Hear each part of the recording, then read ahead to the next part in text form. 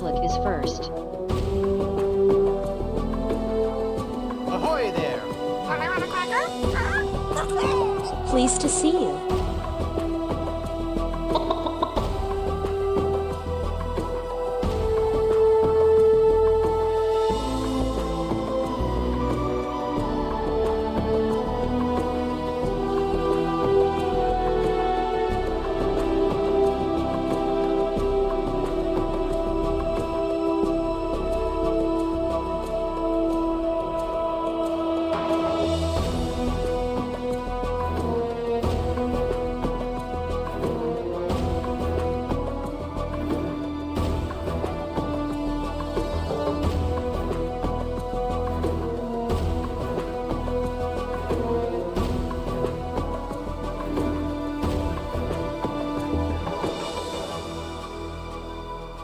Banana Hammock Republic just boosted Battle Chaser.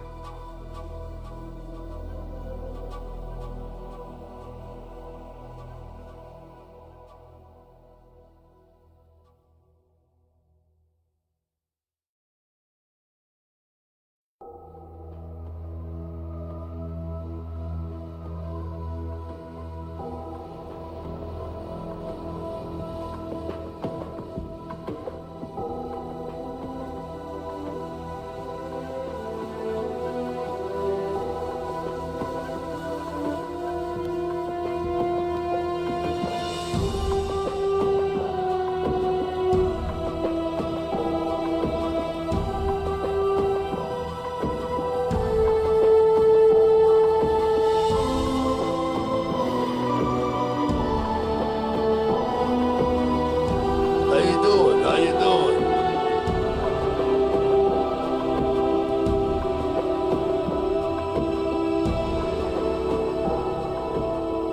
JFC Fuller just boosted Claire Obscure.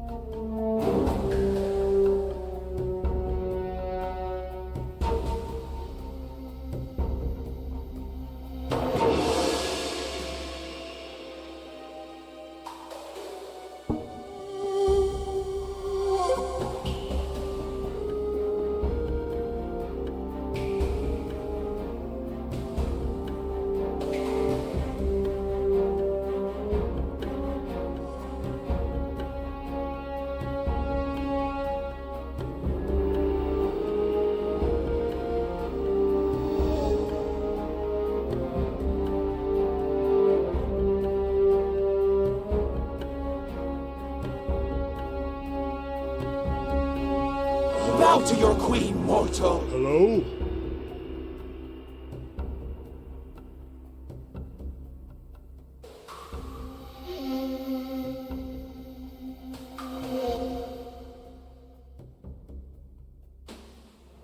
Hey, wait, hey. Jer underscore RPG just you wisted Shining Force.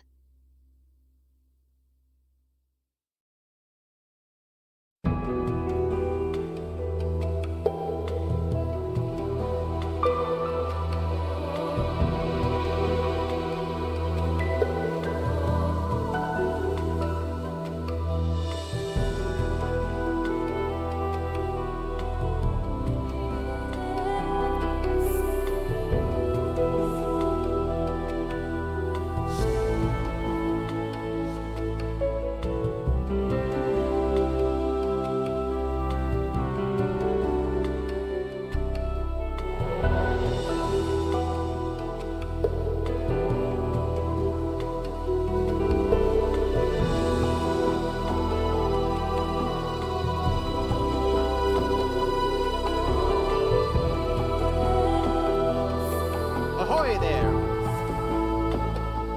You come to the right place, brother.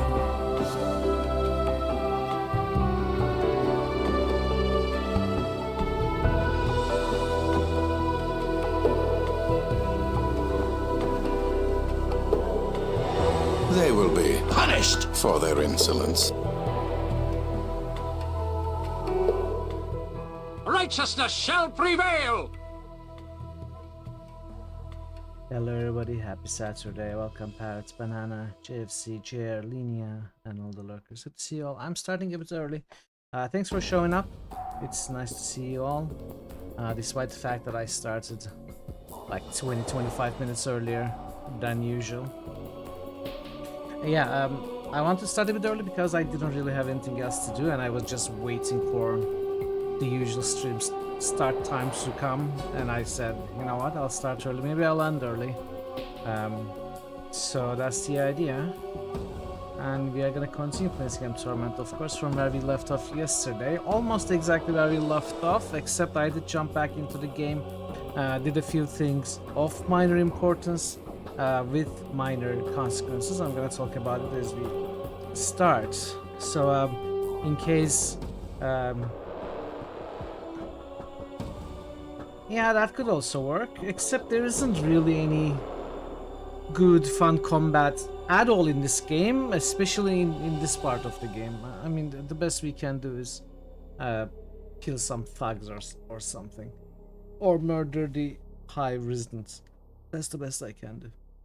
But yeah, there's gonna be a lot of reading, of course. There's gonna be some murdering, some evil doing. Yesterday we struggled to find evil things to do. Most of the evil things, the options the game gave us were just boring. I don't care to listen to you, or I'm gonna kill you now, or no, I'm not gonna help you, screw you, go help yourself kind of responses. There wasn't too much interesting evil content so far. And everything sort of tended towards being good, like all the ability to pick up a side quest goes through taking the good options or gooder options, except maybe you can ask for extra reward or you can ask for money to help, stuff like that. So stop and have a chat about the meaning of life every hour for a break. Oh, what's an RPG? I think it's even more tiring. I could just let you do that as I, close my eyes for a bit. There's an option to create a multi-level marketing scheme. Unfortunately, no. I tried setting up a pyramid scheme in Sigil. It did not really work. Lady of Pain stopped us because, as evil as we can try to be, there's always someone more evil. especially in Planescape. But yeah, I haven't really been really excited or let's say satisfied with any of the evil options so far, and we ended the stream, despite all the evil that we did, we ended the stream still a true neutral, but that changed slightly off stream, and I'm gonna jump back into the game and show you what happened. So I jumped back into the game, just to re-explore the areas that we explored and see if I have missed anything. It turns out I have missed some minor stuff, a couple of dialogues, a couple of pieces of loot, but nothing really important. I also experimented with killing a few different people, like different kinds of people, like the harlots, for example, which there are plenty of. We were already killing thugs. I tried killing hive dwellers. I tried killing the harlots and collectors, dustmen. Nothing seems to have any sort of consequence, except I think they all give me some evil points because I found my character neutral evil after a point. So I think maybe it's also must have something to do with the dialogues that I did. What I basically did was talk to people again and take other options, like experiment with some of the New channel other SFX options. request by JFC Fuller.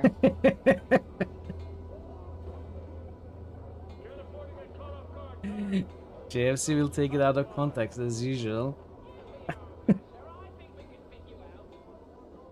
Yeah, I took some of the options that we haven't taken. JFC will take it out of context. I think some of those options were also putting us towards the evil level. Hey Tonu, how are you doing? Welcome. Happy Saturday. So yeah, we are neutral evil, and I actually hit chaotic evil off stream as well, but then I reloaded from it. I think that's a momentous occasion that needs to happen on stream, which will happen right now, even very soon. It won't be climactic moment at all.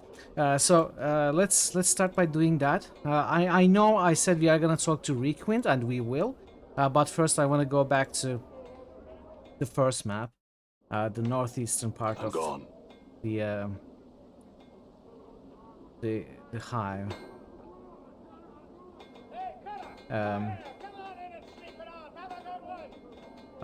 JFC, thank you so much for continuing your sub. Done. The gift sub you got from Mazja, thank you so much for subbing. Greatly appreciated. Hey Atlas, welcome. Happy Saturday. Hey DC, welcome as well. Happy Saturday.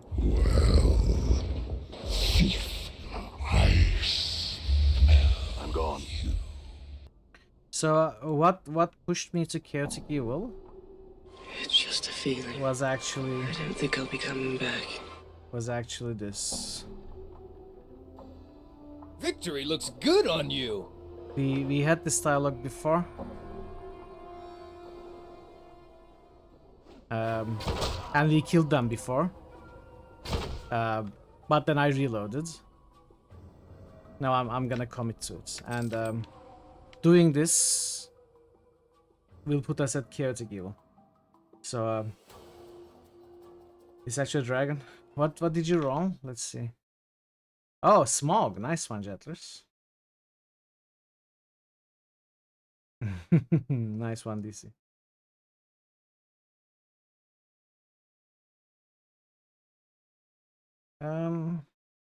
I think I'm gonna finish the hive first. There isn't much left, Parrot. Hello, DC Senior. Hello. Are you sure he is not referring to you? Because as far as I'm concerned, you are the RPG king. 80% of your discussions are about lots at the beginning. Anyway, JFC, sorry, JFC, JR, I hope you are happy. We are now chaotic evil. So, you told me to do better, or worse, or more evil, whatever. And yeah, we are starting today's stream pretty much chaotic evil. And now I can do worse. Well, I will continue to do worse, don't worry. Now, now we can rest in this place without asking for permission. Hello, Pi. Hey, Pi, welcome. Happy Saturday. Now we can rest here. Alright, so, chaotic evil, fighter accomplished. I'm gone. I'm gonna go back to where we left off the dialogues yesterday. Time to go. Mill? And we are gonna continue with Requint's stories, which I think is Some of the best dialogue in the entire game and the best dialogue in Hive for certain. So yeah, hope you all enjoy the stream, hope you all enjoy the game. Alignment unlock special dialogue. It is difficult to separate shadow from the darkness here. I don't know that it does. I don't think it does actually, because you don't choose your alignments. You arrive at an alignment with your dialogue choices. So I don't think arriving at alignments New gives you more Evilometer dialogue achievement options. unlocked by Parrotwise. Nice one, Pat. Thanks, bye. Doing okay. Hope you are good as well. Hope you are doing well as well. Alright, let's start with Rickwind. This man is looking at you with a strange bug-eyed stare. His eyes are huge, so huge If you're they weak and literally choose pop weak out of the enemies, sockets and I'll roll have to across kill the you. cobblestones. He nods eagerly as you approach, bobbing his head like a bird. And as you near him, you suddenly notice the smell of urine and feces surrounding you. Hey, Torment, welcome. Greetings. The man sniffles, wiping his nose on his sleeve, then opens his mouth to reveal a blackened, rotted gums. Stories for coin, Sarah? His breath reeks. It smells like this man has been keeping rotten meat stored inside his mouth. Stories for coin? The game shows your alignment based on your choices. That explains why it says your character is lawful boring. Ah, that's harsh, and I don't think it's... Actually, I don't know. Maybe it's fair. Maybe it's fair. Who knows what kind of choices you made in the game to make the game show you lawful boring. I will say, though, I usually find lawful evil and lawful good pretty boring, so the game must have a point, and you may have a point there. I think neutral and chaotic is always more interesting than lawful. Who are you? The man snorts, thick with phlegm. Names, who you are. His head does a slight twitch every time he repeats himself. Names, dangerous. He glances at the ground and stirs the dirt with his foot. Dangerous? Knowing a name or being stuck with one, both a mess or trouble. He looks back up at you. My name's a given name, not one asked for. Requint. Once again, you become conscious of his reeking breath and the smell of urine and feces that surround him. A given name. The name fits you well. Not my true name. Requint mumbles on, his head twitching every time he says name. A true name is a dangerous thing, giving others power. He stares at you with his huge eyes and wags his finger. Keep your name secret, keep it close, never let it out. What do you mean? Names are like smells, things can't track you with them. Requint coughs, his eyes almost popping out of his skull as he does so.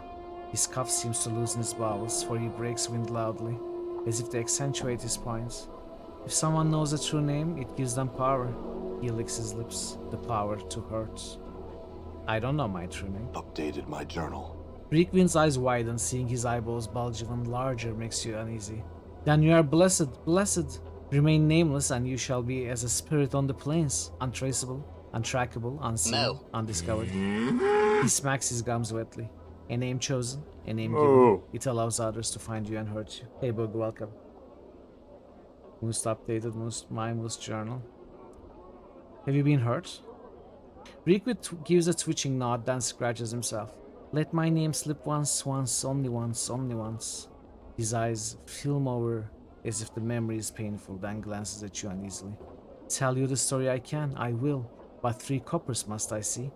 His face splits into a smile as he says the word coppers, and his reeking breath hits you like a hammer. Very well, here's 3 copper. Requint gets into a stance, looks left, looks right, then faces you. His face clenches, then with a grunt, he breaks wind again. The smell nearly levels you, but he takes no notice. Cursed eye. The smell nearly levels you, but he takes no notice. Cursed eye. Walk the wards in splendor. He stands up stiffly, nose high in the air. He saunters back and forth, nodding to invisible passersby. Updated my journal. Requint freezes, his arms akimbo. Cross paths with a crossed one. At the looking of a pumpkin he seeds, he curses. Requint then thrusts his belly out as to appear fat, slicks back his hair with his filthy palm so he looks almost bald. and begins strumming the fingers on his fat belly. He then walks about, circling the spot where his stuffy upper-class persona used to be. All a jumble with curses this one was. With a sneer and a careless gesture, Requin tosses an invisible curse at the stuffy persona. Knew my name, let it slip, I had, all it took it all. He stiffens up again, inhaling deeply and resuming his upper-class persona. The persona suddenly crumples, and Requin breaks wind violently, then exhales, filling the air with his foul-reeking breath. Cursed with stenches, smells, excrements. Came here to tell tales, all good for now. Now Requin is the name, given name. I see, I had other questions.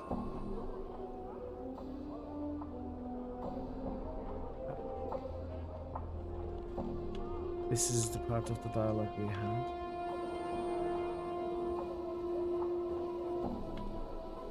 What happened to you? Requin gives a twitching nod, then scratches himself. Let my name slip once. Yeah, it's the same. Okay, I'd like to hear a story. Okay, let's choose it later. Can you tell me about this area? The hive, a tale I can tell, I will but 3 coppers must I see. He smacks his gums together and snorts like a pig. Spireward, he points to his left, at the charred alley in the distance. An alley of dangerous angles.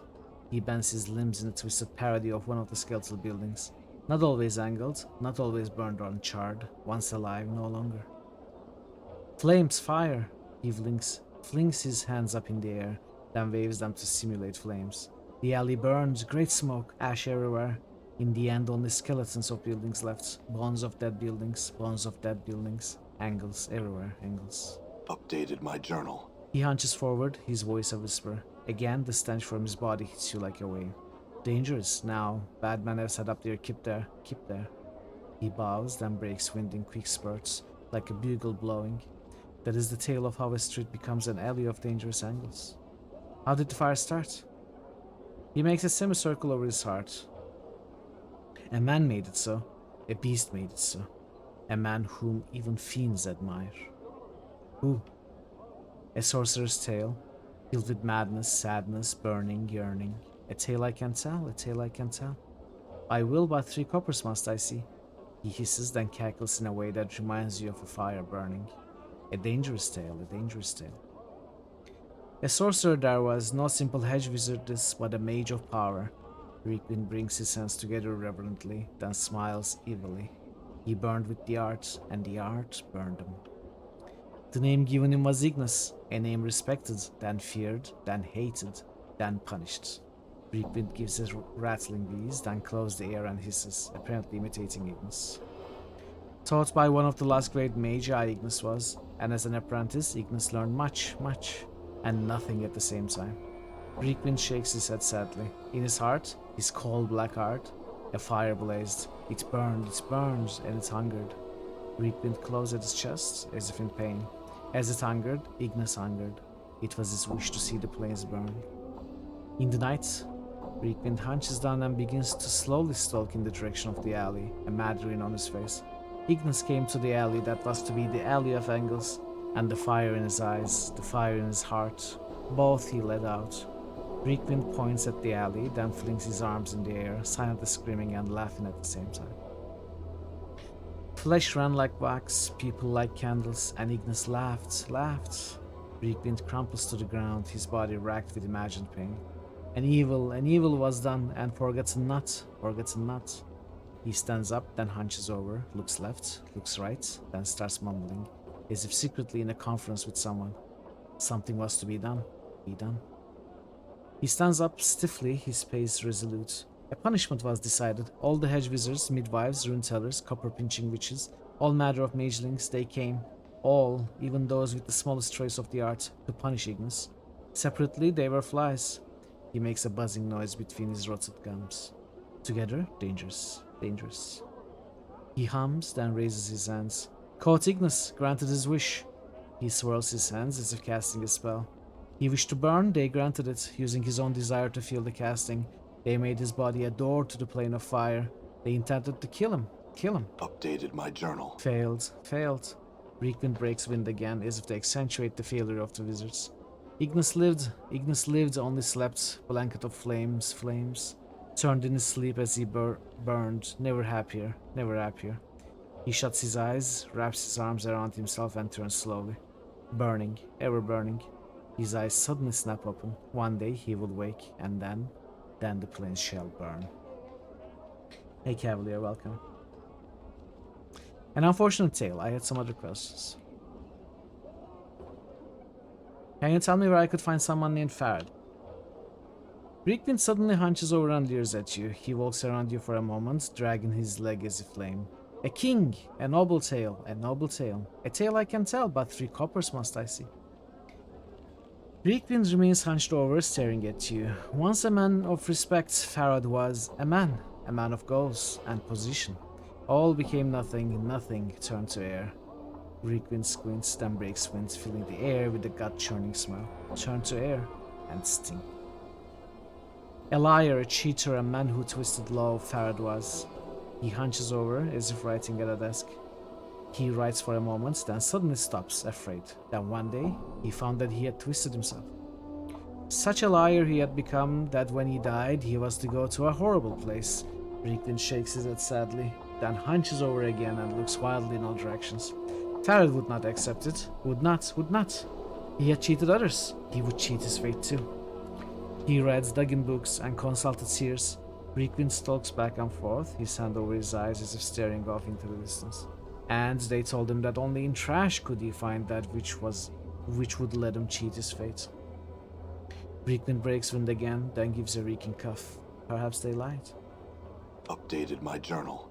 Rickman stands up stiffly, then begins to fling off imaginary clothes. With every piece of clothing he throws away, he becomes more hunched. Pharaoh threw away his position, his goals, and took up a new title.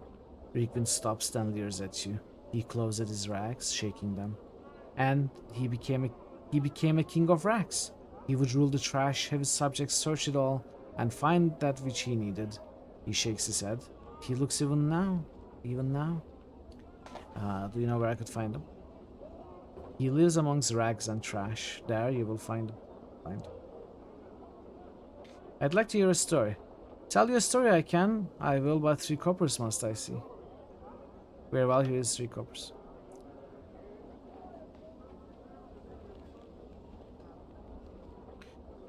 He takes the copper and gums it, then to your surprise he swallows it. Best purse there is, belly. Dissection time! I find it better sometimes to just be a little weak.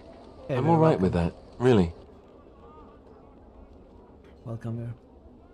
He gives a reeking wheeze. A story. Work.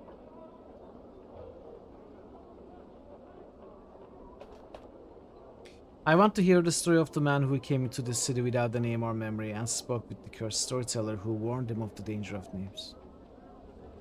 Rickman stops twitching and scratching for a moment and stares at you. That tale costs nothing, for it is worth nothing, and it is worth noting that it would be a sad tale indeed. Nevertheless, I would hear it. Where would such a tale begin? Rickman grunts, then gives a reeking wheeze that makes your eyes tear up. He seems to be thinking. I would begin with a man waking up in the mortuary, believed dead, but in truth only his memories are dead. Rickman nods, then studies you and starts scratching himself violently, as if to give himself scars. Dead, but not dead. No memories, no name. He escapes the mortuary, enters the hive, and speaks to a man who let his true name slip once and has regretted it. Rickman seems hypnotized by your words. Yes, much danger in naming. Perhaps, he pauses, perhaps the man to whom the nameless one speaks is a warning to the danger of names. He seems to chew this over. Perhaps he who has forgotten his name is better off. Is he better to suffer the truth with all its consequences, or is it better to remain ignorant? Which of the 2 men is better off? Rickman gives a hacking cough, then spits, the spittle green and wet. Then he turns back to you. It's your question, your tale. He speaks slowly. It is you who must answer it.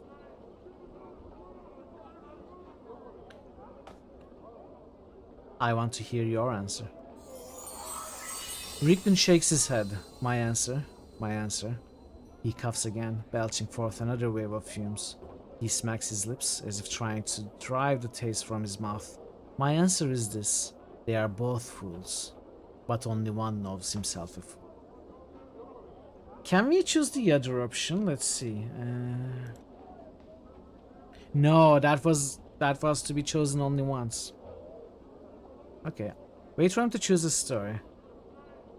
Okay, so this is the Ignis' story. I think we have listened to all the stories. So that's the Requiem dialogue. Requiem, by the way, is one of the Nameless One's earlier companions. He travels with the previous incarnation of Nameless One. I think the one previous to this, like when Dionara was with him and such. I think he was an evil wizard or something like that. I don't fully remember the details of the story. And I'm not exactly sure why he doesn't seem to notice or recognize, or maybe just doesn't tell us. I think Mort is also in that group, and Mort certainly knows to avoid the subject. He holds it back on purpose. The penalty for failure is death. Hey Ash, welcome. But this guy seems to be like either forgotten, or I may be wrong, or I don't know what. I'm gone. Happy Saturday, Ash. Hope you're doing well. Okay. You cabled your entire room? Damn it. Well done, it must have taken a while. You love cable management? That's one management I don't like. At all. I don't know what's up with cables. I take care to put them in pretty straight and separated, and over time they just get entangled again. Entangled and twisted.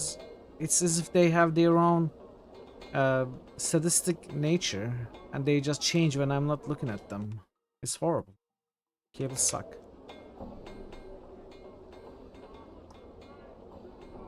Hey Farmer, thank you for the 20 streak.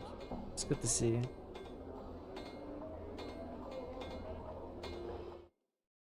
Morta does kinda drip feed his connection with the Nameless One throughout. He does for sure. Little by little, for sure. Requiem never mentions it. Done. And we will certainly. But by the way, as I said, I'm not. There may be. If you're new to this game, this may not be the best stream to watch it, because I will occasionally talk about spoilers and story elements that we may not have reached in the game. Hey Slet, welcome in. How many times have I played this game? This is actually the 4th time, which is like an infinite amount of times for me, because I never replay games. I rarely replay games, and even more rarely I replay a game more than once. And the 4th time for a game is like crazy for me.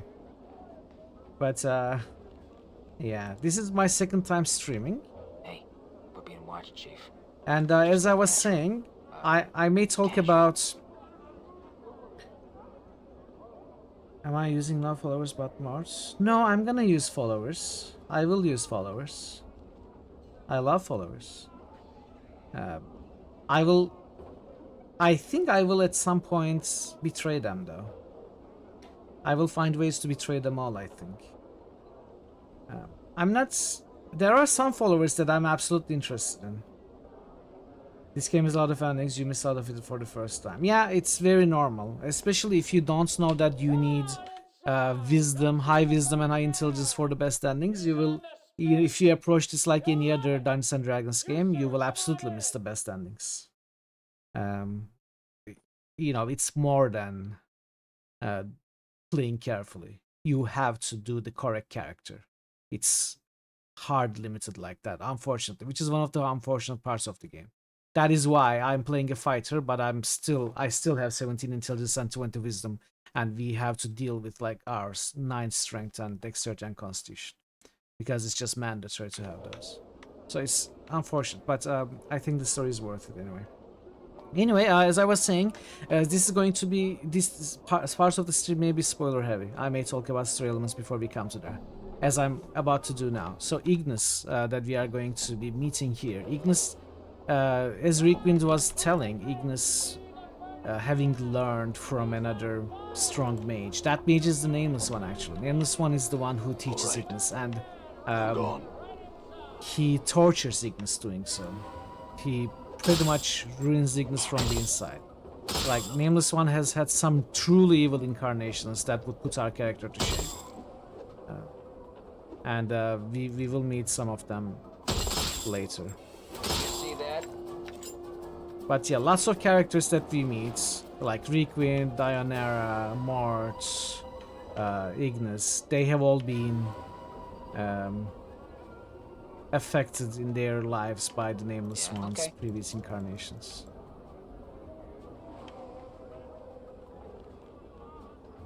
I think, yes, I think that mage is the first incarnation, which also, you know, is presented, or presents the question, what can change the nature of a man originally, to Ravel.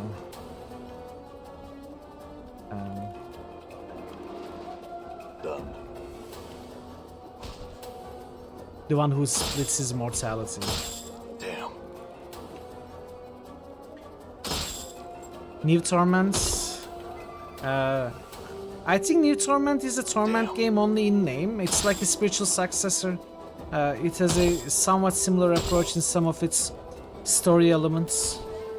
Other than that, obviously it has no relationship to Planescape Torment, right? It doesn't even take place in Planescape. It takes place in Numenera. It's a completely different rule set. It's not even Dungeons and Dragons. So I wouldn't say neglect. I think it was pretty inspired by this game. It doesn't have to be entirely the same, though. I would be disappointed if it was entirely the same, in fact. Oh, come on, dude. Where did I go now? Alright. Okay, let's heal up since we're here. Yes, exactly, Pat, exactly. That is the evil mage incarnation that is responsible for all of this. Alright.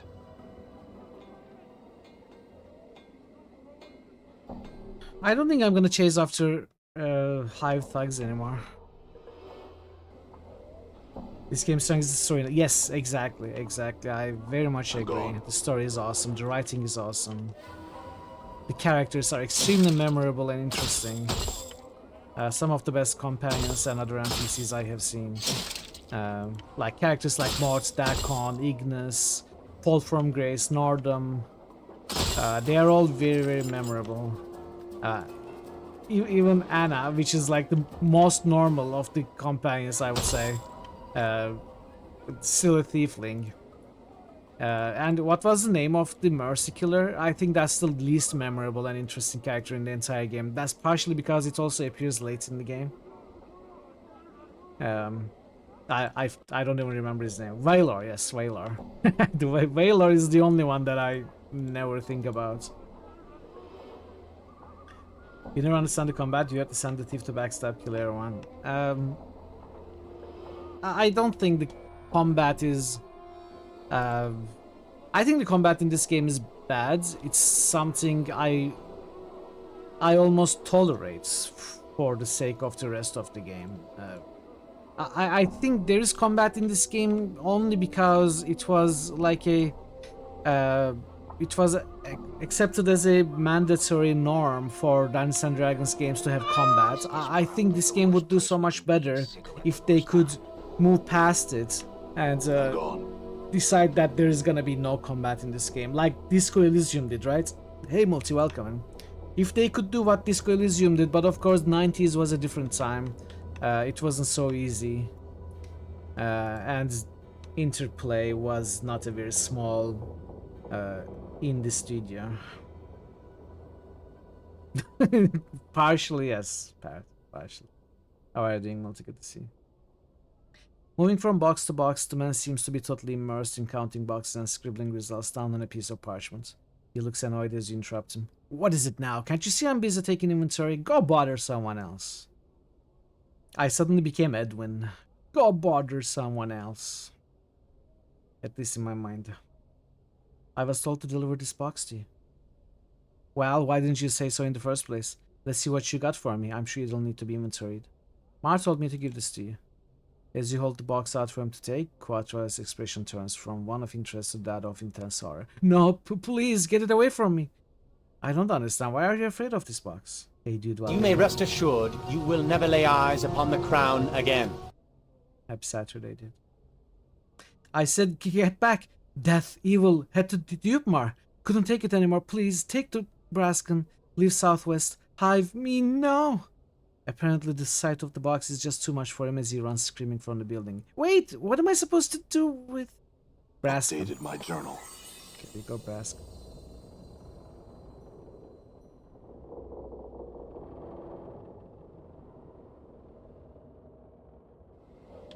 I'm gone. Okay, let's go to Brascan. All right.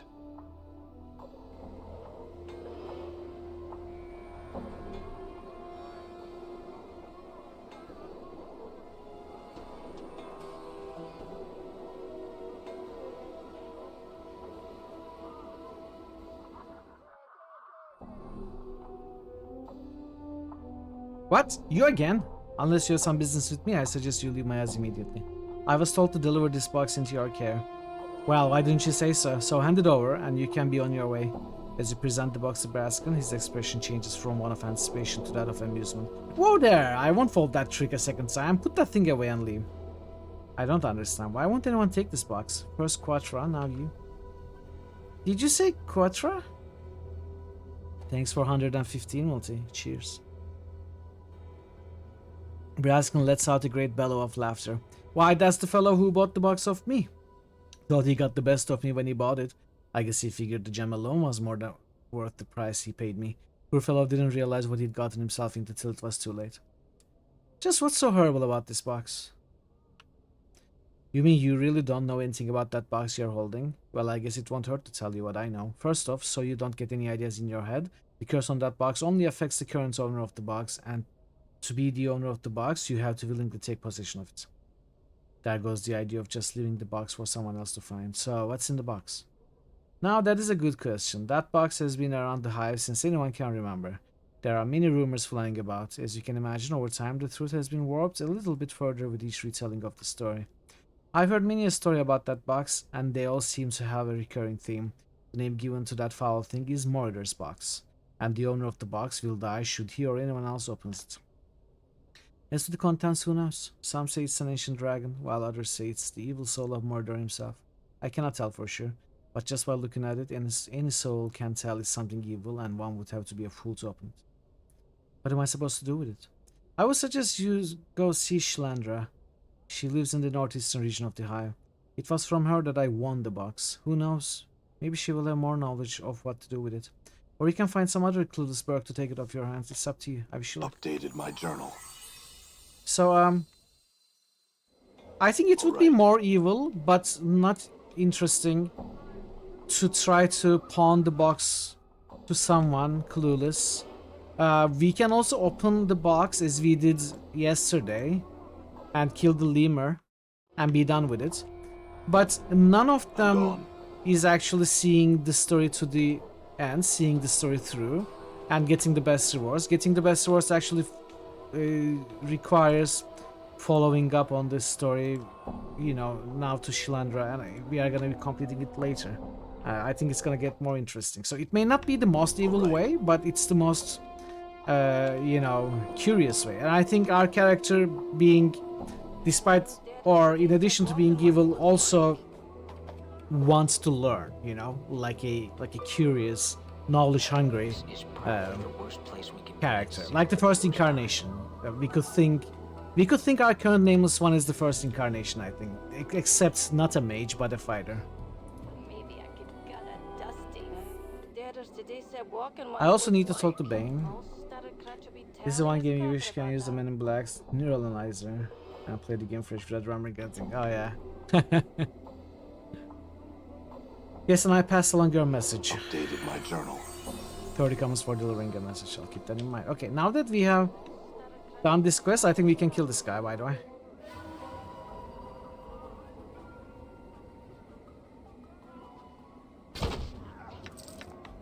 Okay. Thankfully, I am naturally forgetful and I don't remember details about any games I play. So it's easier for me to replay and re-enjoy a game. Done. Despite that, I don't really replay games, but when I do, it's like brand new.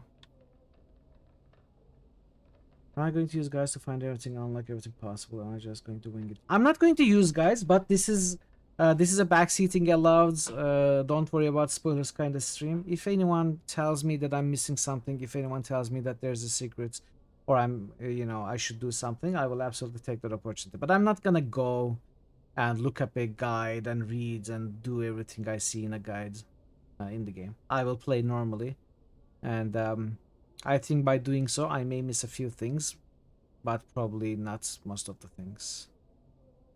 But yeah, I'm absolutely open to reminders and suggestions. You can barely remember what's what. Well, I mean, I bet some people who remembers more than you or I. I generally remember the game, and I'm always thorough, so I tend to find the most stuff anyway. But I'm sure I will be missing something, especially in a game like this where, you may need to hold a certain object in your inventory as a key and go to a certain spot on the map to open a portal, the key and door concept or Planescape. I think there may be some secrets involving that I am not aware of. So yeah, there may be stuff that I don't know.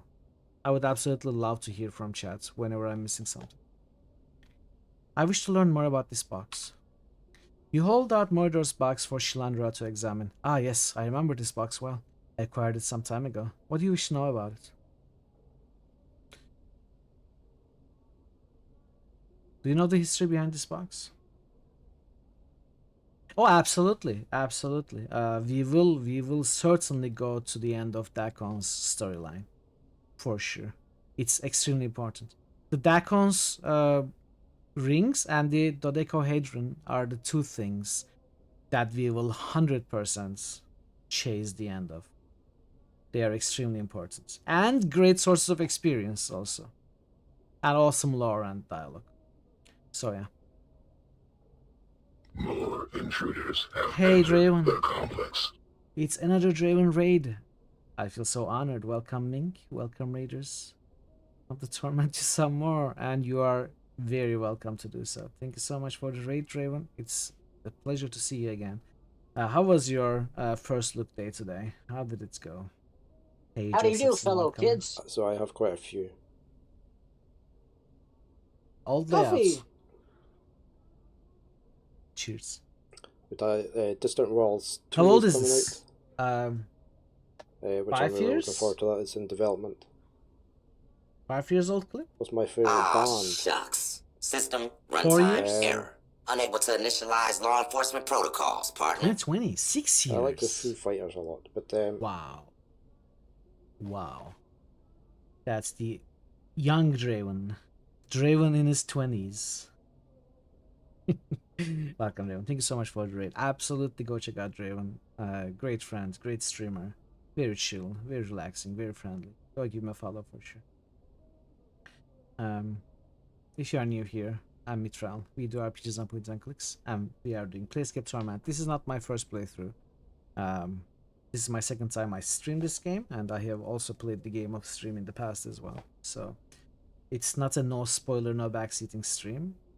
Feel free to tell me what to do. Feel free to discuss the game. And yeah, this is my favorite CRPG. One of my 2 favorite CRPGs, along with Disco Elysium, and actually my favorite game ever. So yeah, I have a lot of high opinions about this game. So I hope you all enjoy it. If you do decide to stay and watch it, I hope you like the game. Everyone was playing a cool adventure that kind of gave you mist vibes. Oh, really? I missed that one. Dimhaven. I remember you starting Dimhaven when I was not able to lurk anymore. And, you know. But I didn't see the game, actually. Okay, I will try to remember to catch it up. Oh, that did Quern. Quern is also like Mist-like, right? So they keep making Mist-like adventures. Anyway, welcome everybody. Thank you so much, Raven.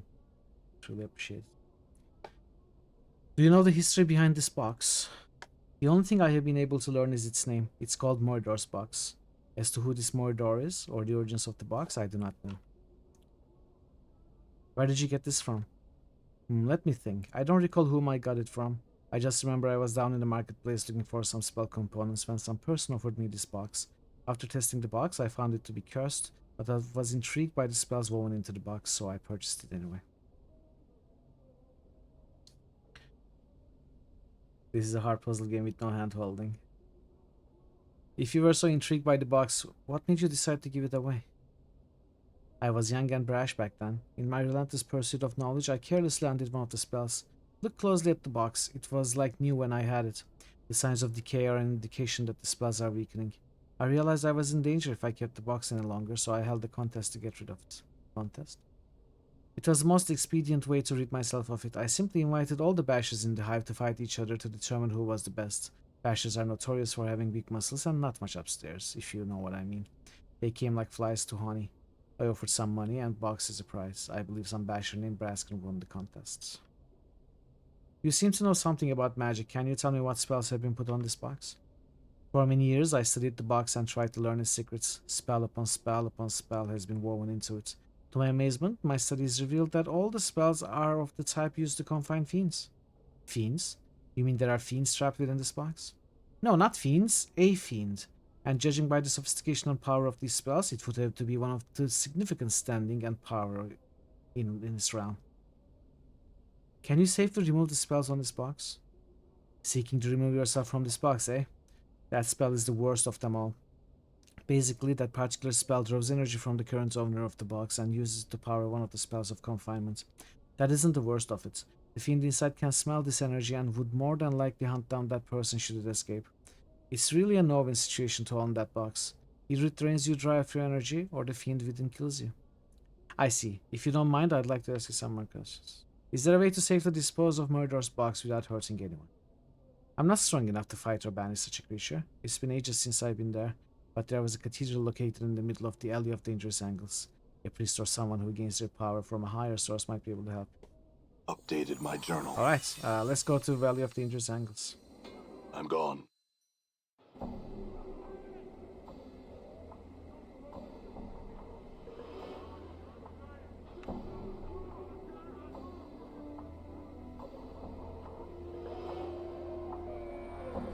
Wait, did he save?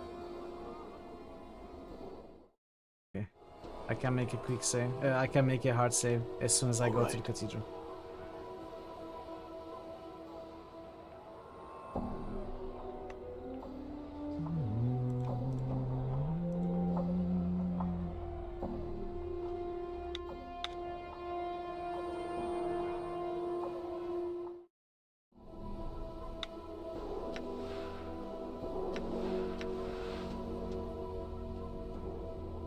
You have returned! Excuse my surprise, it's just that you are the first disciple to ever return. Most seem to disappear. How may I help you? What happened? 1 minute I was becoming a disciple, and then the next thing I know, I'm stuck in some kind of maze. It sounds as if you were a portal somewhere. Only experienced followers of Eoskar and the lady could do such a thing. This might explain the disappearance of my other disciples. I must contemplate on this. Please leave. No, I don't... What? What? Can I leave and come back?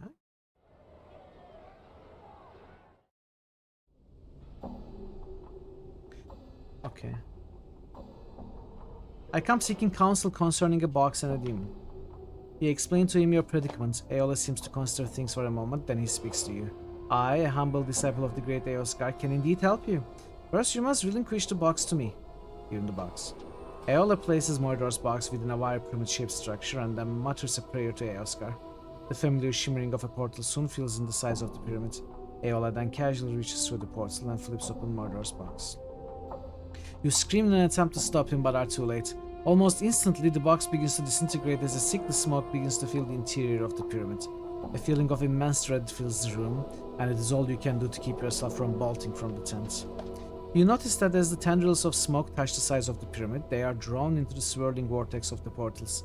As the last tendril of smoke disappears, the feeling of dread passes. Aola smiles a bit nervously at you. Witness the power of Eoskar, the keeper of gateways. I'm sure a fiend of such power that it requires so many spells to contain it will have no problems making its way back here, and when it does, it's going to be looking for you. I have taken that into consideration. You see, each side of the pyramid contained a portal to a different plane. In effect, I scattered its essence far and wide across the multiverse. Did you know there are races out there that consider demons a sort of delicacy? He begins to chuckle softly as he reaches into the pyramid and sifts through the ashes of the box, removing the gem that was attached to it. Payment for my services. I will use this to help rebuild my beautiful cathedral. Keep the gem, you have more than Updated my journal. What? What? Excuse me? Damn. I want that gem, okay?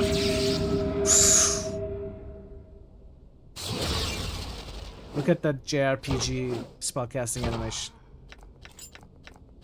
Huh?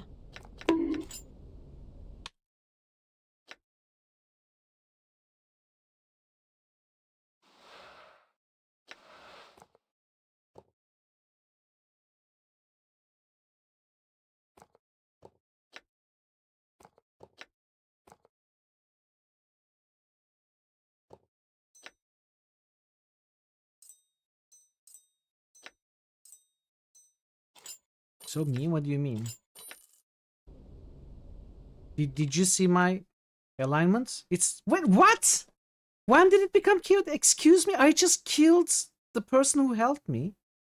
Why am I chaotic good? I was chaotic evil. How did I become chaotic good? Oh! It's Morte. Yes! It's Morte. I am, in fact, chaotic evil. Yeah? So, yeah. Sure, why not? It's in my nature, and nothing can change the nature of a man. I thought I was looking at my character, not Morte. Okay. I don't know what to do with the Murderous Ruby, by the way. I do have television sometimes. Let's see.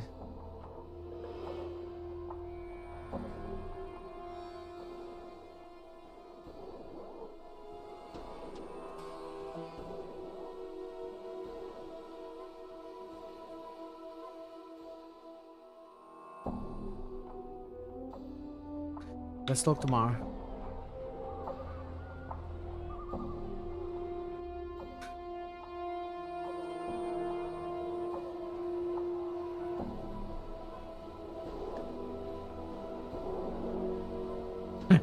Yes. Exactly. I fully understand that.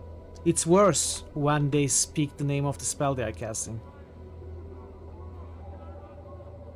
It's extremely annoying to me when people who are fighting keep shouting spell names and other banter while they are fighting. It's abundant in some action JRPGs, and it was like that in Jade Empire as well, which is highly inspired by JRPGs in some ways. It's really annoying to me. Where was Mar? Mar was here, right? Yeah. Mar's eyes take on a wild look as he sees you approaching. What you be doing back here? Don't come back till you delivered it in the box. I got rid of the box. It does me heart good to hear you say that. A well-placed tentacle can solve most of life's problems. Before he kills me for the horrible deed and of tricking you into taking that box, please let me try to explain. I'm listening, explain yourself. The long and the short of it that the box has been around here as anyone can remembers. Chantis, some folks were fighting and there was a huge demon was imprisoned inside the box. Other folks say an evil wizard just made it for seeing others suffer. No one rightly knows what the truth behind the box be, but the owner of the box will die should it be opened. Why didn't the owner just put the box where no one could find it? It seems it should have been as simple as that, but who among us could live with a death sentence lingering over their head? Would drive any sane man over the edge, having to worry about the whereabouts of that damnable box at all times. Why me? First, I haven't seen you around here before. He sees I needed a clueless berk such as yourself to accept the box and become the new owner. Everyone around here knows not to take the box, not for any price. Secondly, if you didn't examine the box when you had it, you would have noticed that whatever magics were placed on it were weakening. With me being the current owner and all, you can see I needed to pass it on right quickly. Besides, if anyone looked ready to pass on to the next round, it was you. You want to talk about passing on to the next round? Keep talking or you'll find out about it. Obviously, I picked the cutter of no small means. Surely this has been but a minor inconvenience to one such as you. I offer this weapon and some jink to line your purse as a reward for your troubles. It's all I own. And coincidentally, it was what that rat Quattro used to get me to take possession of the box. I'll kill you and take the reward anyway. My journal. I haven't had this much fun since the last time. Since the last time. I wonder if we can kill Shilandra. Like, are we done with Shilandra? Is there gonna be anything else involving Shilandra?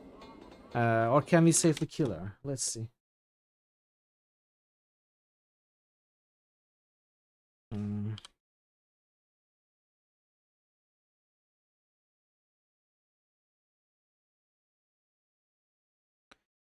I think that is the only quest that she's involved in.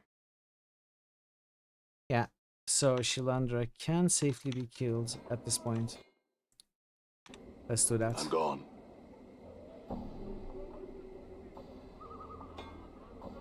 Braskin could also probably be safely killed, right? Let me check that as well. Do the monkey dance! Hey, thanks and welcome. I'm gone. Happy Saturday.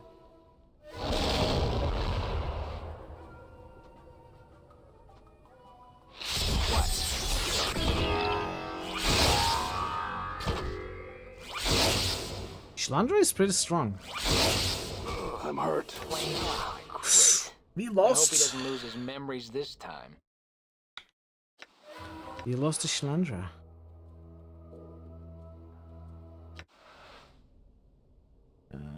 Let me add a reload. What's up? Choke on a bone, safe. Done.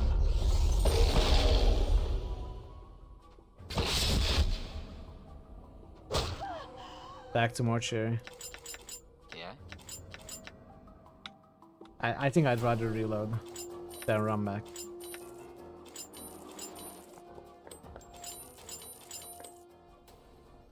Alright, Shilandra is down. Let's go back to Braskin now.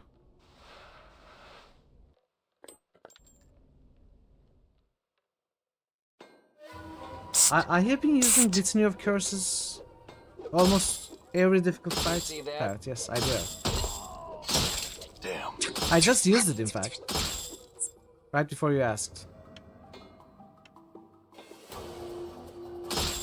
Huh? What? Good is done.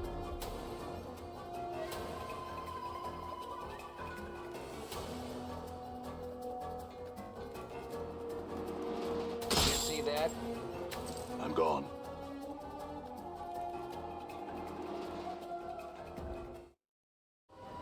I'm gone.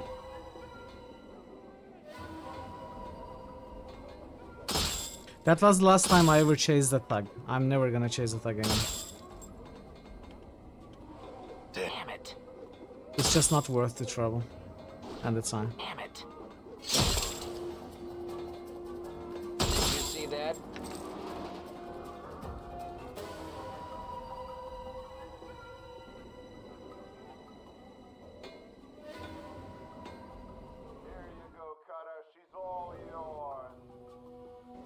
I'm gone.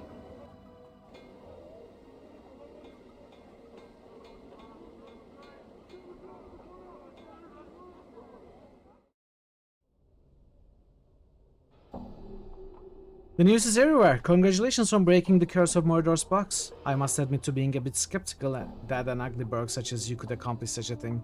Mind you, I still think you're an uglier than a bug who's ours.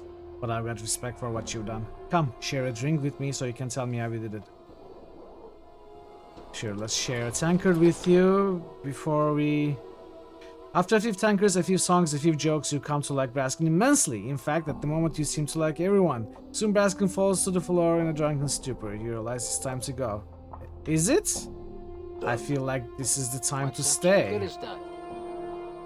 I love Braskin so much. I'm gonna kill him. I'm hurt.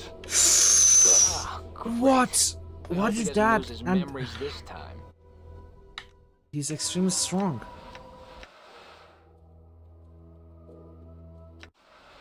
Wait. I certainly saved. I'm gone.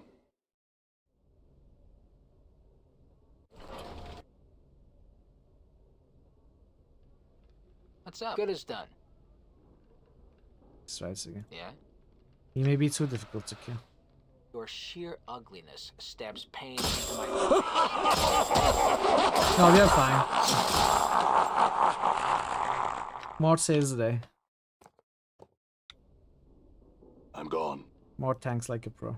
Yeah, that's our welcome.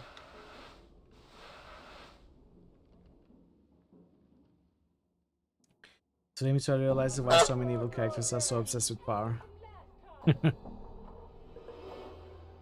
Okay. All right. Oh.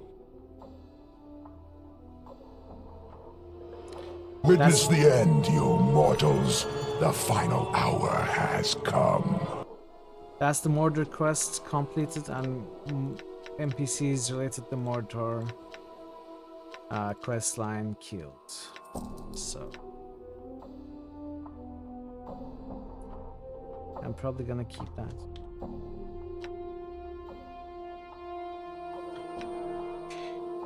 I'm gone. Okay, now we can go to the southeastern part. Hey Scrubjay, welcome. Great game. You always feel it being evil. I always feel it being evil as well. I've never played an evil character in any RPG before. That's no exaggeration. And I'm struggling to do it this time as well. But we will do it. A promise is a promise. We are gonna be playing the evil fighter. Hope you are doing well today. I had these urges. I want to kill. I want blood. No, it wasn't a evil character.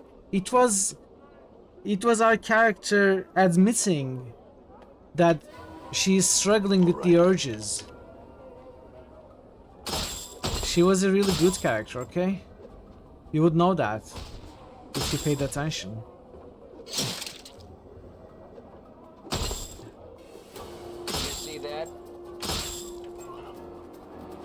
It's going well. Unfortunately, despite how great this story is, I'm noticing that it lacks evil content. It is so early in the game. I'm sure there is more later. Die.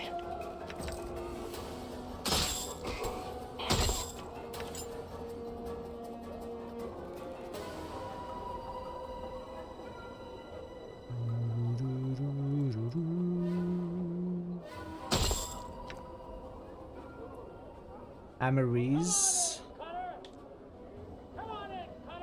Stop the Amarys. You see a young woman dressed in tight leather bodice and leggings. She smells faintly of cheap perfume and her face, though pretty, is painted with garish makeup. She smiles coyly as she sees you. Seeking some company, Lau? No, but I had some questions. Sorry, Lau, I don't stand here to answer the questions of passers-by. Sure you wouldn't like a little company, hmm? No, farewell. So, we are probably gonna be sent to her then.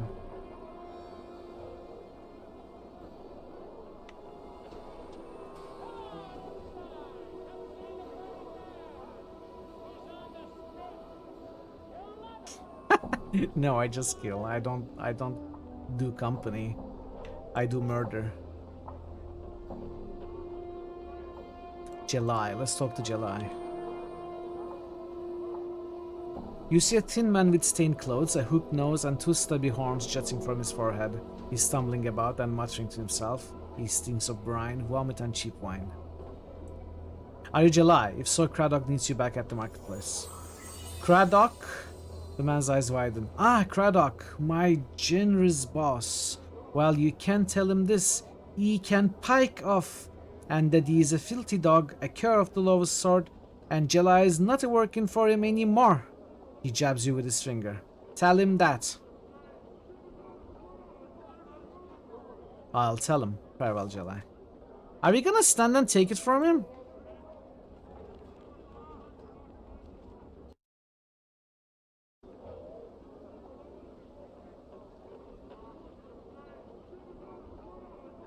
Where's the option to grab his finger and break it, you know, as he jabs it? You know, you grab the finger, break it. Come with me to Craddock, you lazy bum. Stop crying, or I will break another finger. You know, where are those options, game? Come on. I want to be truly evil.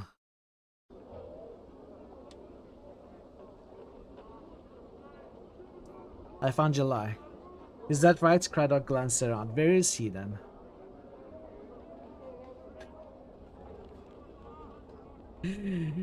He said to Pike off that you were a cur of the lowest sort and that he wasn't going to work for you any longer. Updated my journal. Craddock's face turns a bright red and his face cracks into a snarl. Dan be his name. May all the evils of the plains hound his footsteps. A blistering stream of insults, threats, and speculation about July's family roots issues from Craddock's mouth.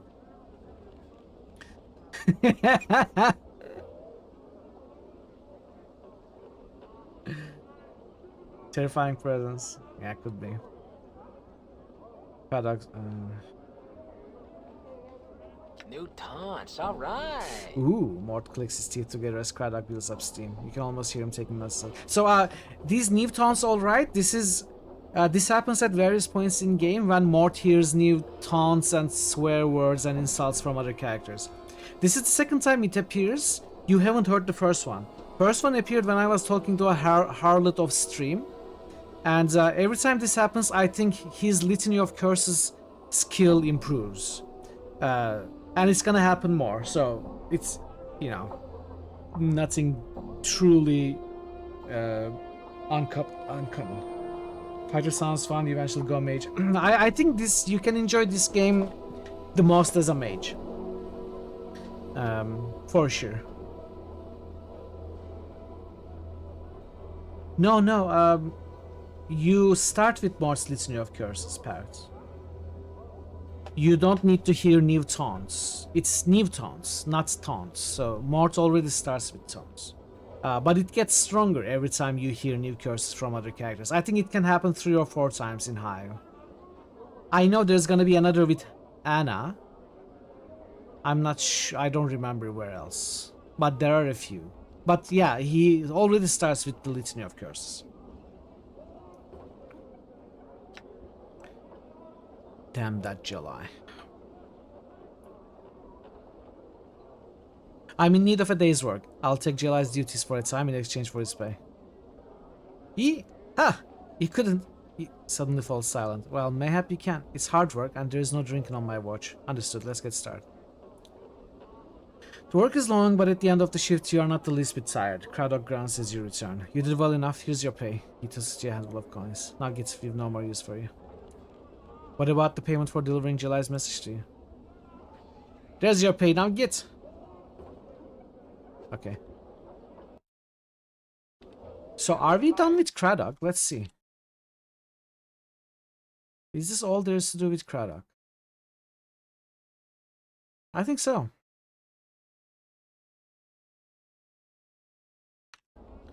So what happens if I attack him now?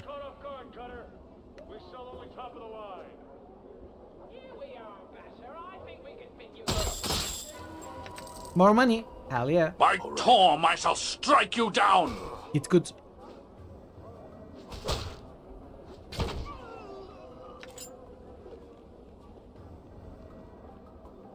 It's good. Get there! Now the laborers are attacking me because I killed Craddock.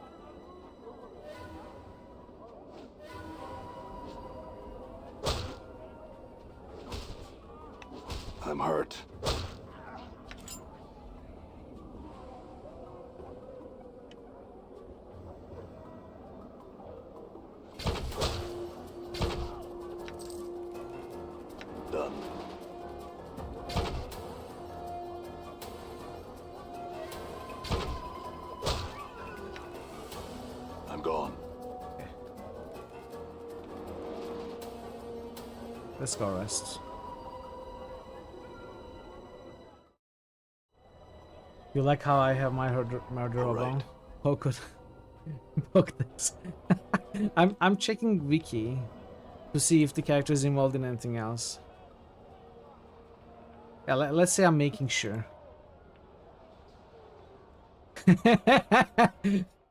It's the problem. Right. If you don't do stuff like that. Yesterday I did lots of dialogue insulting people, and I don't know, being more selfish than selfless, and you know, my alignment didn't change one bit. It started true neutral. It was true neutral the whole time.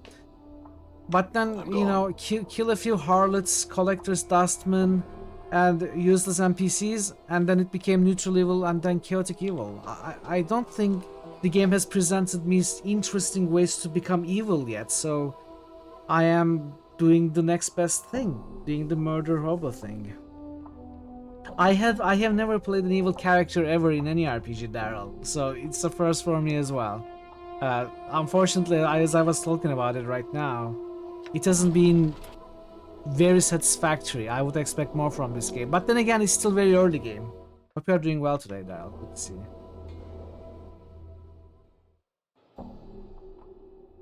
Okay. I'm gone.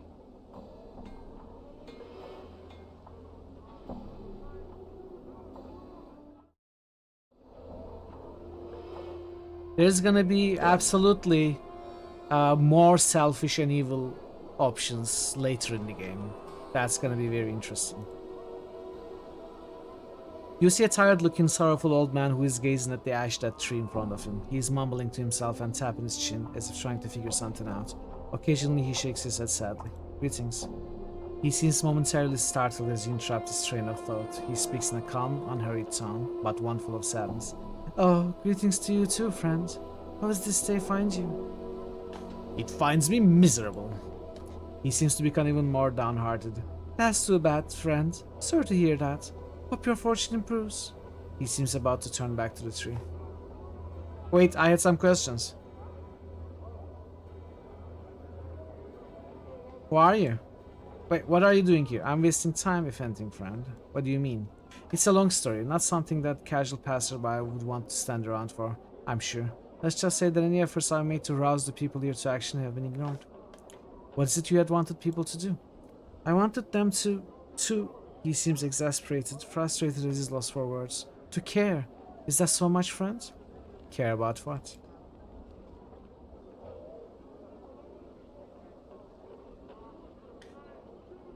Yeah. Yes, exactly, Daryl. That's what we were talking about. Especially games like Baldur's Gate where you are punished for being evil. But it's the CRPG tradition, you know. Even games like Ultima, as early as games like Ultima 4, you cannot finish the game unless you go through all the virtues, right? Your goal in the game is not killing some big bad boss, saving the world. It's being a virtuous person by following the paths of virtue. It's crazy. Like, it's the CRPG tradition to be good. A lot of the games punish you. Not just lack of rewards for being evil, but the presence of punishment. So, I guess it's understandable. I think it started to change later, though, in the 2000s. A lot of the games started having more meaningful evil options. And I think this one will have some too, later.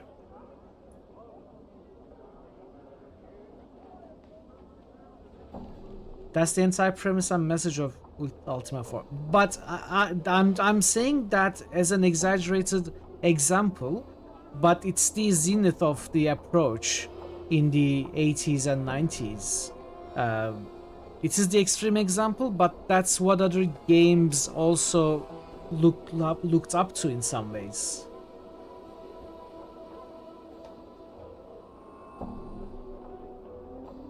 I'm not really comparing, but you know, mentioning it as an example of the approach of the times. Welcome, Miz.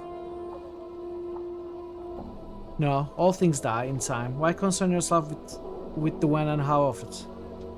I expected that, no different from the others. Just leave me to my thoughts, will you?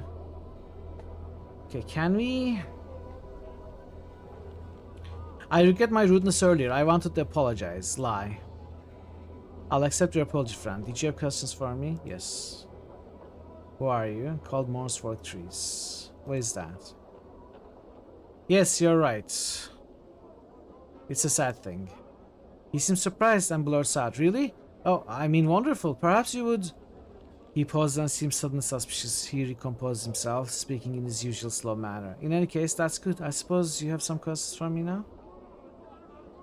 No, not just yet. What's it you were going to ask?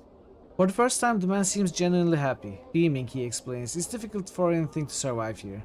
Just look around and you'll see what I mean, friend. So this is a prime example of what I was saying yesterday. If you don't care about others, if you are selfish, if you are not trying to be good, you miss like half of the content of the game. At least the side content. When it comes to side quests, you need to be proactive about wanting to help people to actually get side quests. And it is understandable for some quests to be found that way, but I find, or I feel it's the majority. So if I try to be evil, I will miss content, and I don't want that. That is why I'm making exceptions about picking up side quests. Even if we seem like we are helpful or good or caring, we are gonna act that way so that we can pick up the side quests.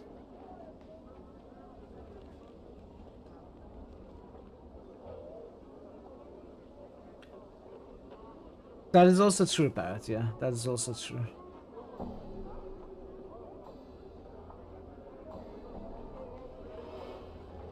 You get the most out of the story if you play with high intelligence, wisdom, charisma. Exactly. I'm a fighter with 20 wisdom and 17 intelligence and 13 charisma. 9 strength, 9 constitution and 9 dexterity. There is no way you forego wisdom and intelligence and still experience the story to its fullest in this game. Which is very unfortunate, but it's what it is. We absolutely need high wisdom and intelligence in this game.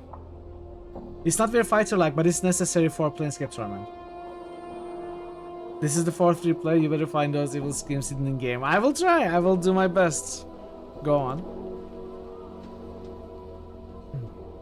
He nods enthusiastically. But if enough people care, really want them to live, I just know they'll survive. They'll turn green again, flourish. You could be right. I am right. I'm certain of it. A sense of conviction surrounds him like an aura. He seems so unlike the man you first spoke to. That's all I'd ask of you, friend. Just care for them. Hope for their recovery. In time, should not people want it, it will come to pass. Can you do that for me?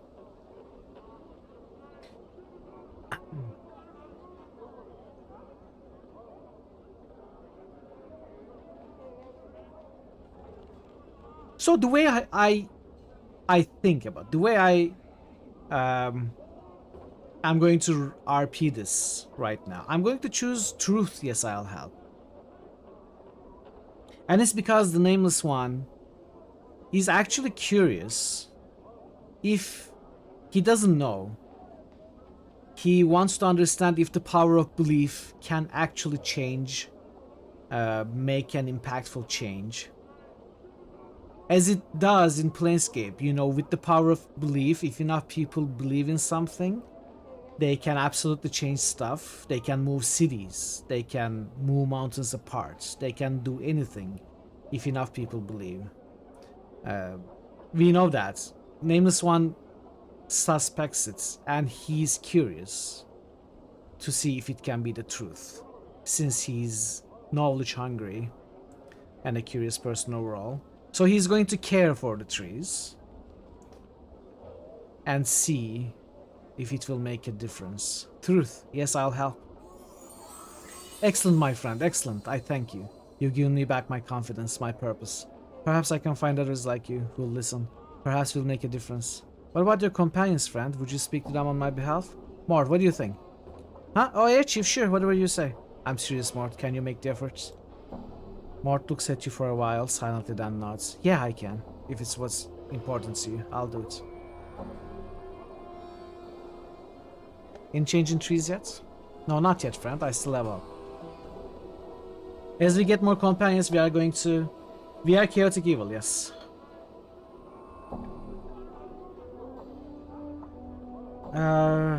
There are items to increase intelligence, but we are not going to be increasing our intelligence with items. We are going to be increasing our dexterity and strength. Yeah, we did it by killing people, though. Hey, Sham, welcome in. How are you doing today? We did it by mostly killing people. I haven't really found really interesting and meaningful evil choices yet. But it's early. I'm looking for a man named Farad. Sorry, friend. Tell me about this place.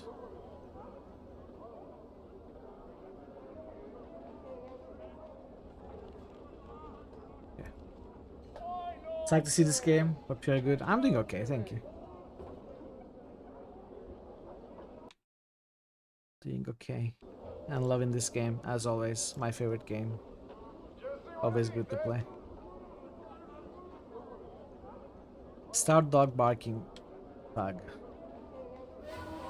Oh, they're attacking me, okay.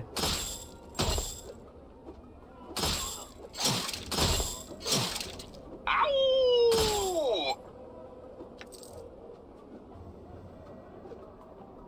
Did you see that?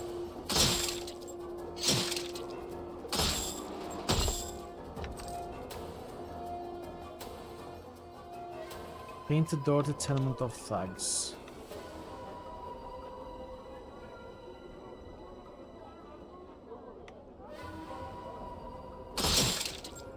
Damn.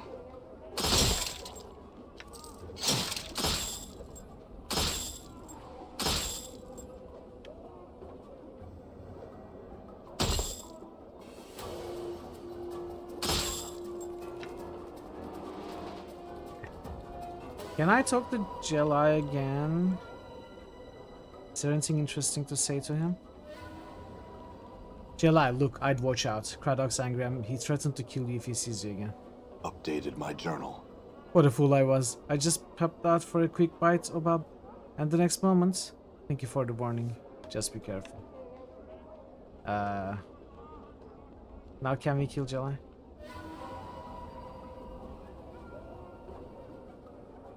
He's escaping.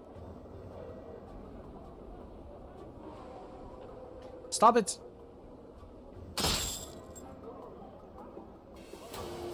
Is there anything important about Jelai?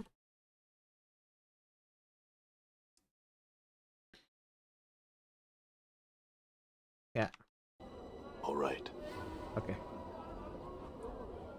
He's dead. Hey, we're being watched, Chief. Just look natural. Casual. It's dead? Oh. Yeah. Pals Tattoo Parlor. Let's talk to Barking Wilder. The enhanced edition yeah, should run on Mac.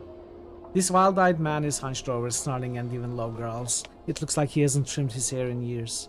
It's so long, it forms a veil over his eyes. He has a long, stringy mustache caked with grease and sweat, and the tips of the mustache droop so much that they have become tangled in his ragged beard. Growl at him. The man stops in mid-snarl, and he reaches up to part the curtain of hair that cover his eyes. As his withered hand pulls away his dirty locks, several strange, puce-colored bugs fall from his hair and scatter across the cobbles. Behind the cloak of hair, the man's flesh is moon-pale and creased with wrinkles. His thick, bushy eyebrows form a V as he stares at you. Hands might take the moon fly too.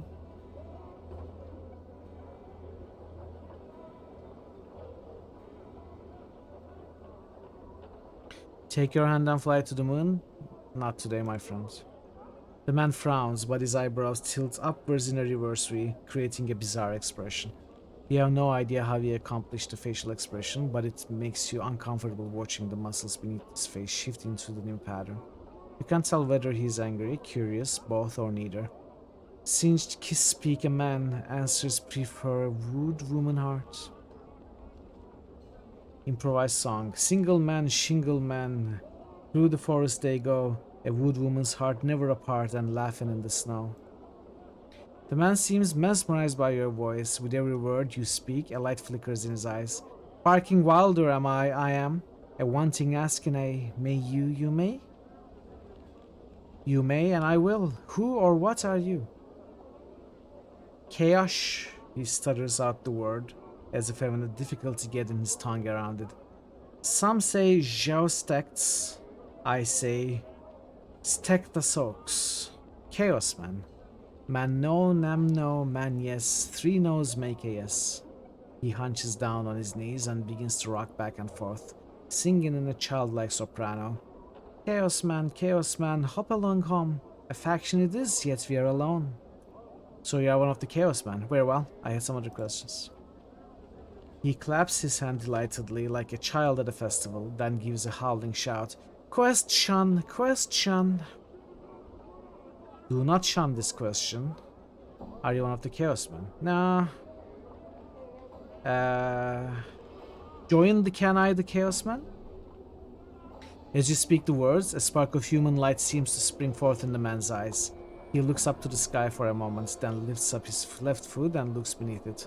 He doesn't seem to find anything, so he stretches out his hands and turns one eye on each, causing his eyes to bend in opposite directions. He then shakes his head, readjusting his eyes in the process, and squints at your face. So, what's the next step?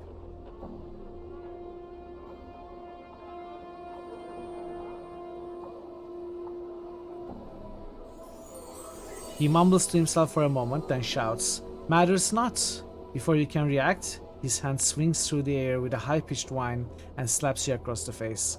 "Met well! Thrice with chaos are you?"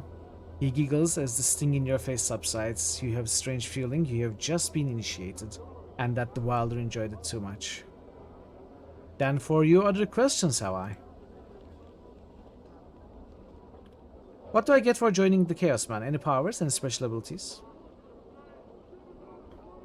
The man snarls, then smiles, putting 2 fingers to his head as mock horns. "None," he sneers, and he takes away his mock horns and flaps his hands like wings. "All!" He gives a choked sob and wipes his eyes. Searching leads to finding, finding leads to searching. He claps his hands. "What matters it? Look not for an advantage, and it will search for you." Can I see what items the Chaos Men sell to their members? Demands no, same thing. I'm looking for a man named Pharaoh. Do you know of him? Pharaoh? Not fair, not odd. Lost not, help not. He growls to himself as if to clear his throat. Maybe you lose him first, then ask me. Then fair odds it will be. To lose him, I'd have to find him first. No asking aid today. Farewell. Well, that's a tree with one snap branch too many. Mort rolls his eyes. No sense in chatting with the chaos texts, I guess. Like chaos architects, chaos texts. They're a barmy bunch. What are the chaos texts again? They're a faction who don't have any rules, except don't keep one thought in their head for too long. They're sometimes called the Chaos Men. Looks like my skills have increased. He leveled up with Mort. +1 fists. I think this is an important turning point for Mort. I think Mort's biting attack became +1, right? Did it become +1? I think it did. Because he gets +1 fists, and the bite attack counts as a fist attack. I'm not sure where to see it, but I think it became essentially a magical attack, and it should be able to damage Black Abishai now. Unless I'm mistaken. Let's give it a try. Huh? You father of trolls. My bite's not working on No, it's not still not working. My bite's not working on this thing. Bite's not working on this thing. Die. Ooh, 18 damage. My jaw is hanging on by a thread. Would you give me a hand here? My bite's not working on this thing. No, we still cannot kill the Black Abishai, unfortunately. We need to get stronger. All right. Okay.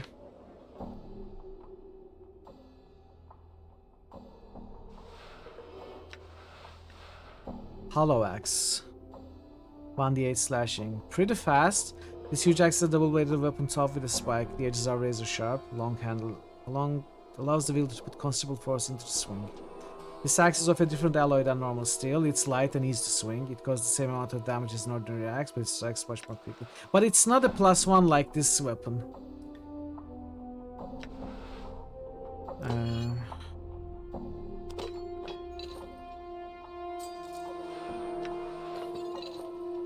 Ring of the Traveler. Obviously, Mort cannot wear rings, so... Okay, so 2 Rings of the Travelers do stack, which is great.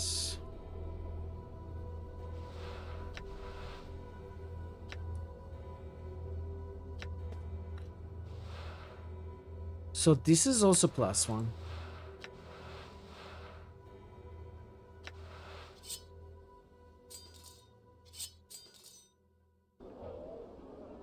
Master Blaster. Neutral Bastard. All right. We were a Master Blaster in Knights of the Old Republic. Jedi using blaster weapons.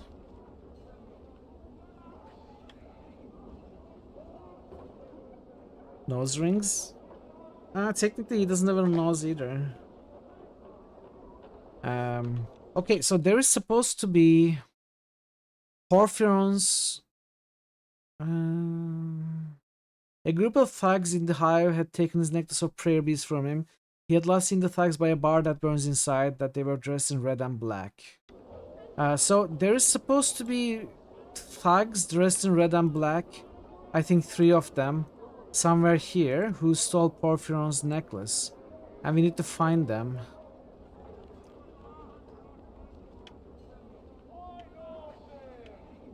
Damsel in distress? I think she's trying to trick us. You see a pretty young woman. Her hair is in disarray and the bodice of her dress is torn. She looks about it in desperation and notices you. Greetings. She runs up to you, grabs your arm. You notice the front of her dress is stained with blood. Help me, Cutter, please. They are killing my sister. Yeah, so this is a trap, I know. I'll help you. Take me to her. A look of relief washes over her face. She tugs at your arm. This way, Cutter. Follow her.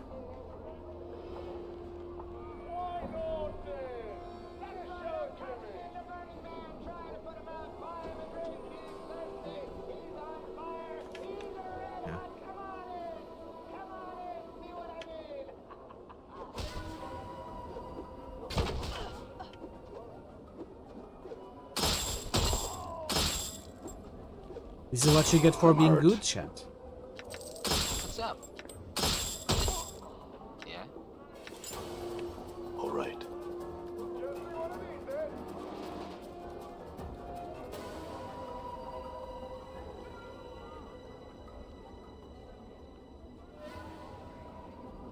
Okay, it's, I think, these 3 thugs.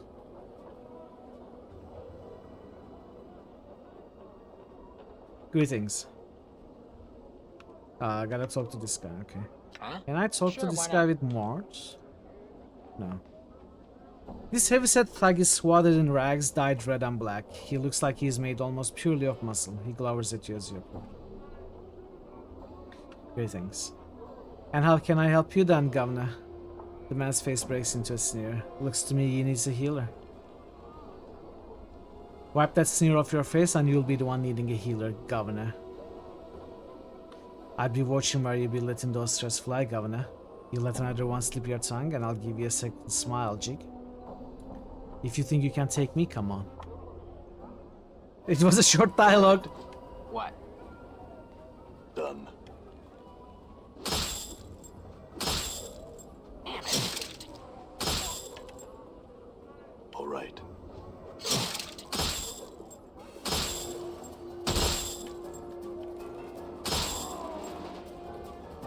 What's up, Chief?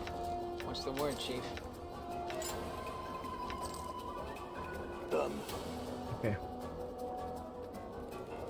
Unfortunately, that pacifist guy is not gonna be very happy that we took the necklace back by force. But it's what it is. All right. We are role-playing an evil character who won't accept any kind of rude behavior against himself.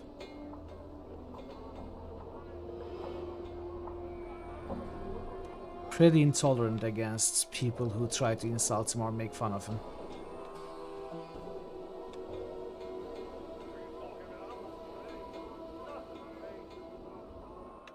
I just might accept he would probably kill us. He's probably too strong for us to deal with.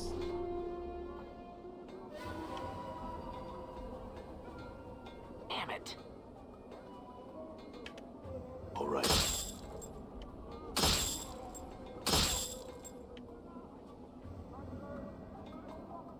I'm gone.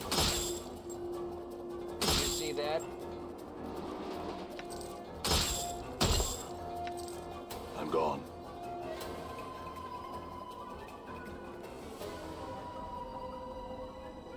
This one would ask, do you have the neck rope of bees that was stolen? I think so. Is this it? Updated my journal. This one sees what you hold. Those are the bees once missing. He takes them from you. You notice his hands have the same tracery of lines upon them as his face. This one is a question. How did you get the bees from the tree?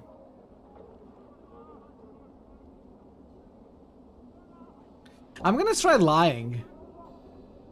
Just to see what happens, out of curiosity. I talked them out of it. They were happy to give me the beads back.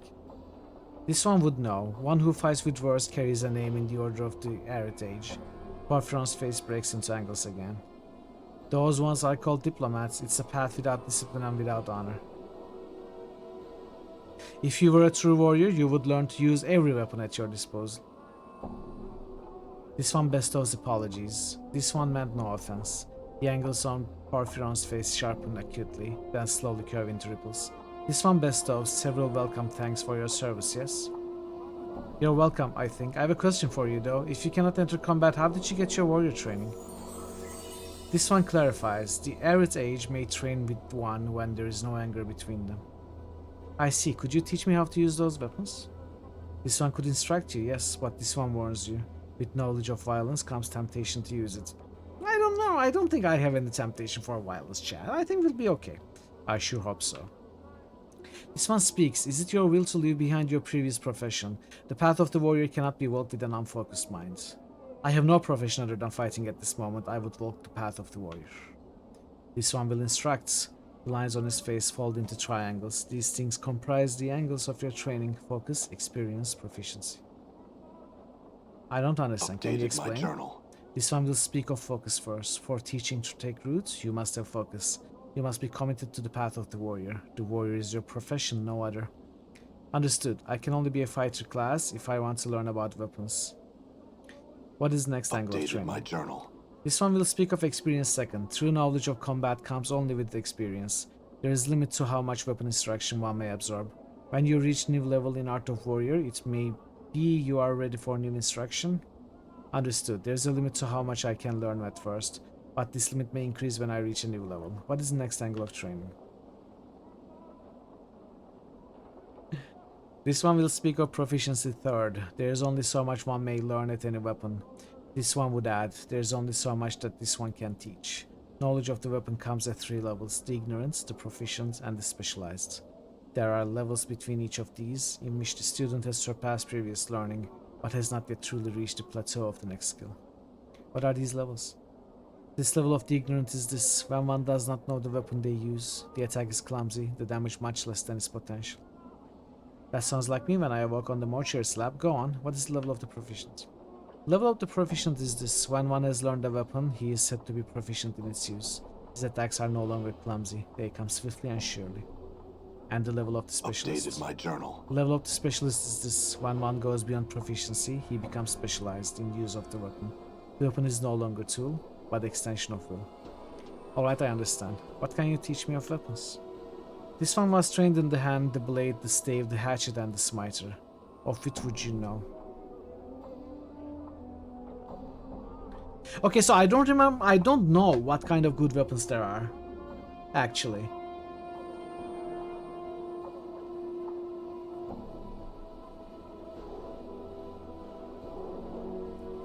Should we?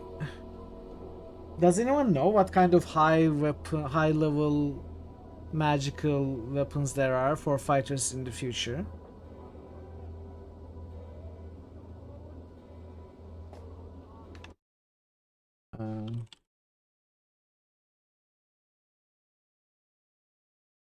Can we find something on the internet?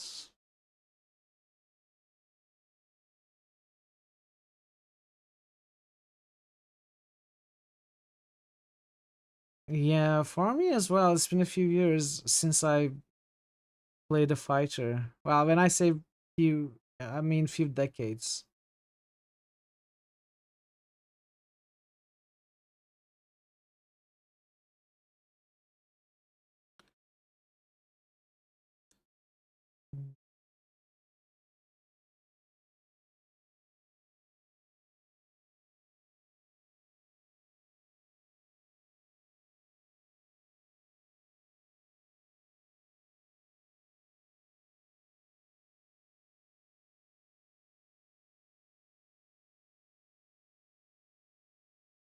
Anna, I may drop. I'm thinking axes or hammers. Probably will be fighter only.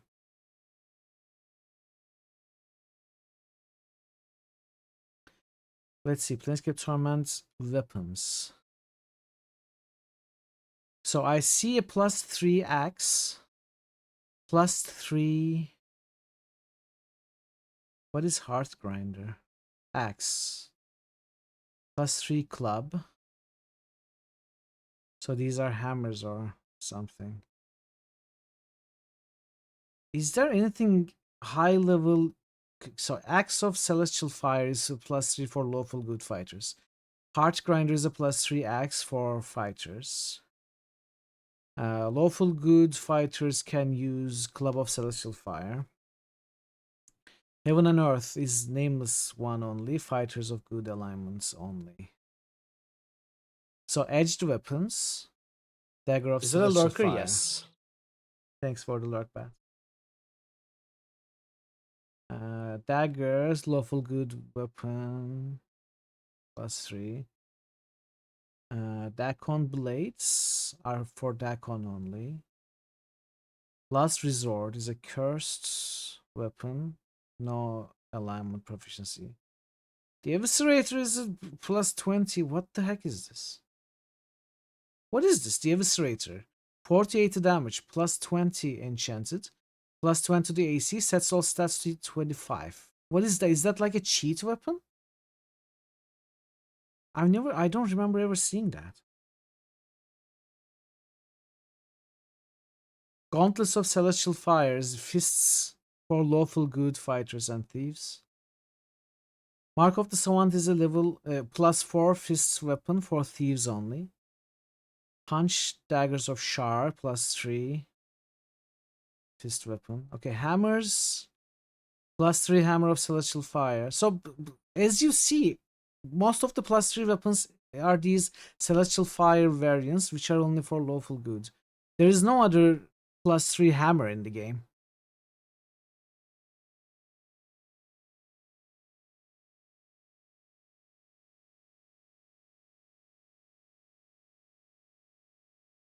So there's a +3 axe that we can use as an evil character. There's a +3 edged weapon, a phantom dagger we can use, and a cursed blade.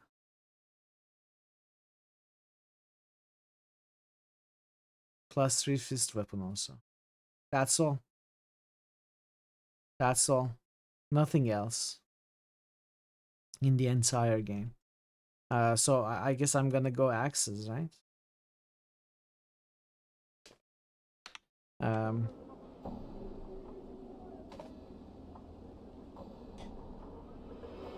So is daggers...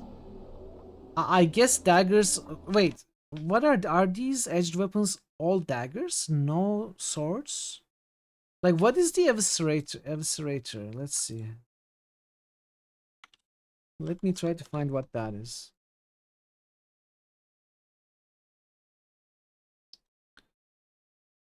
Eviscerator is a developer-only artifact tier cheat weapon hidden in the game's data files. Okay. Alright, that's a cheat weapon. I'm guessing these edged weapons are all daggers. There are no swords in this game.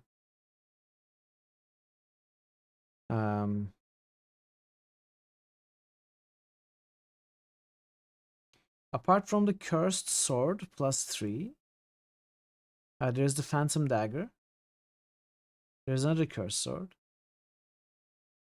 There's a Dakon's blade. And the celestial fire lawful good only weapon. So we could, I suppose, also choose edged, not just axe. And we could also choose fists. There are fists options. I think I'm gonna choose axes. I think I'm gonna go axes. Anthropic blade, use it as any type of weapon. Oh. But it's +2. It's not +3. I'm looking at +3 weapons. +3 is the highest we can get in the game, so I'm planning for those.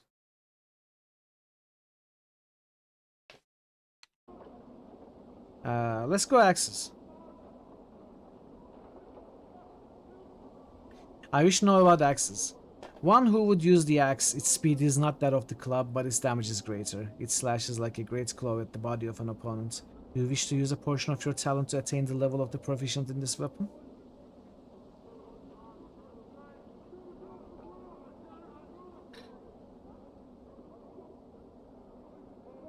No, but, you know, why not plan for the best if we are planning?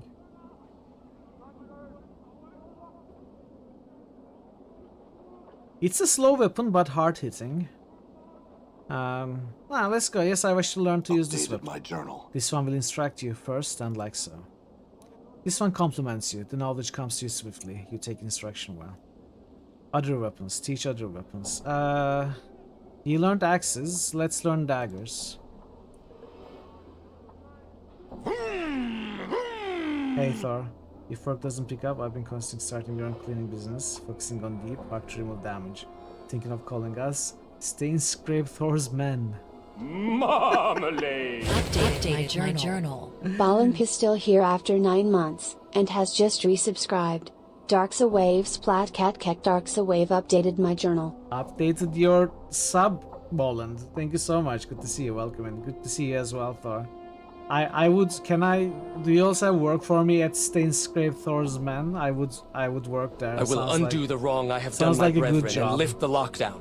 With luck, we will once again flourish. Welcome, both of you. Good to see you both. Happy Saturday. And thank you so much again for the resub, Boland. Thank you so much. And resub that 6 months. Thank you, thank you. Axes. Wish to learn. Axe again.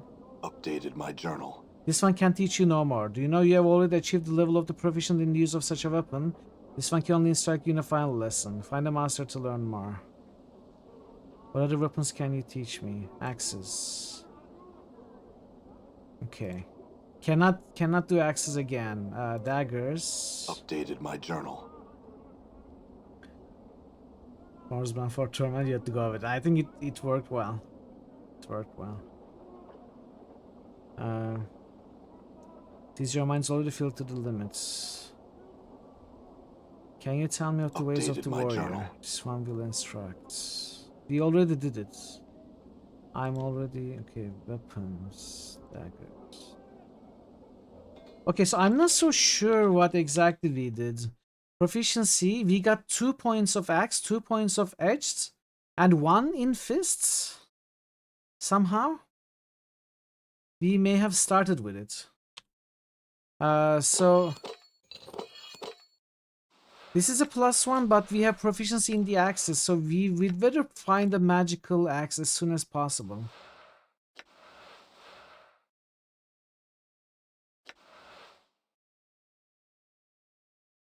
Because right now we are not proficient in the best weapon that we have.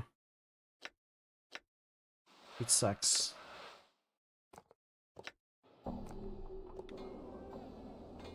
But we got our fighter proficiency, which is awesome. We are level 5. At level 7, we should get strength bonuses.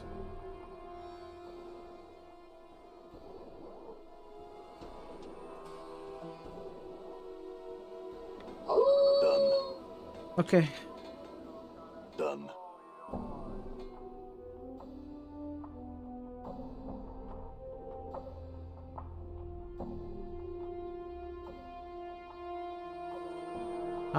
Let's go to Sevtai. We killed the starving dogs. Chaos Tacts. Let's go turn that quest in. All right.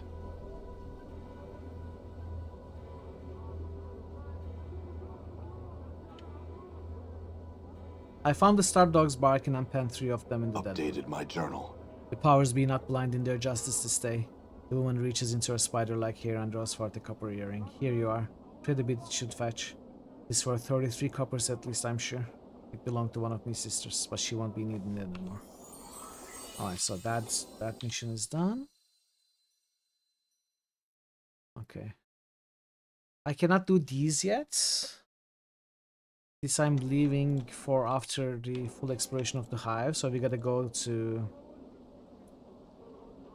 We gotta go to Smoldering Corpse Bar. I'm gonna take a quick rest here to heal up.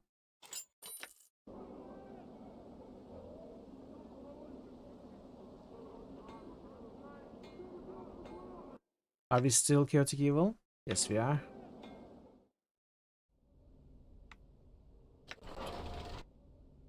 I'm gone.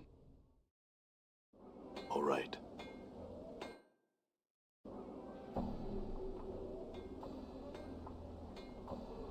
Hey, we're being watched, Chief. Just look natural. Casual.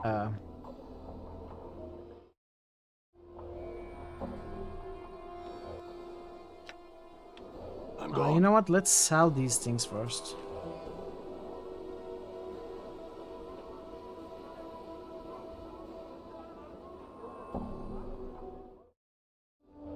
I'm gone.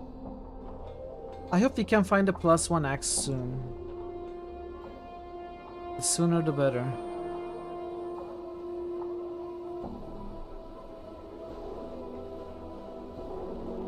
Great to see you again. Hey, Kaz. Cassandra, Yeah. you have now been subscribed for 21 months. How goes the 21. villainy? It goes very well. Thank you so much for the resub through Prime, Kaz. Truly appreciate it. It's good to see you. We have been moving forward up in the path of villainy. We have just become a chaotic evil character, and we have joined the Chaos Tacts. We are now a Chaos Tact. As you see, faction. Motto: truth chaos is, by randomness embracing the of the multiverse, secrets is one learns. A group of individuals who hold similar beliefs about the nature of the multiverse. Belief is power on these planes. If enough people believe in an idea, that idea may become reality. So yeah, we have moved forward. We have gotten our fighter training.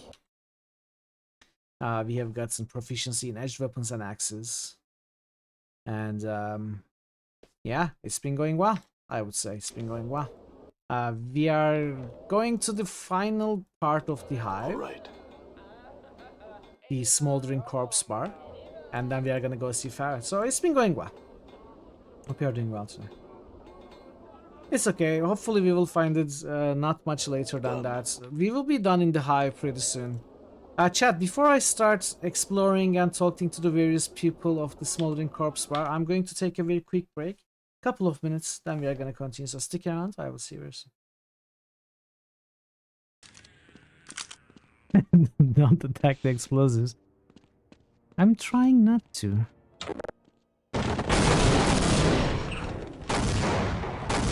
See, I'm not attacking the explosives.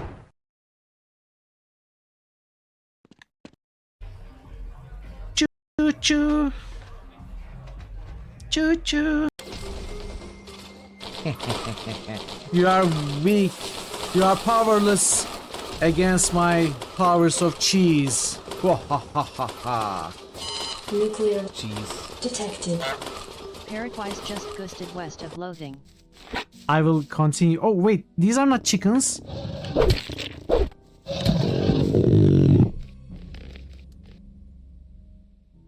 I thought they were chickens. There. There's the wig. Here is your wig. The Elder Scrolls 3 I'm not even gonna Morrowind. put it on properly. And it's gonna fall off at some point though. I told you, the location of this facility was confidential. Don't look for any bright neon light. Yeah, but still. Oh, it's falling down. What? Wow. Okay, I'm getting rid of Paraguay's it. just hosted Path of Exile.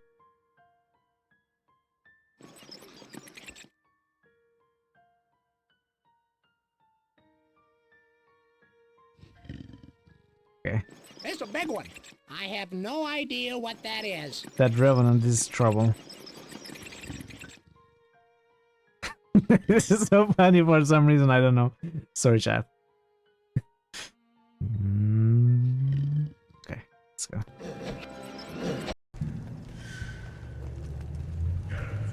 Hi!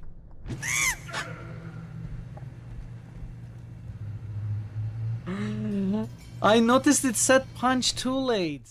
Okay, I'm back. Thanks for sticking around, everybody.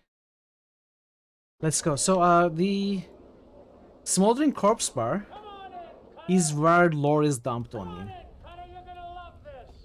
There are pages and pages of text in this place, in dialogues, where you listen to someone tell you about the Blood War. I won't be reading that. Just saying that in advance, I am not going to be reading that. I'm gone. It's just, you know, if you are curious about the Blood War, go read it on the internet or something. You know, go look at the Wikipedia page about the Blood War. Let's talk to other characters though. Drusilla. This is a woman with fading bruises on her face and arms and a look of despairing longing in her sunken eyes. Who tells about the Blood War? Well, you know, when two people really hate each other, they hit each other, and then when there is like a hole in the one of their bodies, some red fluids start spilling out. That's called blood. And this whole thing is called the Blood War. Yeah, that's it. That's all you need to know.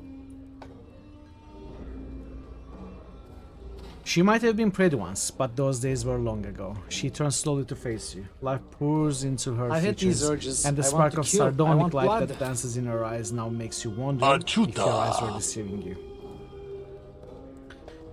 First +1 axe you can possibly acquire seems to be in Dead Nations. Okay, that's good, Parrot, thank you.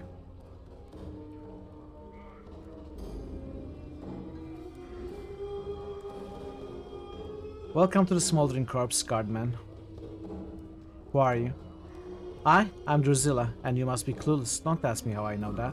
It just shines off you.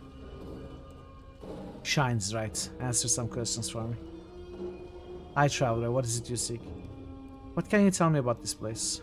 Here? This is the Smoldering Corpse. Though the person smoldering ain't dead yet. He's just keeping himself alive till someone comes along to help him out. Souls who like to see people in pain come here. Fiends like it. Folks who don't much care for being bothered come here too. The name alone keeps out most of the berks. Who is he anyway? Updated my journal. That despair you saw on her face before flits across it again like a black-winged shadow before she masters herself. That's Ignis, one of the greatest wizards ever to come out of this slummy excuse for a cesspool. They caught him and they opened the channel to the plane of fire through him, and now he's just a doorway for it, keeping himself alive by force of will alone. If someone could douse him for a few moments, it would give him his life back again. But they don't make enough water to do that. What's your connection to? Her voice practically throbs with a deep ache. I was Ignis's lover and he my beloved. He loved the flame more than me. And now he has become the flame. And because I love him, I love the flame. But that's all done with now. Now I wait for him to douse himself. I sell what little I have just so I can be near him. We're well. I'm looking for a collector by the name of Farad. Farad, the collector king? You can probably find him in stinking ilk in the trash warrens on the far side of the hive. Good luck in getting any answers from him. He's a sly devil, he is. Who's that burning by the entryway? Ignis. Can you tell me about this place? Okay, I think that's all. That's all. Nothing. Good day. Can we talk to Ignis? We are gonna find the decanter of endless water or something like that at some point in the game to douse him. But I don't know if there's an interaction right now. This crackling, billowing creature twists slowly above an iron grill upon the floor of the bar. It may have once been human, but now its skin is charred beyond recognition. Decanter of endless. Unfortunately, this is not endless. And full tea. Streams of fire form a wreath around the creature's body, and the flames lick at the few remaining pockets of flesh, causing them to bubble and run like wax down the creature's skeletal flame. Examine the smoldering corpse. The heat surrounding this creature is incredible. To your surprise, the iron grill the creature floats above has sagged and bent from the heat. At first, you thought that heat came from the grill, but now you realize it emanates from the creature. As you watch, flecks of ash drift from the writhing corpse and float slowly to the ceiling. Greetings. The thing makes no response. It writhes slowly within the flames. It lives, but it does not seem aware of anything other than the fire that surrounds it. Its skin is flame, its heart is flame, and you know, within some shadowed corner of your memory, that this thing is dangerous.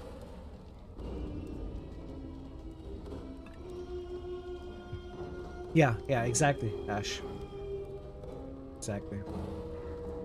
It's like the early game location that gives you the strongest indication of the game's, let's say, heartbeat. Like it gives the first indication what the vibe is going to be. Well, strongest early, not the first, but the strongest early indication, I think. It's very characteristic. Leave the thing alone. Maybe I feel that way because a lot of lore is also explained to you in this place. But I don't know. There are a few locations in this game that make me feel like that. The first one is this place. The second one is the Sensates area. I think that's also extremely interesting. And a few more. Kandarian. You see a soft-looking man with gentle, far-staring eyes. He dresses in supple leather clothing. The music? And carries various implements of use and distraction about his body, such as ropes, spikes, tinder boxes, and empty vials of air. He looks half-gone, literally. There is an insubstantiality to his existence, as if his essence had been partially leached away. He focuses those eyes on you, and suddenly you find them gripping and determined. Greetings to you, O Seeker. Greetings. He carefully sets down the mug he is holding and gives you all his attention. I have seen the far reaches of the multiverse and returned to tell the tale. I have walked upon the bodies of dead gods and spun moonbeams in the astral ahead of 1,000 shrieking Githyanki nights. I have passed the edges of existence and watched my essence shiver away before me. What is it I can do for you? I had some questions for you. Perhaps I have answers for you. Speak and I shall tell you. I met a woman named Ingress with very bad teeth. She said she had come through a portal from some world that was opened by a tune hum near 2 cross trees. Can you get her home? He pauses briefly, thinking. I know the portal of which you speak, though I have not traveled it these 30 years gone. I will take her home, Seeker. Go tell her to await for my arrival, then meet me back here, and I will tell you if I was successful or not. Updated my journal. Who are you? I'm Kandarian Illborn, traveler, dreamer, tail spinner, and so forth. You're a traveler. Tell me of the plains. I am tired, Seeker. So tired. I'm fresh back from negation, and I will answer what I can for you. But I cannot promise that you will find satisfaction in the answers I give. What would you know? Would you hear the outer planes, the prime material, or the inner planes? This is the first part of the lore dump. This guy gives you the lore of the different planes. So I'm going to be skipping through these, and I'm not gonna read these out loud. But we are gonna go through all of the lines just in case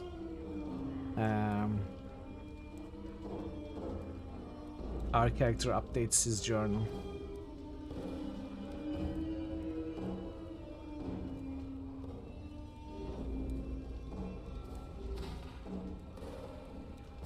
I think we went through the upper planes, lower planes. Yeah, the Blood War now. Talking about car series, my journal. Extremely important for this story.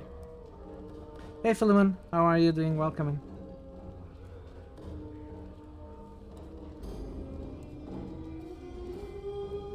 If you really want to listen to me read these, I did. The first time I streamed this game, I read all of this lore. I think it probably took the majority of one stream. This Smoldering Corpse Bar, I think, took about 3 or 4 hours to read everything here. If I remember it correctly, it was like the majority of one stream, this place. Been a while, thought you too. Yeah, welcome in, good to see you. Pretty sane to skip this part. You've never played this game?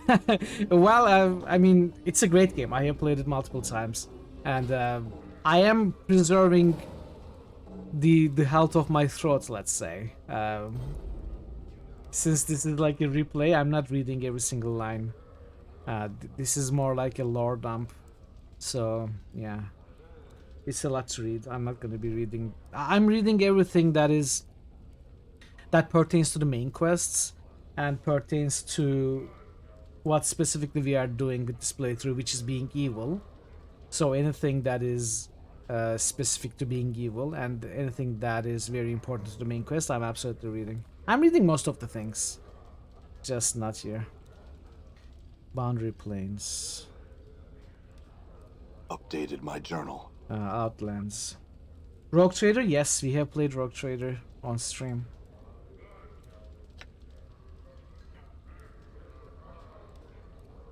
Yeah, it was great, pretty good. Also played Pathfinder, Kingmaker and Wrath of the Righteous, and also read most of it. But not all of it. Those games are just, you know, this game as well. They contain like a novel amount of texts. Just, I don't know, like maybe 1,000 pages of text. It's too much. It's too much to read out loud. It shouldn't be. It normally shouldn't be. I don't know. It's maybe slow.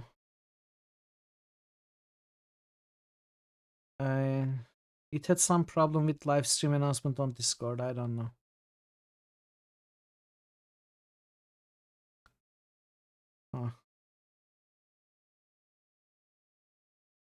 Oh, there may be a problem with my VPN.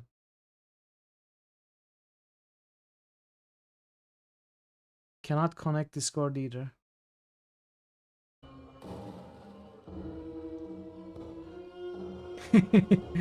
I have read it, so I'm just not doing it again. Let's continue.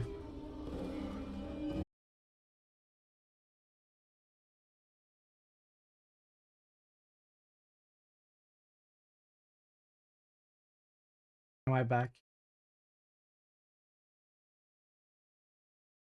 Welcome back. I too love butts.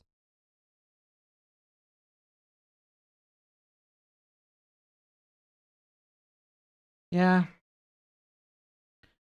The VPN lost connection and As it was trying to regain connection, it also cut my internet for a second. Trying to establish the VPN connection. Well, the bot should work now. Updated my journal.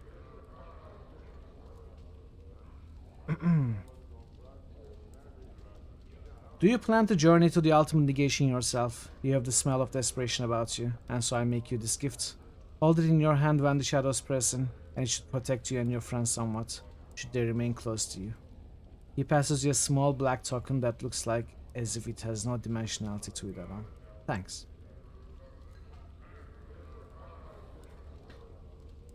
So when you visit the negative material plane,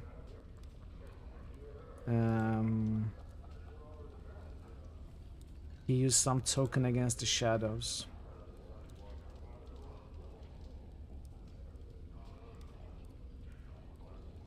I think that's all the dialogue there is.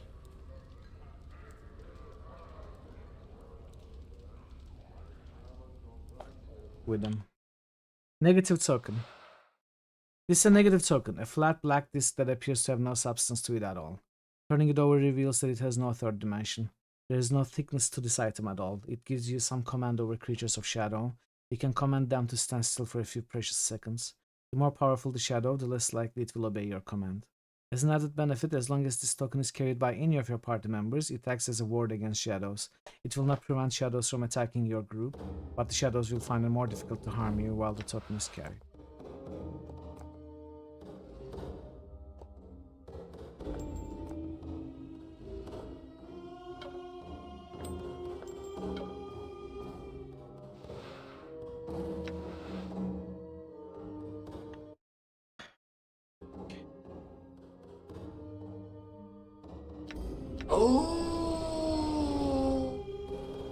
I'm gonna turn in the quest first.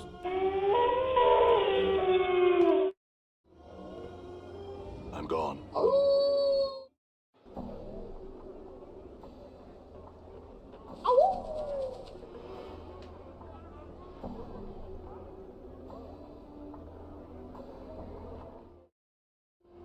Done. Ingress was...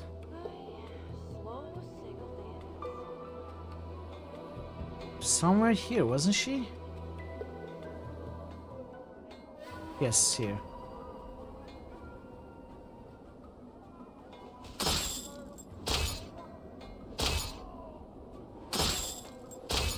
At least we are fighting much better with this axe now, thanks to our proficiency. It's not magical though, so it's not gonna hit Black Abishai.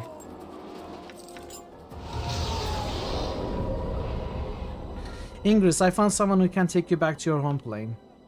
I wanna leave this place. His name is Kandrian. He should be along shortly to help you. Trust him, alright? Ingress says nothing, merely nods quietly, her teeth chattering inside her mouth. I'll go back and meet Kandrian at the Smoldering Corpse Bar and make sure everything turned out alright. Be strong, Ingress.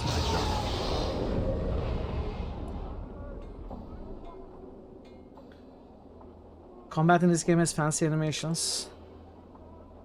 Well, this is the enhanced version, but you know, the combat in the game, in the original, wasn't too different, just lower quality, I suppose, lower resolution and stuff. But it's like, this is an Infinity Engine game, like Baldur's Gate, so it isn't entirely revolutionary. It's the same thing. Done.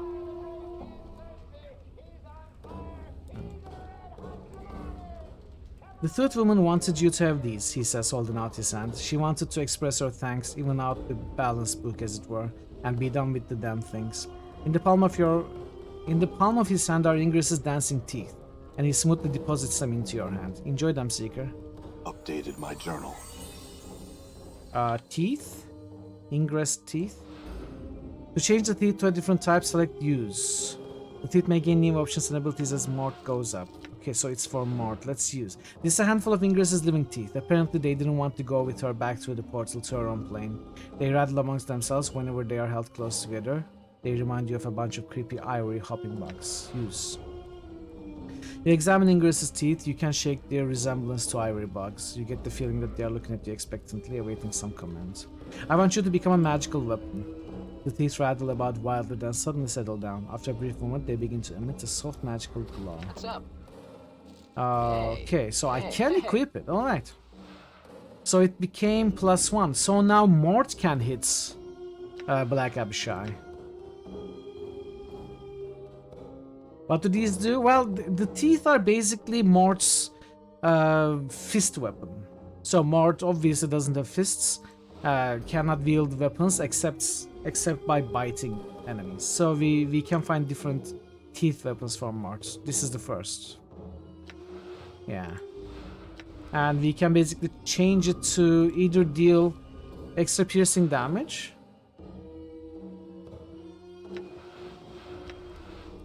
or we made it magical and we turned it into piercing damage from crushing damage. And apparently as Mort levels up, the teeth can gain more abilities. Cool. Alright. Let's talk to other characters.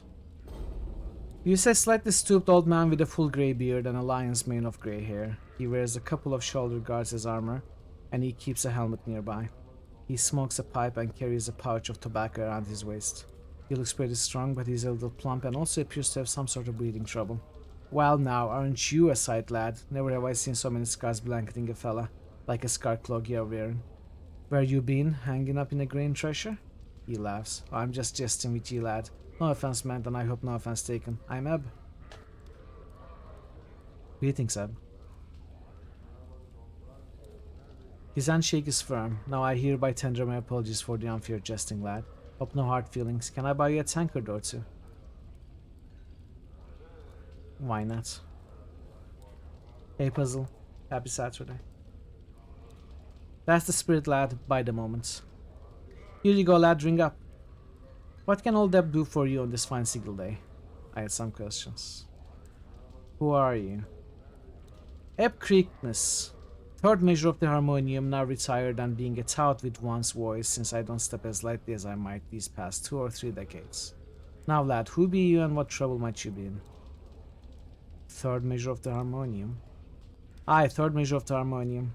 Though I haven't served a tour of duty in many a decade, pushing a quill wasn't quite up my alley after all the fights and skirmishes I've been in, so I just bide my time keeping tabs on things down here in the hive and helping out a little where I can. And you look like someone who might need a hand. Are you in some kind of trouble, lad? What fights and skirmishes have you been in? More than I can remember, lad. Well, almost more than I can remember, leastwise.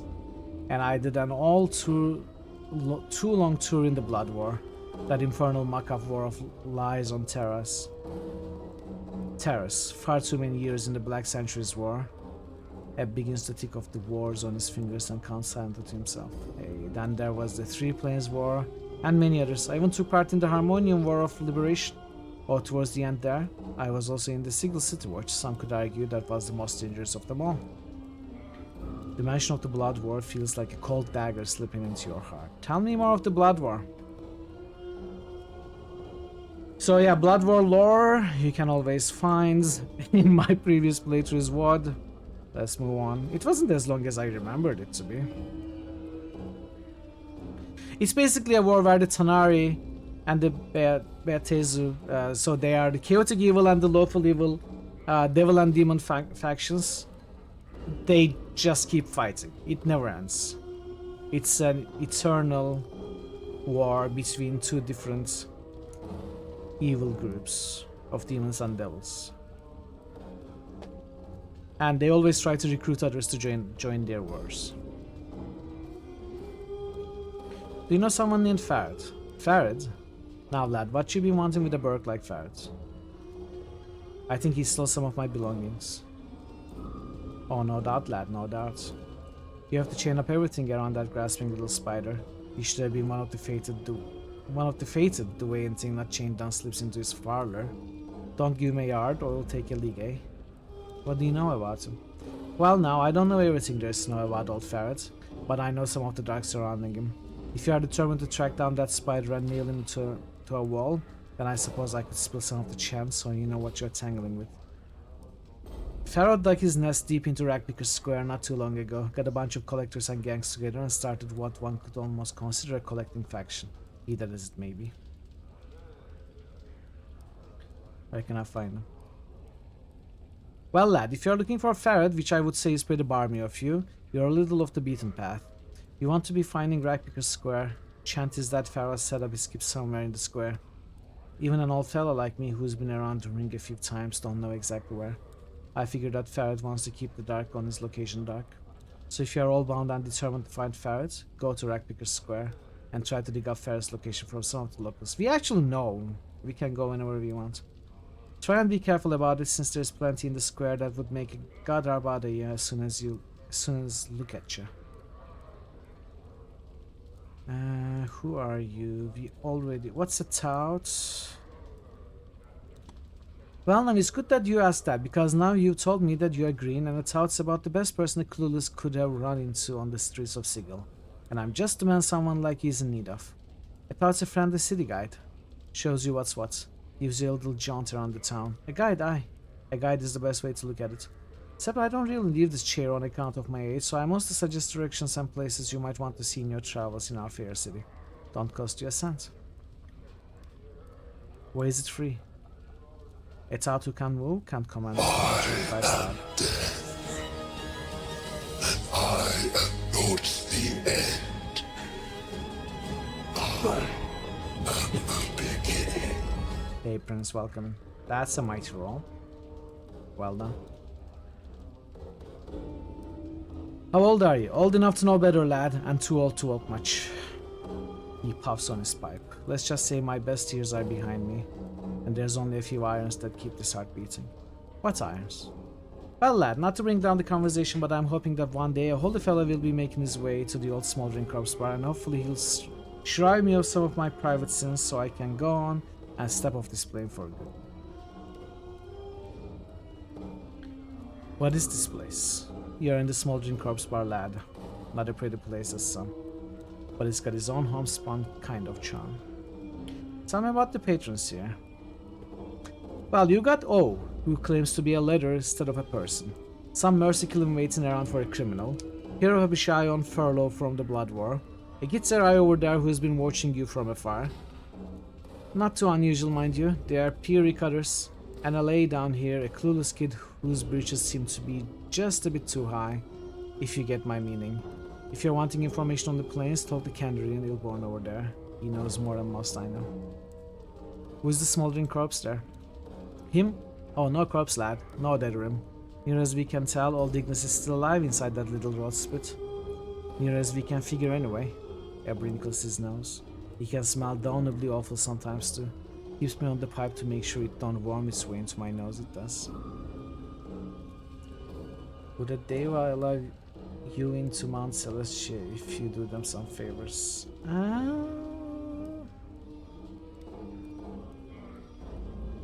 Is it in their power to give you permission? I'm not sure. Depends on the deva, I guess. Depends on the favors, I guess. How did he get here? Eb takes a smoke from his pipe for a moment, as if deciding how to phrase his comment. Well, now, lad, Ignis had a smattering of problems and some not slight wizardry magics to boot, and seldom do the two mix well, if you understand me. He liked to burn things, and he started torching places and people, and generally making a bunch of trouble. Well, now most of this was going on in the Hive, so I'll be the first to admit that the Hive is not the first place the Harmonium goes to keep Sigils low. A failing on our part, since it may be the place where our presence is most needed. So by the lady's reckoning, there was a little street-side justice in the wizardly community. A bunch of tea leaf readers, hedge wizards and midwife witches got together and managed to weave a spell that was kind of poetic justice. Eb gestures with his pipe at the figure. So now he sits there and burns. He's still alive, which I don't think they counted on.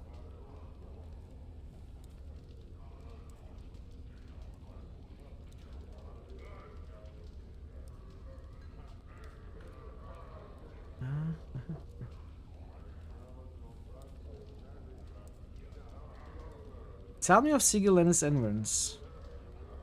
You don't think small, do ye? If you want to know what's outside the city, go talk to Kendra Nilborn over there. He's the traveler of this place. As for the rest of it, well, I can tell you of Lady, the Dabbas, keys and portals. The way we keep track of time, the way the city is laid out. Tell me of the lady. Well, now, not many know much about her, lad, and I'm figuring even those that know more than a little don't know too much more. She's a mystery, she is, and even should you run across her, powers forbid, she's silent and deadly. She's not evil, far as I can tell, but she keeps the dark about herself and Sigil pretty tight. No one's been able to penetrate it, and if they have, they've been mazed. Mazed? What do you mean? Sometimes bloods will be packed off to a place where they can't do no harm. The lady sees, she'll take a bit of Sigil and make a little dimension pocket out of it. A maze. She places those that have crossed her in there and lets them out. Now, you can't escape getting mazed once the lady sets her gaze on you, lad. She'll get you eventually, no matter how hard you try and dodge her. You'll be walking down an alley, or about to step through a portal, take a left turn down the street you've gone manifold times before, and suddenly you're at some place you don't recognize. Now, mazes aren't escape-proof. There's always a way out of each one. A portal delay the place is there. You just have to figure out where it is and how to use it. The Dream Machine?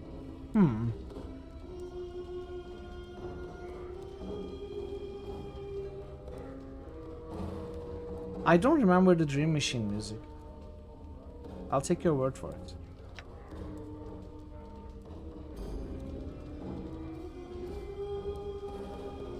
Dabbas. Those funny floating bloods that speak in symbols. Quite a piece of work, eh? The Dabbas are kind of ladies, janitors and workmen, doing exactly what she wants. Make sure Sigil is running off the snuff, patching walls, tearing down old buildings, building new ones, setting up portals, sealing off others, and on and on. You're a pretty neutral faring bunch, so you don't want to interfere with one or kill one, or you'll bring the lady's wrath down on you right away. We were going to try for science attack a Dabbas yesterday. I completely forgot. If Sagnif shows up, I will try it, because Sagnif really wanted to see what would happen if I attacked the Dabbas, and I said I would attack, and I forgot. So hopefully Sagnif shows up today and we can try. Banner Saga.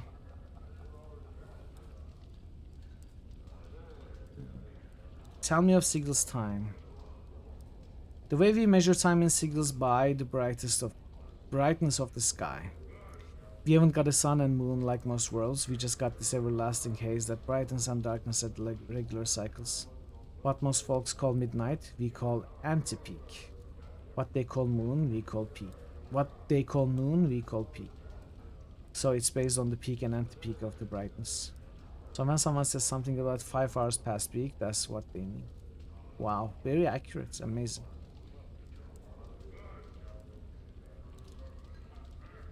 City's layout. Nothing we haven't talked about with others before.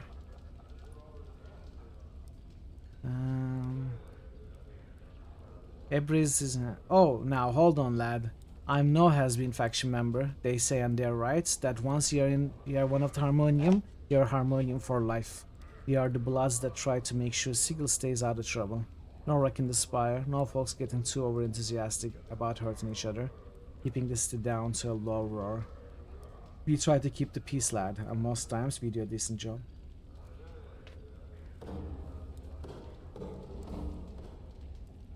City's layout.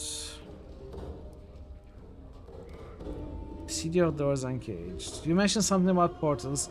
Sigil's called the City of Doors for a reason, lad. There's portals everywhere. Portals are, well, like doors that lead across the multiverse. Except they don't look like doors. Instead, they can be in bounded space. Window, door, portal, picture frame, barrel hoop, space inside scaffolding, a wardrobe. Each could be a portal, waiting just for the right key to open it and take you someplace in the multiverse. Now, keys. Each portal is a key you need to open it. Now, while portals can be in bounded space, keys have more variety. They can be anything from a little tune you hum when next to the portal, to dancing a jig, to being in the right mood, to having a piece of the place you want to go in your hand, and on and on. In my youth, I once convinced a girl that kissing a man beside it could open a portal to Arcadia. Turned out I was right, and many trips to Arcadia did we have. Many portals probably have never been found. There's some you can uncover just by asking people and getting the right key. Finding out the dark of a portal is the toughest part. But I warn you, lad, portal opening shouldn't be a pastime for a fella in your way. Nor should you be wandering Sigil after dark neither. You'd do best to stick to main ways, in open peak, and watch yourself. Sigil is a city of friends, let's say. And it's true, everyone is so friendly here.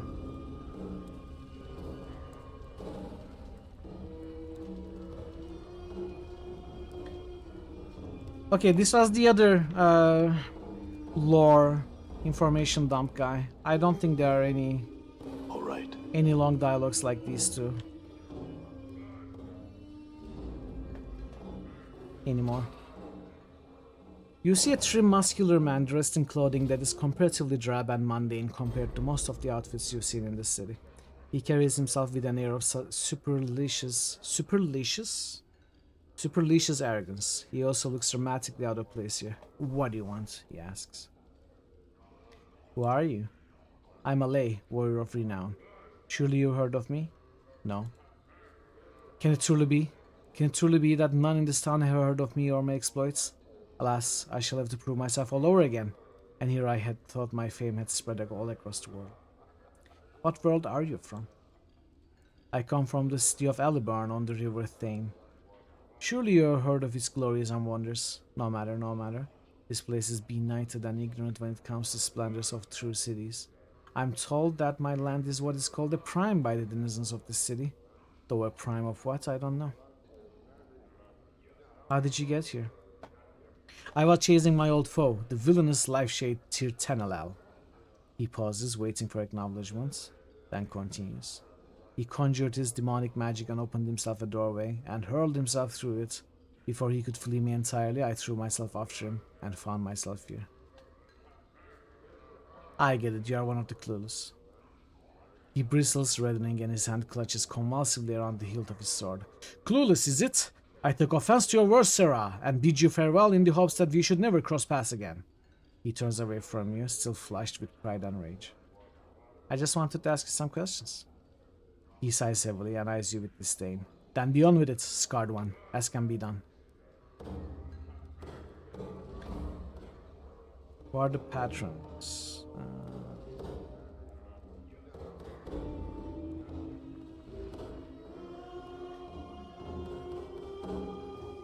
What can you tell me about this place? This is a tavern, one of the familiar sights of home. At least it would be, were it not for the fieflings in the corner and the endless strangeness that parades before my eyes. I find that at least there is some humanity in this place, for which I'm grateful. You're a prime, aren't you? If you mean that I'm from the true world, by that, then yes, I am a prime. I am a warrior of some small renown here. And while I may not know all the loopholes of this new land, neither would I call myself clueless, as some of the local warlords around here have done.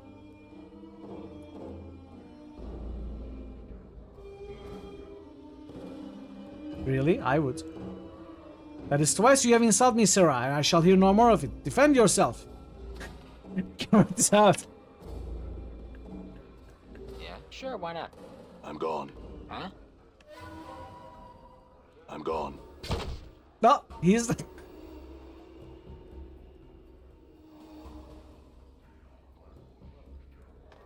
He's dead, Chad. What? What's up, Chief?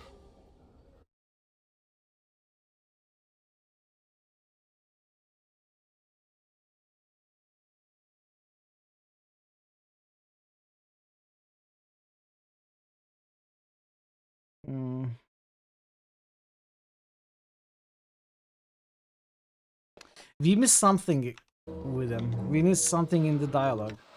I'm gonna reload.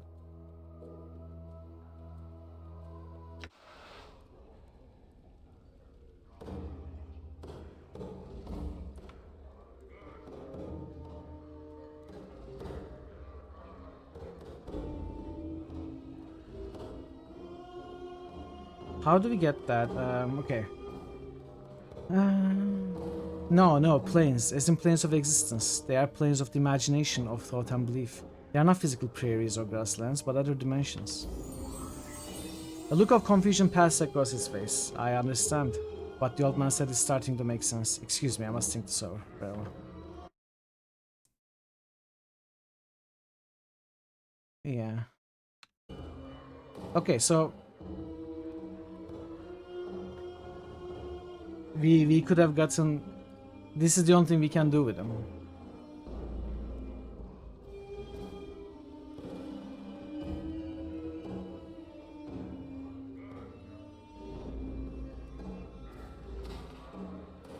Okay, let's not insult him again and kill him for no reason. Let's keep him alive. Heal quicks. You see a short, rotund man with perplexed expression on his face. From the lines on his loose skin, it looks like it's not too uncommon. He carries a flagon of ale that looks like it's in the process of being emptied rapidly. In between swallows, he speaks in a gentle voice, so quiet that you can barely hear his words. Hello, traveler. My name is Ilquix. Can I be of some assistance to you? Greetings. I would like to ask you some questions. Who exactly are you? I am but a humble man with a slight flowery, poetical bent and a tendency towards the supernatural. I regret that I have none of my supplies here, or I should be most eager to teach you the ways of power. Perhaps some later time? Sure. What can you tell me about this place? This place, the Smoldering Corpse Bar, fine establishment with a fine owner.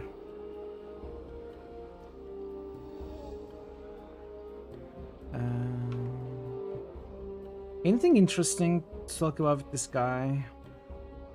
The patrons of this tavern are many and varied. I have spoken with most and find them delightful, with the exception of those creatures of law. He gestures toward the pair of Abishai sitting in the corner. They taint the air with their presence, lending an unwholesome stench to an otherwise pleasant environment. I recommend speaking to Barkis. I understand he requires some aid with a trifling matter. Then we have that O character. I'm still trying to understand him fully. It's quite an undertaking, if I say so myself.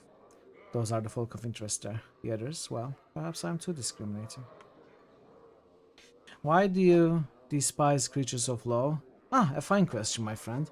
My upbringing has been on the chaotic side of the Great Ring. You may speak to Kendrian Nilborn, a misnomer if I ever heard one, of the plains. He fancies himself a great planeswalker. To return from my discretion, I have lived my many years with chaos and find it pleasantly agreeable. To me, the taint of law is in those creatures there is reprehensible and tyrannical. If I'm to be crushed underfoot, I'd rather it be by an individual than a machine that knows nothing of emotion. I very much agree. Quick smiles toothily, his fat cheeks barely moving. To each his own, I say.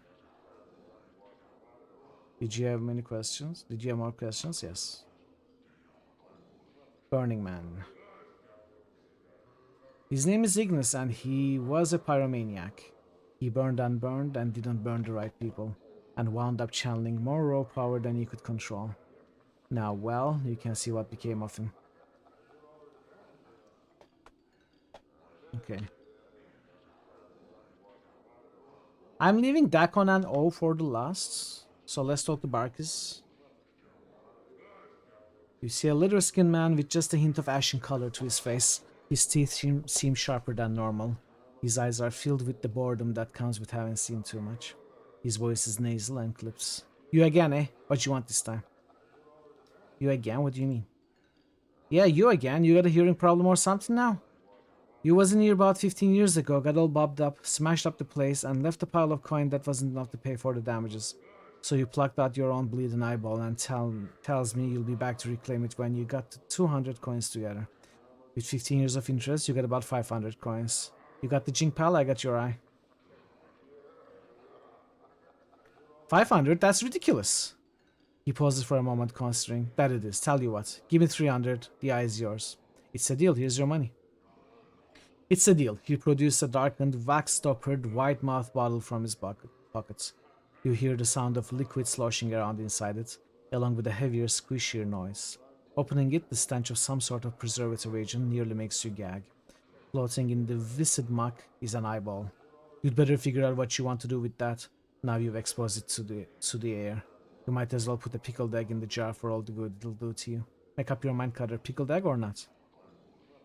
Tear out your eyeball and place this one in the socket. Do it. With a moment's hesitation, you reach into your socket and pop your eye into the palm of your hand. The bartender helpfully severs the optic nerve and directs your hand to the jar of goo that sits on the bar. You deposit your eye in the preservative, wrap your fingers around the old one, and slide it into your empty socket. The pain of this entire operation is incredible. After a moment, though, you can feel the optic nerve reattaching itself to this new eye. That's not how it normally works, chat. Don't try this at home.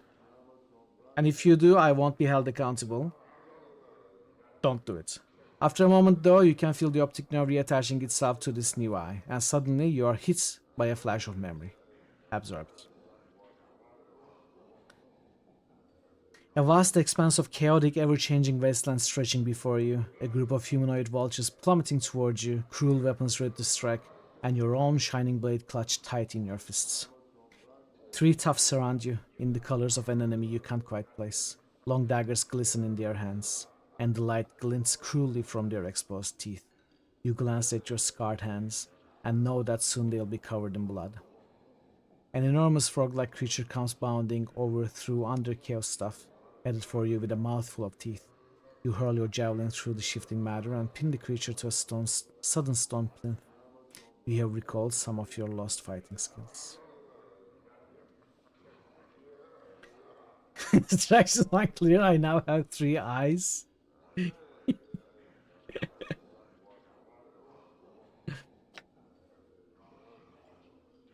Proficiency points increase permanently.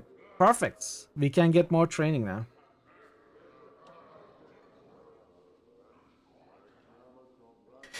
Exactly, farmer. Exactly. Thanks for the disclaimer. Who are you? I'm Barkis, owner and keeper of this place.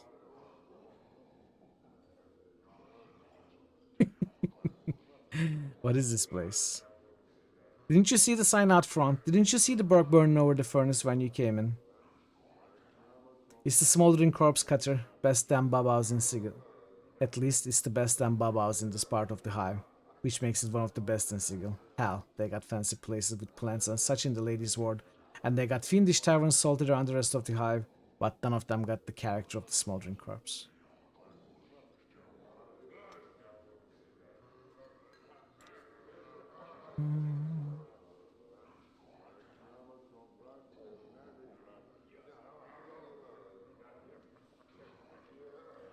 Damn fiends over there are Aethelgrin and Tegarin. Word of advice, don't deal with them. They might be low rankers in the fiend hierarchy, but they're still fiends. Then you got Ilqueeks over there, not trustworthy. And some mercy killers looking for some poor sod. Dakon the Gitzerai is a mystery to me. Don't know much about him, he don't talk much. Finally, you interested in earning some free bub? Yes. There's a bubber over against the fireball, hanging about in the shadows, who has been trying to work up her courage to slip out without covering her tab. I want you to make sure she don't do that. You do it, you got free bub here for life. I'll do it. Farad. Pah. You may as well just turn your back and let him sink a dagger in it.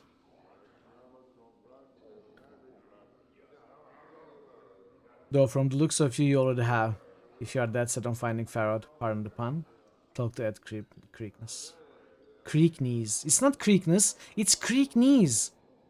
It's the first time I was able to properly understand why there are 2 Ks.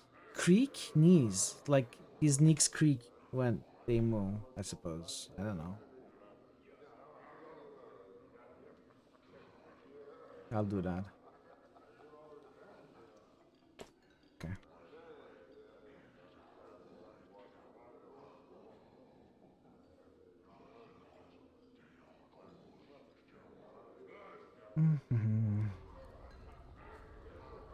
Let's talk to mercy killers. This fresh-faced, burly youth gives you a moment's glance and suddenly blurs out. You! I've heard of you. Oh, you're under arrest. No, wait. You're in line for execution. He holds up his weapon and prepares to swing it at you. Attack him. hurt. I'm gone. Damn it. Damn it. Oh, everyone is attacking me now. What? Dakon is attacking me too? Why? They attacked me first.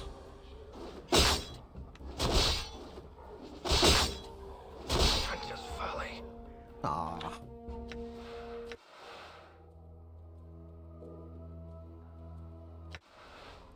All right.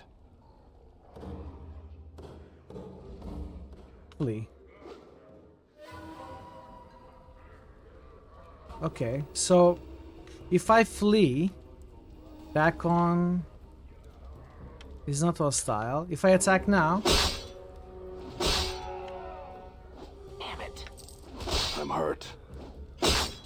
I'm gone.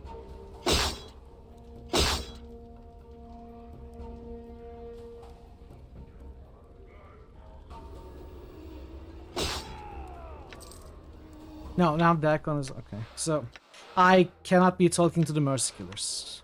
I'm gone. I think it's because we are evil. Either it's because we are evil or it's because we killed some people in the town.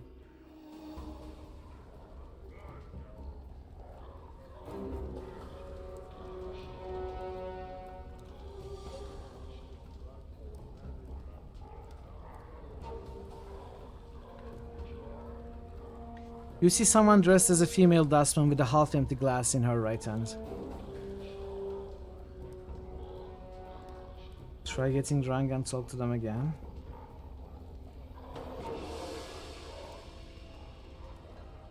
We can try. Do you know that it works, or is it just a random thought? You see someone dressed as you near her, she calls out to you.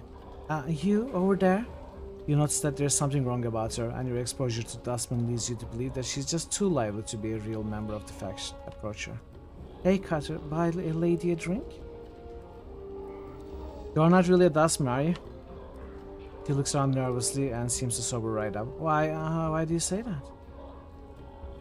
Because you don't act like a Dusty, and you are not offering contracts. In fact, you are taking money in instead of giving it out for that corpse labor they do at the mortuary. She stifles a squeak of terror and hastens to explain. No, I'm not a dustman. I just found these robes in the street and I didn't have enough money to get good clothes, and I heard there was a dustman thief around. But you could probably find him somewhere else in the southwest part of the highway. I saw him, but I hid from him. Please don't hurt me. I'm not planning on it. You ought to know you are not pulling it off too well. Now answer some questions.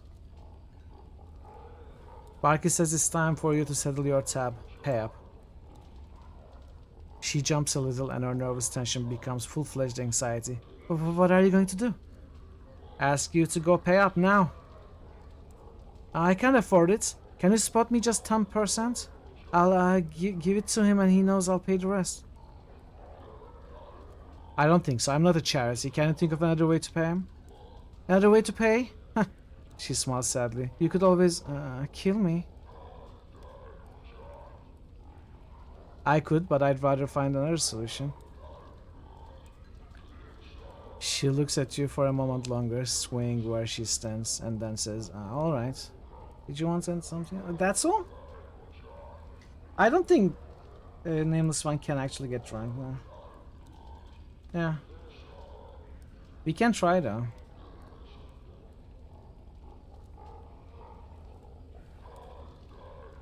I mean, we can kill her.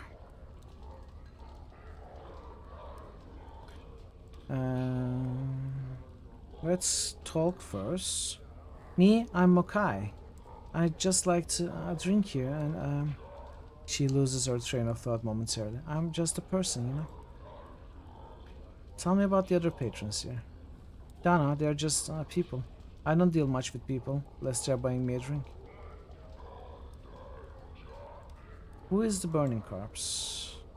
Not the corpse. Okay, let's save.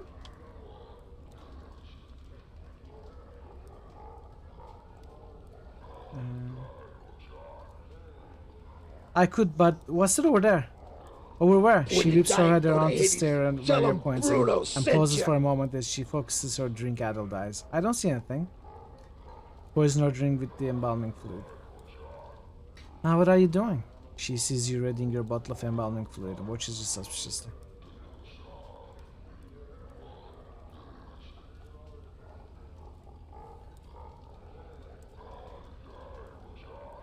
So we got spotted. Relax the peer attitude. I'm digging through my stuff and reminding myself what I'm carrying. Ultimately, I will prevail, and a new era will be born unto the realms. So she sees us. Presumably because we don't have enough dexterity or something.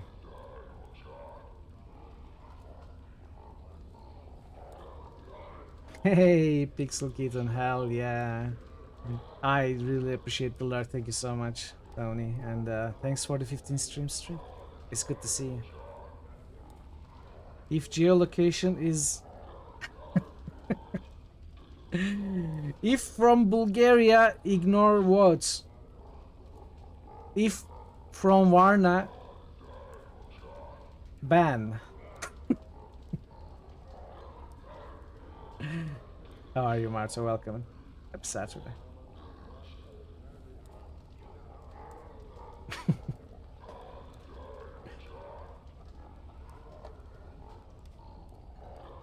Yeah, so we can spot her the money.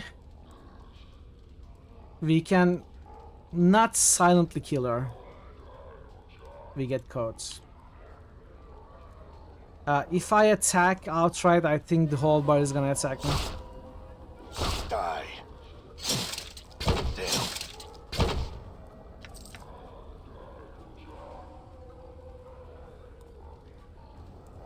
Yeah, everyone is attacking me if I do that.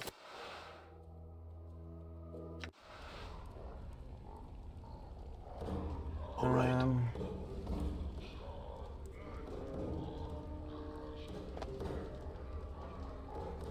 How much do you need? 100 coins.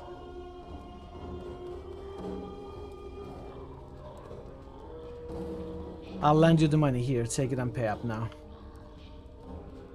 She pockets your drink, glances briefly toward the door, almost as if she's weighing her chances of dashing out.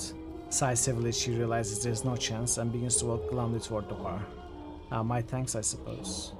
Don't mention it, and don't even think about heading for the door until you pay. Hey, drummer, welcome. Yeah, I wish we could kill her, but I don't think we have enough dexterity to pull that off.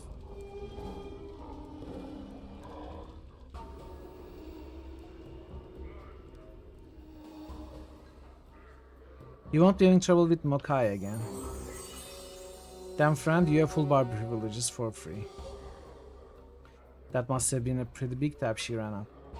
You don't know the half of it. You want a drink now? Set me up. No, not yet. Not yet. So, farmer, you wanted me to try and get drunk. What should I drink? Whiskey, heart wine, fire wine and fire seeds, water, meat, bitters, beer. Do you have a preference? You want a drink? You got a drink. This is what we got for you. Beer, bitters, meat, elemental water, arborean fire wine and fire seeds, cursed heart wine, and Beatorian whiskey. What'll it be? Try getting drunk on water. You don't know how strong this water is. It's crazy.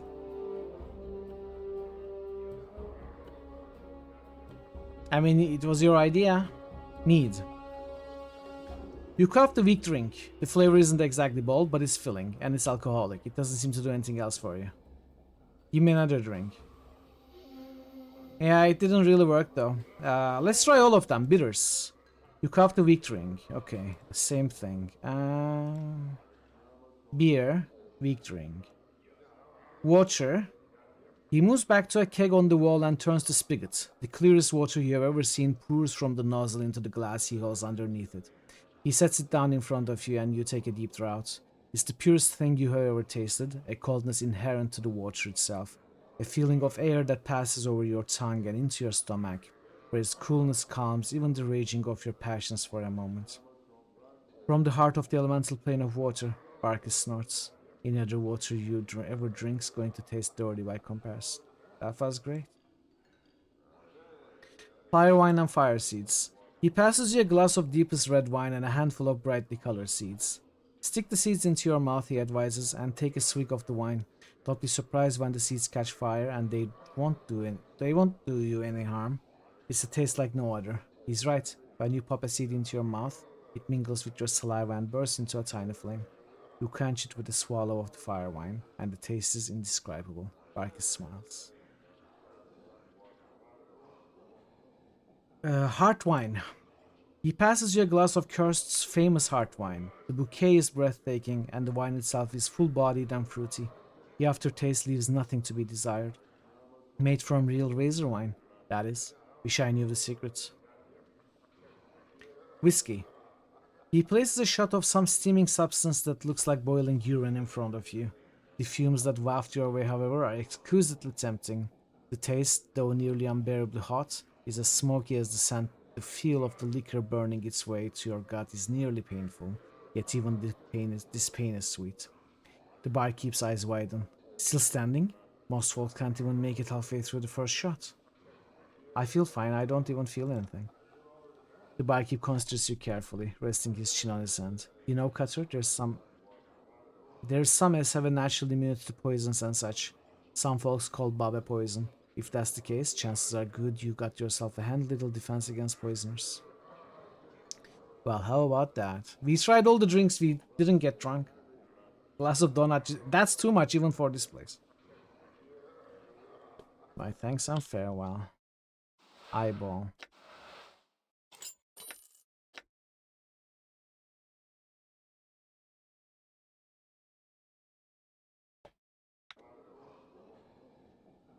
Okay, I don't think this is gonna change anything about the Mercy Killers.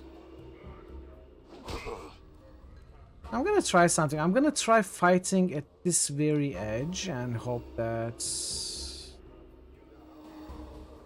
maybe this way nobody else is going to be hostile.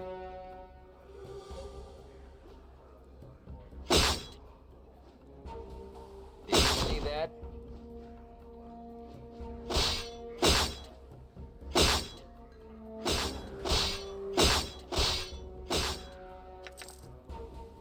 Done.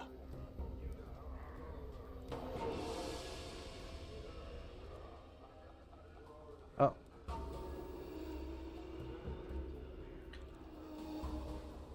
That one isn't chasing after us. Oh, now he is.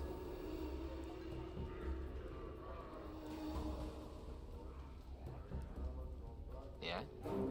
Okay. Did you see that?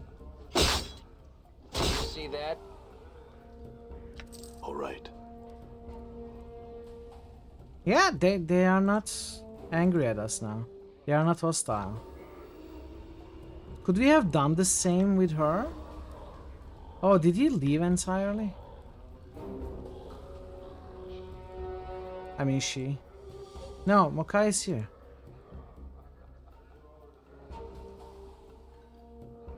Give me some money and I'll let you go. I can give you 50 coins. 50, I want more. Oh, you want more? I can't afford as much as last time. I can give you 25 coins though. This will do for now.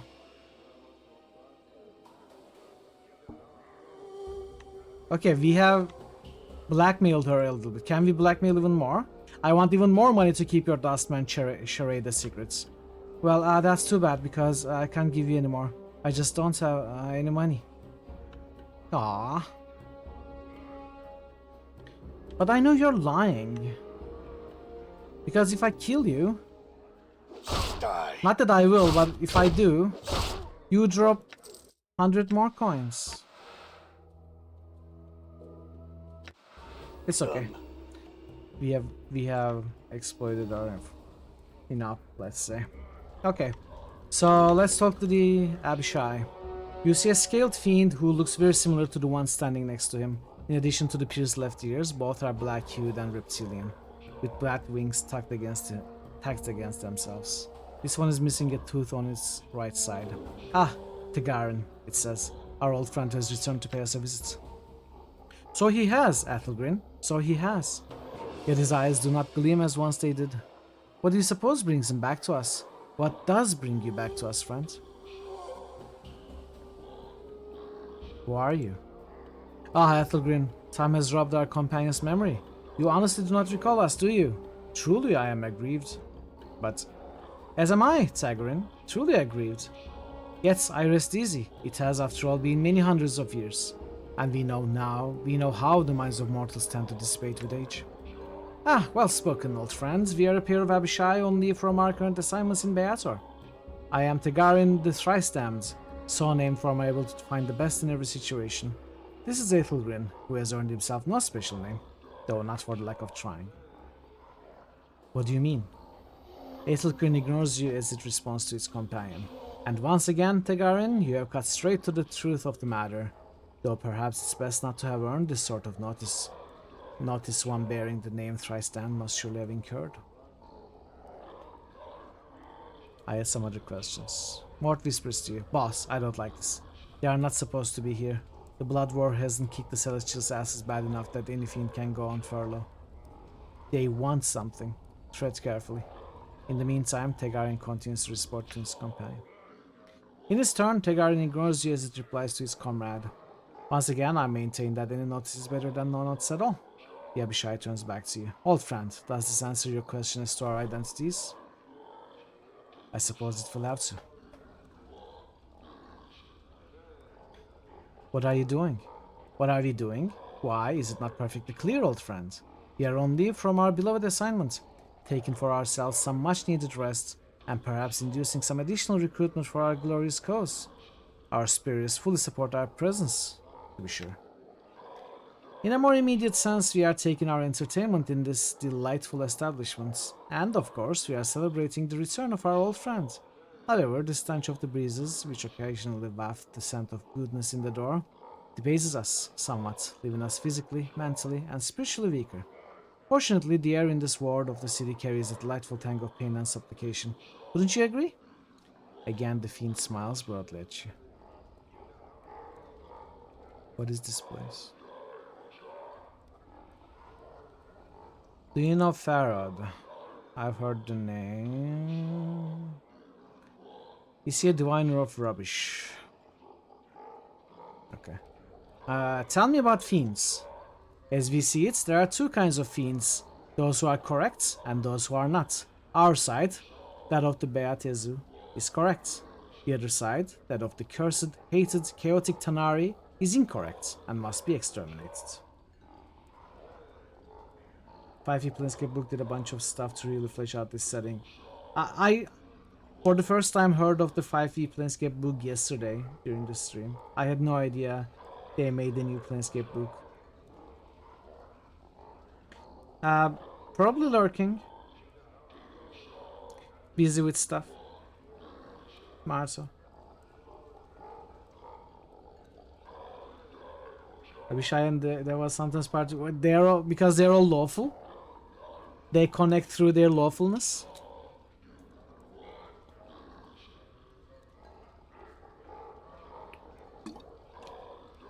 You wouldn't expect evil and good to party together, but I suppose it can happen.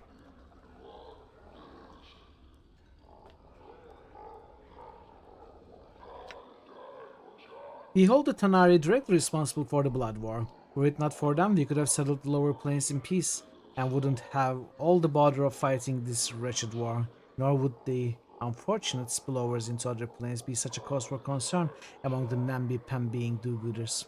The Tanari are directly to blame for the multiverse's sad state of affairs. Enjoy, Marta. Enjoy. That's not really what I was asking. I want to know what differentiates you from them. The fiend pauses a moment and then brightens. Ah yes, you see, we represent law and order. Those who break the law must be punished. If we have no law, we only have anarchy. And surely you can see what anarchy has done for the Abyss. It has spawned horrors beyond imagining. Any excesses the Beatezu state may have indulged in are simply to counter the rising tide of chaos represented by the Tenari. We mean no harm to anyone, we just prefer to understand where the boundaries are. That's all. Is that all? I thought there was more to talk about them.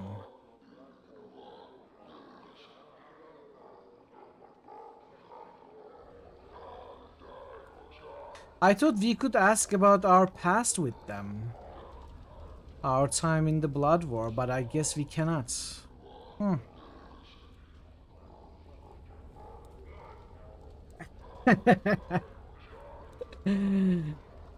are gonna be learning Turkish properly very soon, Marta. Just keep asking Google.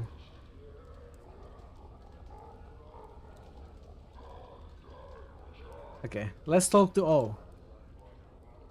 You see a man standing stock still. He isn't moving a muscle. On closer examination, it appears that he isn't even breathing, just standing. His eye sockets are empty holes in his face. Contained within their bounds is a flat grey light that seems to dance with possibility. Looking into the sockets, the eerie, empty feeling of a limitless void shivers through you, as if you had gazed into a sliver of eternity. The head slowly swivels through you. You notice that no muscles appear to move under his skin as he turns, and he speaks in a pure, bell-like tone. Well met, wanderer. You have forgotten again, haven't you? Do you know me, stranger? As he opens his mouth, you get the... By the way, this O character appears in Torment Ties of Numenera as well. I think it's very cool that they brought O back in an otherwise completely unrelated setting. That this character makes an appearance. As he opens his mouth, you get that feeling of eternity again. Inside his mouth, you see no tongue, no teeth. It's almost as if this man were a shell surrounding an illimitable expanse. What does illimitable? So limitless. Cannot be limited. I assume that's what it should mean. First time I'm seeing the word though. I may be misunderstanding it. Illimitable expanse. I have spoken with you before, and always you forget. Your endless quest to discover yourself ends always in your amnesia. You draw close to the truth and recoil. Let us hope that you have the strength to endure your existence. What do you know of me? How do you know this? I know that you, like a fly, rise from the wreckage of your old shell, buzz about for a time, and curl up and die at the window of truth. You bumble about the pain, seeking the light without any plan to your actions, and fall exhausted when you fail. You alight on others to feed from them for a time, and move on with no regard to them. I have watched you come here and listen to your words, and watched you move away no wiser. Will you learn from your mistakes, Seeker? I don't think I like your tone. Though his face does not smile, the humor is evident in his voice. Is your answer to all your problems to fight blindly? Are you no more than a biting insect? Or will you achieve a thought at some point in your pitiful existence? Who are you to speak to me this way? I am O. For some reason, when he speaks his name, it sounds like he's speaking of much more than a single letter, as if the speaking of his name contained untold possibilities and nuances. No human tongue could ever create such a sound. What sort of a name is that? It is my name. It is the name of a portion of eternity. I am a letter in the divine alphabet. Understanding me leads to understanding existence. I am written the true names of half of everything. My being encompasses truth. I am mathematic, organic, metaphysic. So what does that mean? The divine alphabet is written the name of everything that exists, from the seed at the hearts of the elemental planes to the core of the great beyond. My brothers, sisters, a single word translates into the sui in your mind. So why not siblings? My siblings and I reach across all that is, was, or ever shall be. We are thought and reality and concepts, the unimaginable.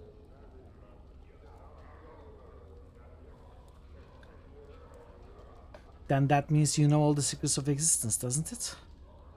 I know parts of many of them, without a connection to my Brothers, sisters, I am but a letter. Alone, I am a symbol. Combined, we are language and power. So you don't know the secrets of existence. I did not say that. A letter is still a powerful force even on its own. Allow me to show you. He opens his mouth wider and wider still. The mask of his face tears around his eyes, mouth and nose, revealing that hint of eternity you glimpsed earlier. You are lost in it, adrift in it, a part of it. You return to your mundane senses and realize that all has vanished. Yet somehow, your horizons have expanded. Enlightenment has brushed you, however briefly, across the brow.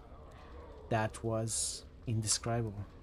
Wisdom increased permanently. That's what we like to see. That's the best that could have happened. Now, I need to check what the different sources of wisdom gain is, because I think there is more. I think there is at least one more interaction that gives me +1 wisdom. I need to do that so I can optimize my stats game, you know. I will probably look it up later, but I probably shouldn't put more points than necessary on wisdom at level ups and instead start putting them on dexterity and strength. But I think I at least need to put like 3 more. There's a tattoo that we can use for +2 and an encounter, I think at least one more encounter that gives +1. We don't want to rely on the tattoo in the long run, but until we get like 25 total stats, we can keep the tattoo on, get 25 once we reach 23. Yeah. Oh, I was about to talk to Dakin now. I'm so sorry, Ash. I'm so sorry. Good luck with the dinner. I'm just starting the Dakin conversation right now, though. Yeah. The man before you is old. His dry yellow skin has the scars of one who has traveled everywhere and never rested long in any one place. His pinched face is inhumanly angular, and his ears sweep out from his skull, tapering to points. He wears a loose-fitting orange tunic, and a strange shimmering blade is strapped across his back. The blade looks to be a 2-pronged glaive, made of some metal whose surface swirls like a film of oil on a pond. Ignore the man. That's all we were gonna talk with Dakan. Ignore the man. Greetings. The man turns to you, his eyes like polished coal. He stares through you, and for a moment you wonder if he might be blind. The weapon suddenly turns a dead, flat back, mirroring the man's eyes. Are you alright? Hail, traveler. His voice is quiet and somber, like a wind whispering through the branches of a great tree. Hail. Your eyes have the weight of one who has traveled far to be in this place. You could say that. The man's gaze does not waver from yours. I am known as Dakan. The emphasis he places on the word known strikes you as odd, yet familiar at the same time. You are not known to me. I do not know myself. That is for the best. In knowing yourself, there would be little in the planes left worth knowing. He falls silent for a moment, still studying you with his black coal eyes. I would know why you have come to this city. I'm looking for answers. I have many questions. Speak your questions, I will hear you. Your features are unfamiliar to me. What are you? A Gitzerai? A Gitzerai? A Gitzerai is one of the people. One of the people? Yes. One of the people? A Gitzerai. Yes, but what are the Gitzerai exactly? Dakan is silent for a moment, then speaks. Our history does not need to be made known to you. We would bleed to death on Time's blade before I recited a fraction of the histories of our people. I don't need to know your histories, but I would know of your people as they are now. Dakan is silent for a moment. Know this and accept it as an answer. We are the people who make our home upon the shifting plane of limbo. With a deft motion, Dakan slips the blade from his back and holds it before him. Wait, see what happens. There we mold the matter of limbo with our minds. We forge cities with our thoughts. As you watch, a series of rippling waves of metal begin to roll forth from the center of the blade. The pitch and crest of the waves match the inflections in Dakon's voice. In this chaos we dwell, with only our knowing to preserve us. We are the Gitzerai. What is that blade you have? It moved, shifted in response to your voice. It's a Karak blade. It's an object that lets others know the rank of the wielder. It's made out of a strange metal. It's almost hypnotic the way it shifts back and forth. Dakon falls silent for a moment, as if searching for the correct words. In your tongue, the closest translation is chaos matter. The people may shape it with their thoughts. Shape it with their thoughts? Karak is not shaped by heat, but by knowing oneself. It's a mirror that reflects the will of the wielder on its surface and its edge. And in its edge. When one knows themselves, the blade is strong, harder and stronger than steel. When one does not know themselves, the blade is as water, formless and weak. Be water, my friends, formless and weak. That's what Bruce Lee said, right?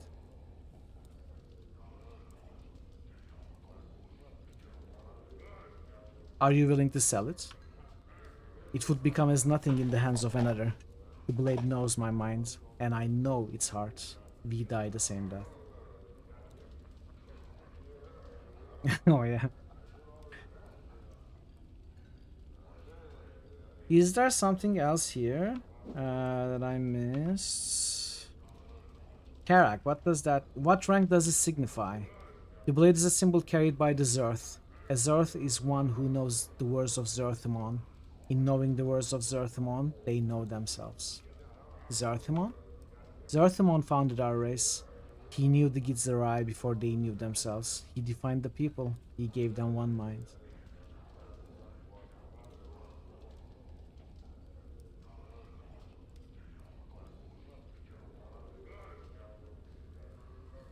Okay, can you tell me about this city?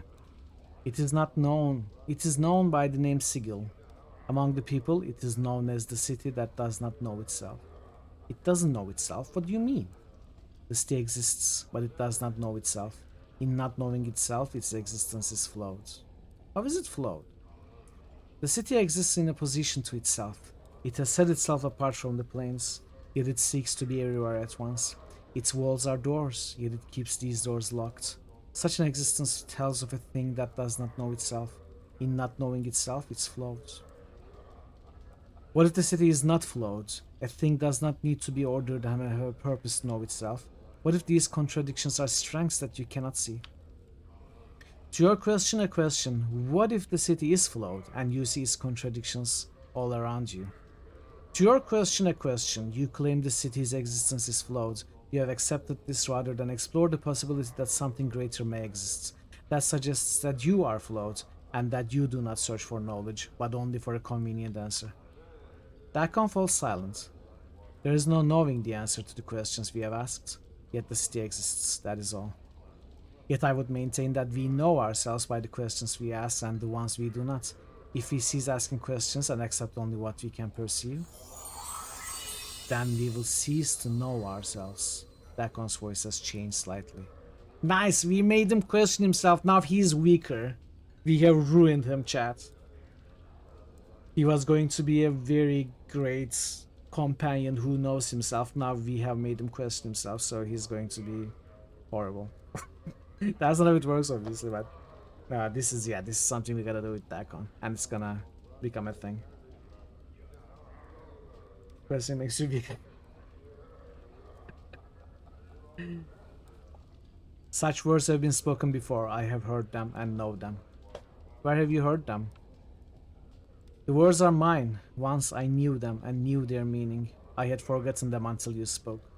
Dakon's gaze travels through you, and his blade stops shimmering, bleeding of all color until it's translucent. There is a moment of silence, then Dakon looks up at you. I would travel your path with you.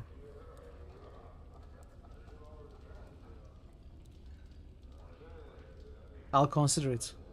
I had some other questions first.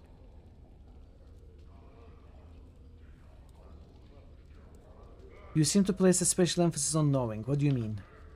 All things, whether structure or flesh, their existence is defined by knowing of themselves. And if a man does not know himself, When a mind does not know itself, it floats. When a mind is float, the man is float. When a man is float, that which he touches is float. That composes. It's said that what a flawed man sees, his hands make broke. Do you know yourself? Dakon falls silent. His cold black eyes take on the same distance that you noticed when you first spoke. I ask again, do you know yourself? But Dakon speaks again. His voice has changed. His words echo like a great stone dropped into a chasm. It looks like he's forcing the words from his chest. It is not my will that you know this. Perhaps I was being too kind phrasing it as a question. Tell me. The words come out of Dakon slowly, as if they are being carried one by one. It has come to pass that I do not know myself. Why? Dakon's voice drops to a whisper like sands. I do not know why. I know that it has happened, but I know not the how, nor the when, nor the how to know myself once more. Do you know Farad, by the way? That one is not known to me. The blade we talked about. There's nothing to be said. Farewell. Halt. The man's voice levels out. This city is not known to you. I would travel your path with you. I accept. An extra blade would be welcome. Your path is mine. Very well. Let's go. Alright, so we got... In enduring, grow strong. We got Dakon, the coolest companion to ever be designed in any RPG, in my opinion. I love Dakon. Fighter mage. I forgot that he was a mage, by the way. I don't know how I forgot that. I hear your words.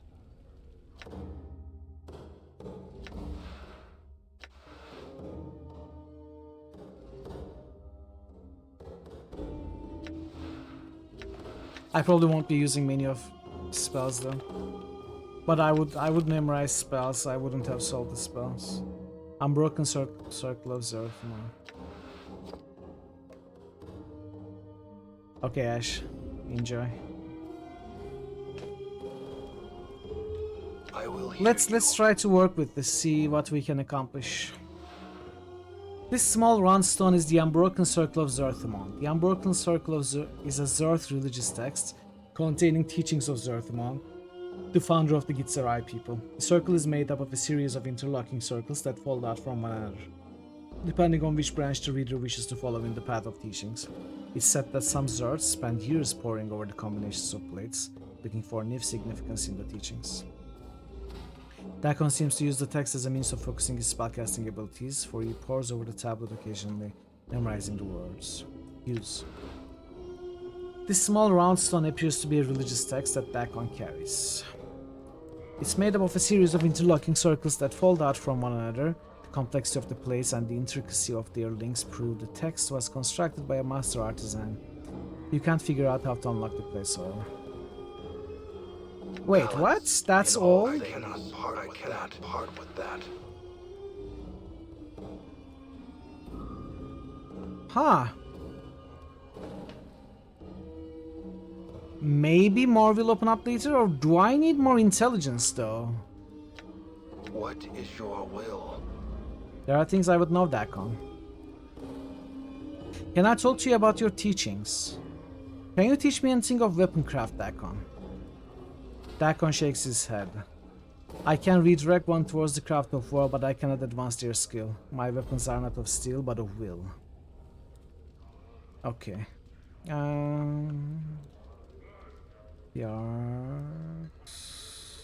Know that I am not a teacher in this, but know that I may serve as a guide. I do not know how humans come to be versed in the art, but when you learn the art, return and ask again.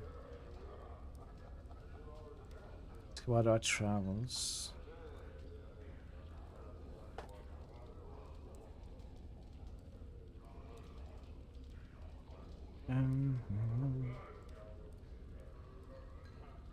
I had some questions about the Gitzerai language.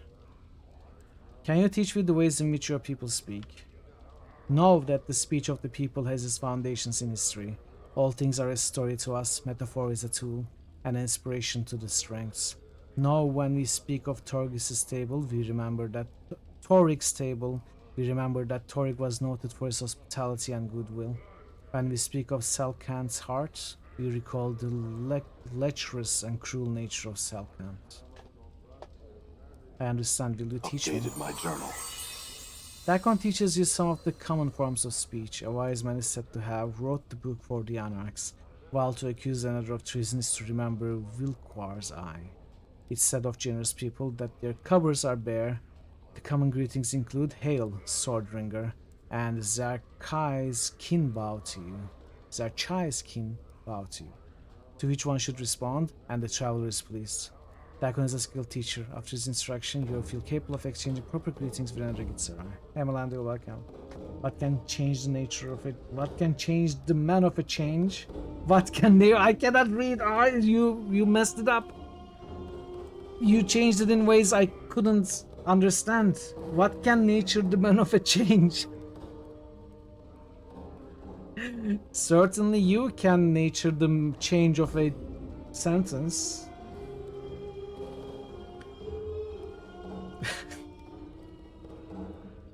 I don't know why it was so difficult for me to figure out what you wrote there. Okay.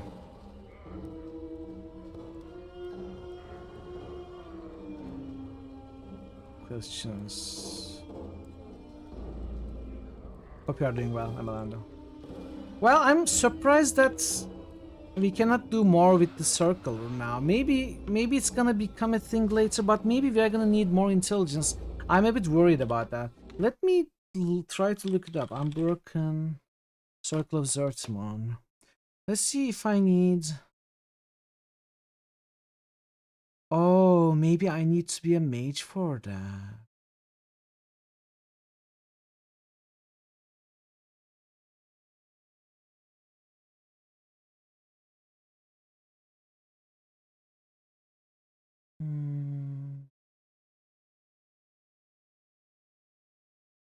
Okay, I need to learn to be a mage. And then I need only wisdom, not intelligence. Okay, that's cool. We don't need intelligence, which is what I was worried about. But we need to learn how to be a mage. That's gonna happen later. That's not gonna happen in the far future. Like, it's gonna happen pretty soon. Okay, cool. Yes. Exactly. Okay, that's cool. You have the Earth Blade, just +1. I shall serve. Okay. All right. Okay. I think we are done here. We can actually go to the mage trainer right now. If I may not remember correctly, by the way. Done. But I think the mage trainer is old Mebeth, which is of course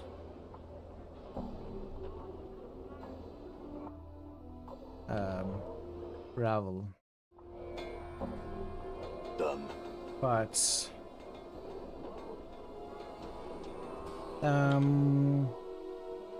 okay, let's go sleep, then go to Ragpicker's Square. It's time we went to Ragpicker's Square. Wait, I can sleep at Old Mebut's, right? Wait, I'm gonna do it properly.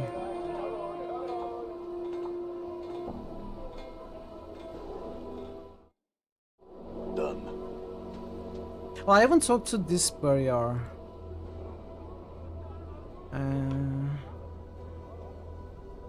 He turns to face you with startling speed, his eyes dark and suspicious of you. His voice is deep and rumbling, not quite human, and heavily accented. What do you want, Two Legs? Wanted to speak with you. I had some questions. He seems to calm down. His hands drops away from his weapon. He still keeps a certain distance from you, however. What do you wish to ask me? Why were you so wary of me? He seems sad for a moment. Is this place a wretched, unclean place? is full of unfriendly, sometimes desperate people. Not the best place for a visiting barrier. 2 legs, he shrugs. I have business here, so and so here I am. Visiting? You do not live here? The barrier shakes his head, laughing. No, no, 2 legs. No barrier could live like this. Where are you from? From the plain of Isgard, 2 legs. They are my home. He smiles in fond recollection as if borne by memory. What sort of business were you here for? Another time, 2 legs. If we ever meet in a happier place, I shall tell you all about it.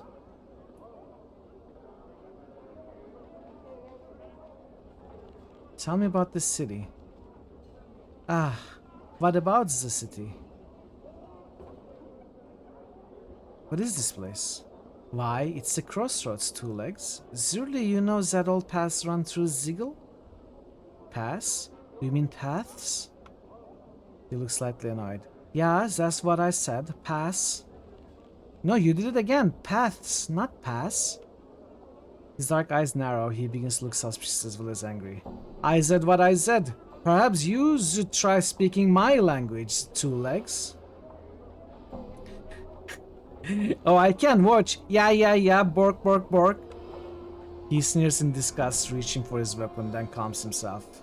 Never cross my paths again, pig dog, or I will kill you. He turns away from you. Well, we were just talking, you know, we were just nicely having a little chat here. I had to go do it again. I had to piss him off. Attack him as he leaves. Looks like death's come for the bill. I'm dead. Feels like I've been through a shredder. He defeated us. I'm gone.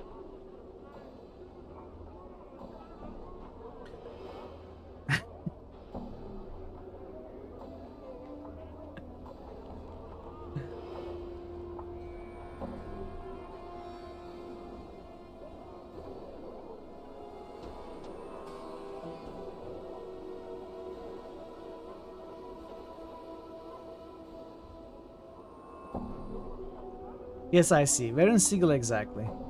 Where? He looks up thoughtfully, tugging at his goat beard. It is in the Outlands, the center of the plains. But since you can reach it from just about anywhere, Zigil's in more places than just that. You see? I think so, yes. What is this place though? Tell me about the slums around us. What is it you wish to know about them exactly? I'm looking for a place to enjoy myself. Yeah, the good stuff. I don't think there's anything to enjoy here, 2 legs. Perhaps you should look elsewhere. In another world. In another world. We will ask the questions here.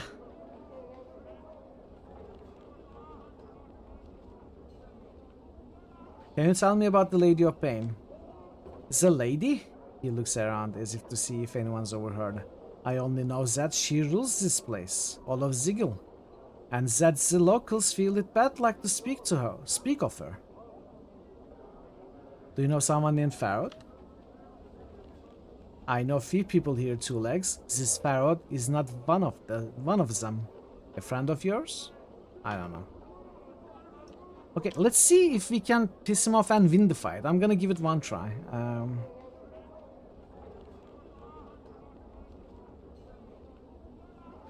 Yeah. Bork, bork, bork. Attack him. Done. What's up? Endure. Yeah? In enduring, grow strong. Stupid yabo. Stupid yabo. Done. Tell him, Mort.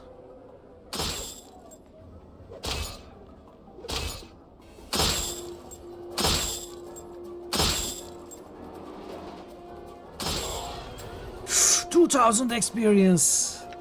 That's so much experience. It was absolutely worth it. Was there any... I don't think there was anything about... I don't think that was even a proper named NPC. He was just called by you know, his race. So I don't think he was, you know, he wasn't in the quest or anything. But 2000 is a lot of experience. Wow. Dakon deals some nice damage, yeah, and March really does some nice tanking. 2000 was so cool. No, I wanted to ask Dakon to help you. One finds your request most intriguing. Trees in the hive, like cities in limbo. They would stand as a testament to the will of the people, not to bow to that which would surround and devour them, to take what has been thrust upon them or left behind and make good of it. I too will care for the trees. Thanks, Dakon. Farewell, Mars for trees. Any change in trees? Yes, friend, there has been. It's so slight you can barely see it, but look, fresh sap from the trunk and a handful of new buds. It's only a matter of time now. I thank you again for giving me hope once more. You're welcome. Are we still evil? Okay, we are still evil. Hey, we're being wise, Chief. Just look natural. Casual. I know there's one more barrier that we might be able to kill. Hold on to your butts.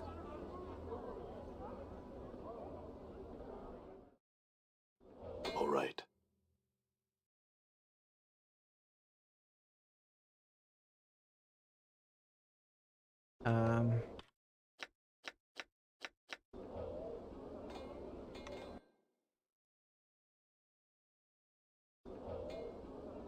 I think it was maybe northwest.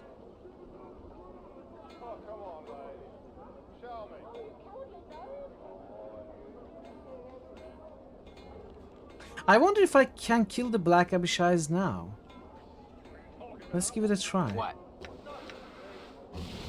These stinkers. Weapon's not doing a damn thing. I'm gone. Wait, you won't be able to damage with that weapon. My weapon is having no effect. My weapon is having no effect.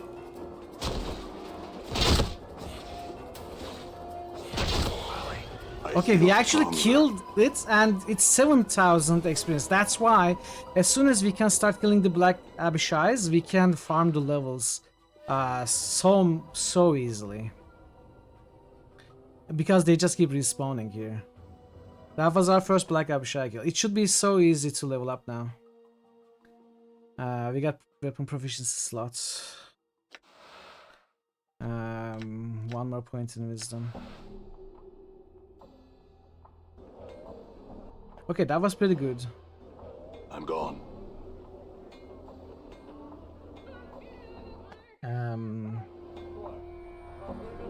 Let's talk to this dude.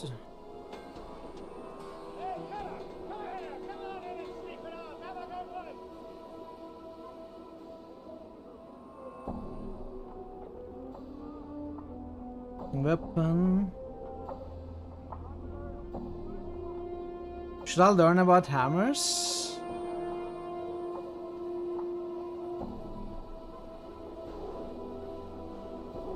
Sure. Updated my journal.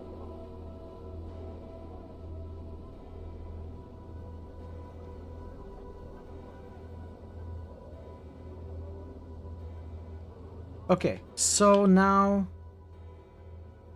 we should have 2 proficiency points with hammers as well. Okay, that's great. Let's try killing this Black Abishai as well. What's up, Chief? Got a face only a sledgehammer could love. An ass. Got a face only a sledgehammer can love. And then we hit him with the sledgehammer we have. My jaw is hanging by Oh no. Oh, we killed him, and pretty easily too. I'm gone. Perfect. This is great. Oh, another. I don't know if we can kill one more without healing Mort, but we can try. What's the word, Chief? Wait, where did it go? All right. What's up? Your face is just begging to be kicked, yeah? Sure, why not? Oh, no. My weapon is having no effect.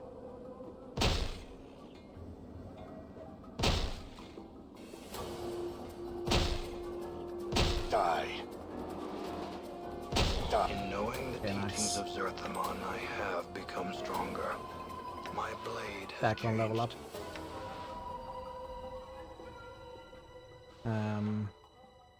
+1 AC. I hear your words. I probably won't be casting many, if any, spells.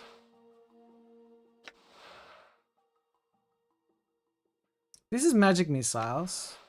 Daikon spells are regular AD&D spells flavored to be, you know, Gitzerai, plus a bit things. Like Reign of Anger is basically magic missile, the others also correspond to other spells, but I don't remember. I need to read them again. Let's see if I can... If I kill this guy... Does anyone else get angry at me? Everyone does. So maybe it's not in our best interest to... The last time. Or, you know what, maybe it's okay to kill all of them. Who cares?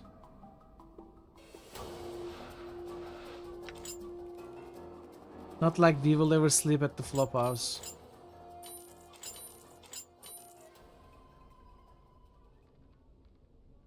You're so mad you're almost boiling, might be the heat. Maybe you're angry at the heat, so you are doubly boiling. Done. Huh? 7k. If you kill one more Black Abishai, Mort will level. As well as Daikon.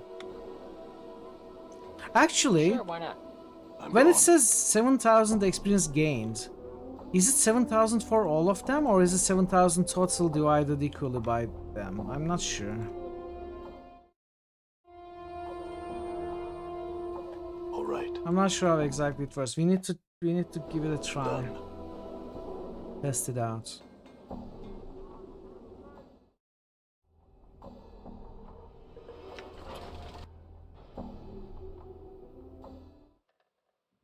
Done.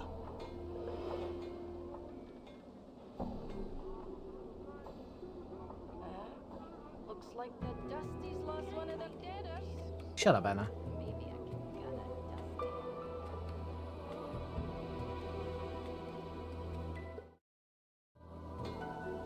I'm gone. Who was this guy?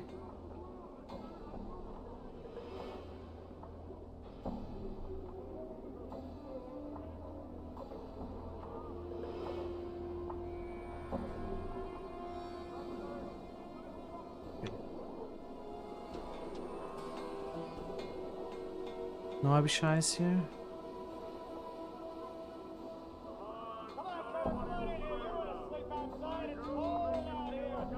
Okay, there's one. So, 27k for Mort, 9k for Daikon. Let's see. Flies wouldn't even rest on your carcass.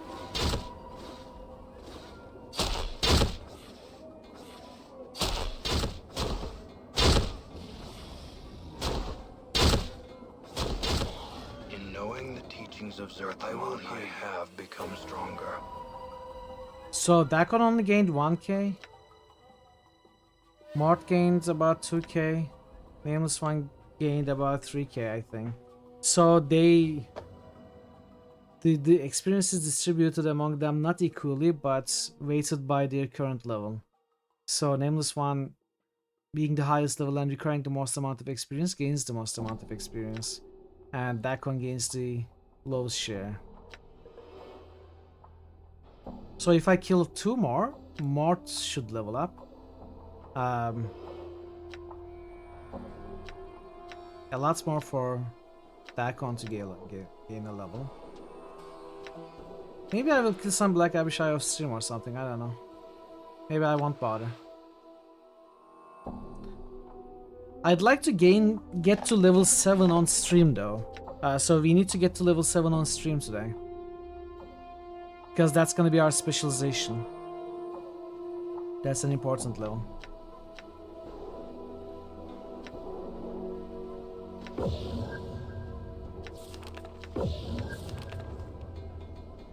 Done.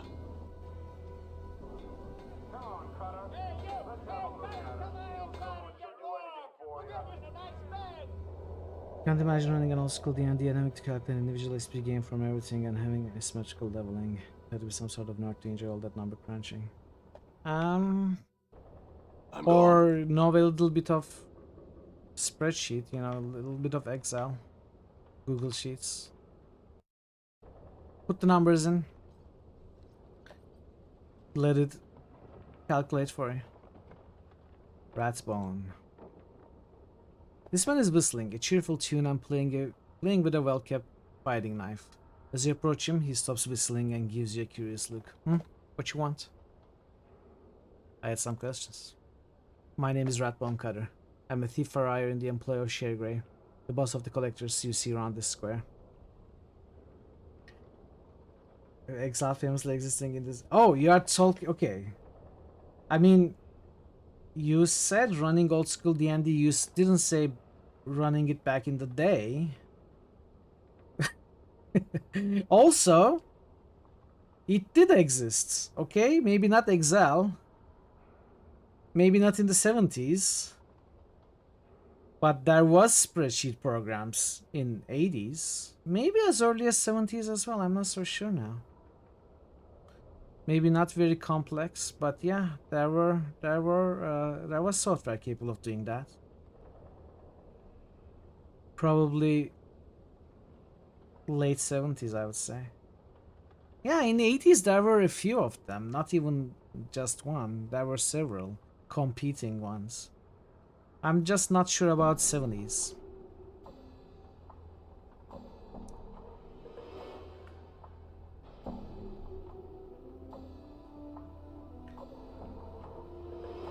You see around this square. He pays me mostly to learn his lads to be real quiet like, and how to fight if they runs into a spot of trouble. That's likely the only questions I'll answer for you, Cutter. Before hire, could you train me? Sure, for a spot of Jing. Been trained before? No, I haven't. That's fine. I'm gonna cuff you now, so dodge it. He suddenly swings his open hand at your head. Dodge the blow. Group of sweating hours in the basement huddled around the CC support seat below. Yeah, exactly. That's how it would work. You know, it's the same nerds who worked with early computers who played Dungeons and Dragons, I'm pretty sure, and kids who probably, you know, it's nerds, pretty much nerds like Richard Garriott, you know, kids who wanted to learn programming and learned programming on their old school computers, and then who went into university learning coding and who made the first Ultima basically in his spare time. As a high school student, you know, that's the era. That's the 70s for you. And they were playing Dungeons and Dragons. So it's pretty accurate. VisiCalc in the late 70s, okay. Learn programming in 80s on your home computer. Yeah. Which is awesome. That's fine, I'm gonna cuff you now, so dodge the blow. You avoid Ratbone's blow. Not bad, Cutter. How about that spot of Jing? 50 commons, and I'll see you trained right up. Sounds good. You know Zigas to stop doing whatever you're doing now, right? You can't be a warrior and whatnot and a thief. Are you alright with that? Yes, I am. Let's get to it then. What I'm gonna learn you here are thieves' 6 best bloods, sneaking about, hiding, picking locks, pockets, finding and removing traps. My favorite, stabbing plucky bugs in the back. Okay, I'm not gonna read all of this. We are not gonna stay thief. I am doing this. I feel stronger. No. More intruders have entered the complex. Tim, I made a mistake, Tim. I made a mistake. I'm gonna have to reload. Oh man. Welcome, Tim. Welcome, Raiders. Good to see you all. And give me a moment. Let me reload from my mistake. And give you a shout out. Now, giving you a shout out is not a mistake. It's well deserved. Hell yeah! Ultima Underworld. It's Ultima Underworld, right? Already in the red. Yes, it is. Hey kiddies, welcome.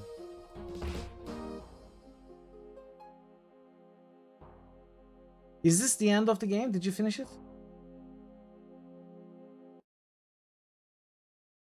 Yeah, I think it's the first one. The cover art at top left looked like the first one. Ultima Underland. How are you, kiddies? Welcome and good to see you. Tim, thank you so much for the raids. Greatly appreciated. Hope you had a great stream. What were you up to today? Let's see. Wing Commander 2, Vengeance of the Kilrathi. Awesome. How are you enjoying that? How are you enjoying that? Wing Commander, the savior of Ultima games. Origin was lucky that they made money, so they could continue to make Ultima. I personally don't really enjoy space sims, but I hope you're enjoying them. You just finished Special Operations 1, only after the final mission about 10 times. Oh, that's that difficult. You do some errands and stuff. Is that in game or do you mean in real life you gotta do? I just played my games now I have to do some errands and stuff. I gotta clean my room. I gotta iron my shirts. I'm not sure what you mean. But yeah, welcome. Thank you so much for the raid. Good to see you. Do check out Tim. Tim plays lots of retro games, and yeah, very cool environment, very friendly. He's a great dude. So yeah, go give him a follow. Check him out. Real life, okay. I wasn't sure, but yeah, good luck with your chores, and I appreciate the raid. And welcome, raiders. I'm Mitral. We do RPGs and points and clicks. We are playing Planescape Torment, my favorite game ever. No exaggeration there.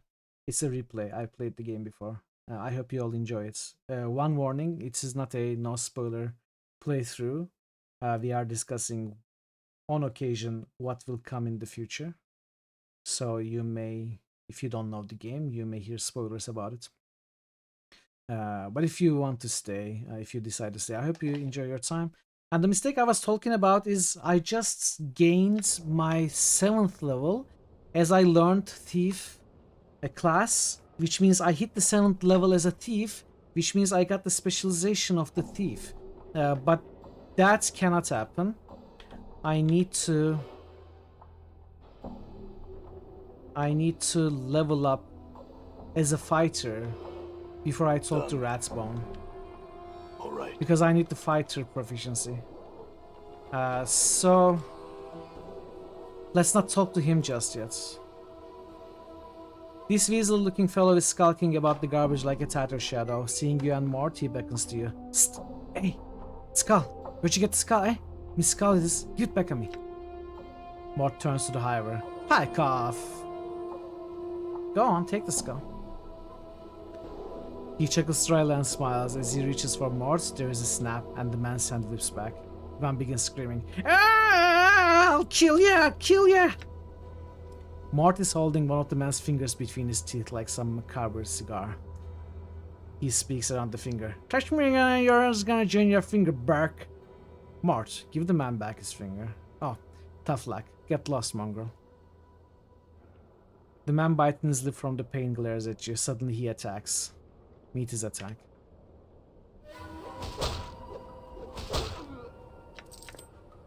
Done. Let me see if there was anything...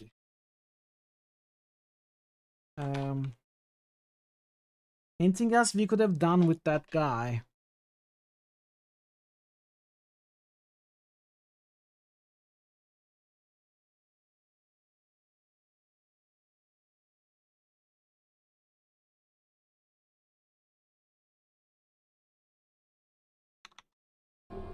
I think there may be a way to gain some more experience out of this. So,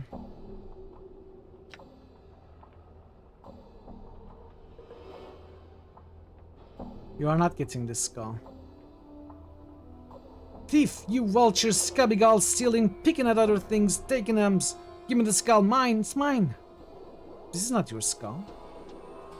You calling me a liar, eh? Skull's mine, mine. He mumbles for a moment, eyes rolling and darting. You the thief, spitting lies, I'll catch you. I wouldn't try it. The man glanced at you, eyes narrow, suddenly attacks. Okay, this is not like... This isn't how we get the experience. How do we get... What kind of dialogue do we need to do? If you can prove to me the skull is yours, then I'll give it to you. Let's see. You're not getting the skull. What proof do you have that this is your skull? He stares at you for a moment like you're adult. It's pike in mind, Tolkien proof, don't know nothing. Gives me the skull back now.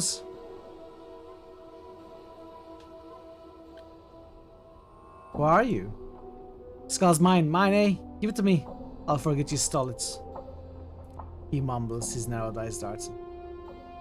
I'll buy the skull from you, fair? His eyes narrow, his lips pulling away from crooked stained teeth in a twisted sneer. Skull a lot of jing. You can pay? Means a lot to me, that skull. Mort spins to face you. Chief, don't give this trash anything. The man hisses angrily at Mort. Is that any way to talk to me, your owner? Mort turns on the man. I wasn't talking to you, arse for brains. When I talk to you, you'll know. When I talk to you, you'll know, cause I'll be grunting and snorting so you can understand what I'm saying. The man turns to you, teeth bared and angrier than ever. Oh, it's gonna cost to settle the matter. Wait, let's see.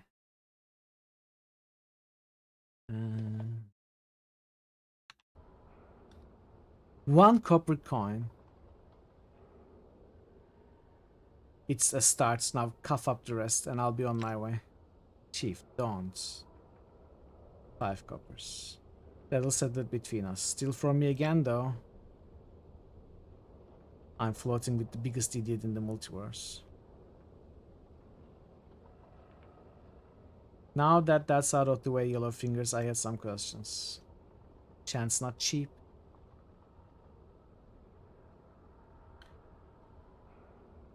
Why are your fingers yellow? Hey, come again? His eyes narrow to slits. He peers at you sideways through them. Your fingers, they are yellow. Why? A little something I picked up from a corpse. A little corpse rot, to hear tells. Don't mind it. Jinkford chant. Remember? Jink Jink? Hand him a couple of coins. Chance not cheap. You deaf? Listen when I talks to you. Throw him 5 coppers. I just want to see how we get the experience. I don't want to pay this guy anything. I'd rather do the first dialogue with it, you know? Tell me about Mebeth. Filthy, sword-ridden witch. He spits and makes a half circle over his heart. Pox beyond that Mongol cron. May 100 diseases rot her innards. You want to spit at her. She's got her rat nest in a hot of its square.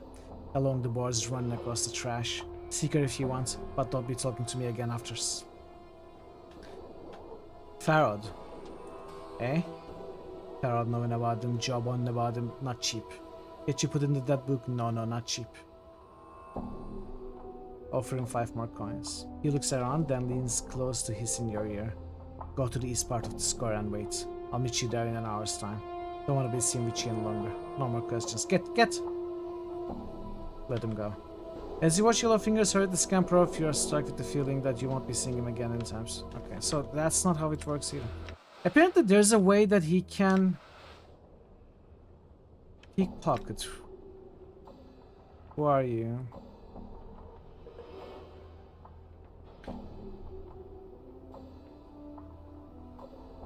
Oh, yeah, okay, that's how it works. That's how it works. I'm gone. So let's... You are not getting this skull. Just forget you ever saw it. You suddenly notice that Yellow Fingers is standing too close to you and that his hand darts out, as if trying to pluck your purse. Observe the attempt carefully. You watch closely as Yellow Fingers' dead fingers slide into your coin purse and out again, probably with several coins in their grasp. Despite the quickness of it all, there was a certain familiarity to it, and you are certain you could do the same with a bit of practice. Grab his hand. He leaps backwards and begins to flee.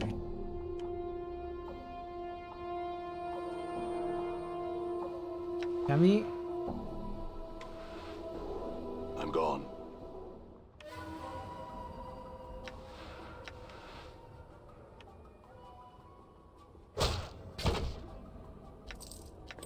Okay. All right. Yeah, we ended up killing him. All right. There was one more pickpocket. I probably should have observed his technique as well. If it gives experience, I didn't know. As you approach the hooded brown roadman, you notice that he is mumbling to himself softly, occasionally nodding. Greetings. Someone comes to speaks to Nod. Speaks to Nod, aye. He suddenly breaks into a fit of hacking coughs, then nods to himself. What are you doing? Nothing. Except looking for debtors, nothing else. He sniffs, then gives another hacking cough. He mumbles for a moment, then speaks again. Nothing else. Need the jink. Jink jink. Why are you looking for corpses? He starts nodding without really looking at you. Hold them to the black place, the mortuary. He tilts his head back and forth, then nods again. There, the dusties. They haggles and gives jink. They takes the dead in. They do I, and not don't talks to him till the next body. He sniffs, swiping at his nose with the back of his hand. I had some questions. What? Jink. You want to know something? Jink. Aye, jink jink. You'll get nothing and you'll answer my questions. He starts shaking his head, then mumbles to himself. He appears frightened, unsure of what to do. Tell me about Mebeth. Midwife, cures and charms. She helped with the wee ones, nice. He wrinkles his nose. Her place upon the platforms. Smell bad. Do you know of a man named Farod? He looks frightened and starts to shake his head. Farod, Farod, Farod. He scratches at his head. What? What about him? He frowns, then shakes his head, as if he's not sure he should be speaking to you. Do you know where I can find him? He shakes his head, then mumbles, then glances quickly at you, then begins to murmur again to himself. It sounds like he's uttering a prayer against evil. Nah, nah, not here, in square. He frowns as if unsure how to explain it. But not in the square. He shakes his head again, then coughs. Tell me about this area. The square, Ragpicker's Square, trash everywhere, aye? Sharegrave Square. He mumbles to himself for a moment. Sharegrave. Sharegrave's shadow long, falls over Nod, it does, aye. Nod gives some of his jink to Sharegrave. Sharegrave tells others in his shadow, watches out for Nod, aye. He sniffs, nodding slow. Collectors. Me? Me? He seems unsure for a moment, then nods assent. Me. Scoops up debtors, take the dusties. Dusties pay, jink for dead. Dead to their right place. Dead happy. Dusty's happy. Not happy, aye. With Nod's shiny jink. That's all I wish to know. Eh? Eh? He shakes his head, coughs, then resumes his nodding. You'd ask a Nod, aye? Nod ask a question for you, aye? Go ahead, ask her question. Nod has a sister, aye. Amarise. Amarise lives in the hive, away from here, away from the square. So long, long ago, Nod was separated from his sister, taken away. You've been separated from her and you'd like me to find her? Updated my journal. You don't know her? He shakes his head sadly for a moment, chewing his lower lip. If he sees her, if he does, tell her not. Her brother worries about her. Aye, he does, he worries. Why don't you go find her? No! Nod covers his head with his arms, mumbling to himself. Nod can't speak right no more. He can't, nay, and he smells and corpses and the dirt at the square, Ragpicker's Square. No! The outburst sends him into a fit of hacking coughs. What happened to you, Nod? Nod sniffs, looking at the ground quietly. Finally, he begins nodding to himself, speaking softly. Nod was young, aye. He was, and he started hearing voices. Tell him not do this, do that. Bad things, bad, like chewing on Nod's fingers. He holds his hand to his face, and you can see old bite scars beneath the caked-on filth. Go on. So Nod's parents takes him away, they does, puts him in a dark place. A winged tower, where they pokes needles and hooks in Nod's head. Voices stop, aye, they do, but Nod can't think right. Can't talks right. Nod escapes the place, he does, wakes up in the highway. Where is this winged tower? Dunno, bad place, bad. He shakes his head violently, clutching at his temples, before resuming his usual nodding. Go on with your story. Nod wakes up, there's Collector's eye. Collector's poking at Nod, saying, Look, not a deader, deader is not. Takes him back, takes him. And they takes Nod's back. They does, back to the square, so long years ago. I'll find your sister for a price. He shakes his head, coughing. Nod has nothing, nothing. So little to give. Anything will suffice.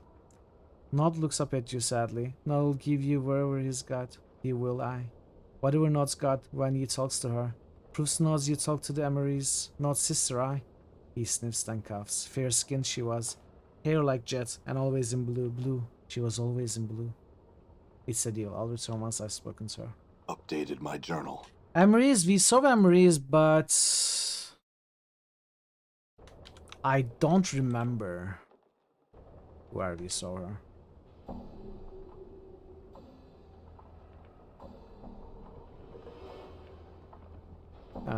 We can find her. I think it was in Southeast.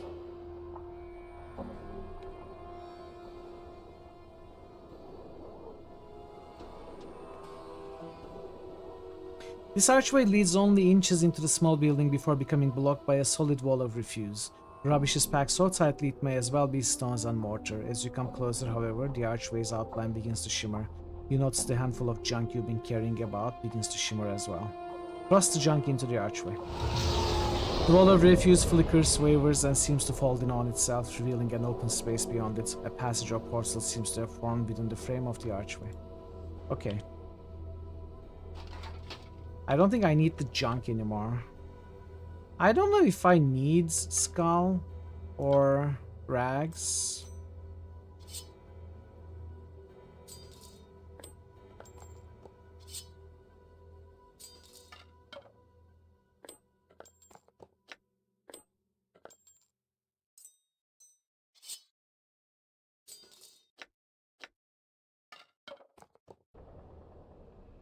I may not. I will probably look it up. Let's find Ameris.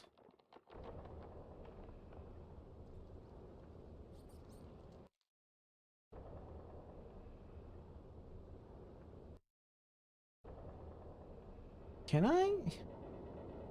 No, okay.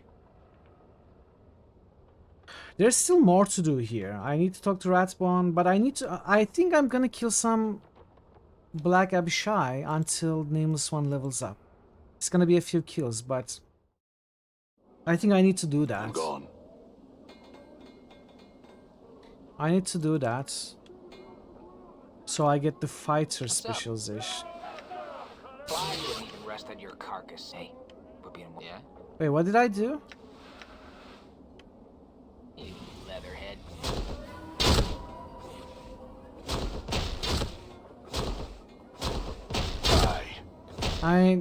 Hopefully it won't take too long. Done. I'm hoping.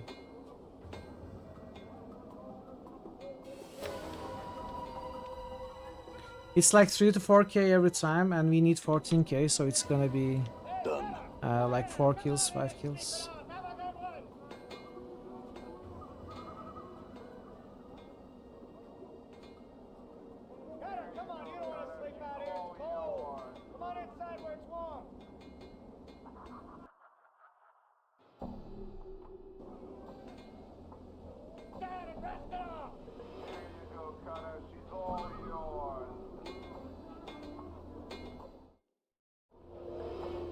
I'm gone.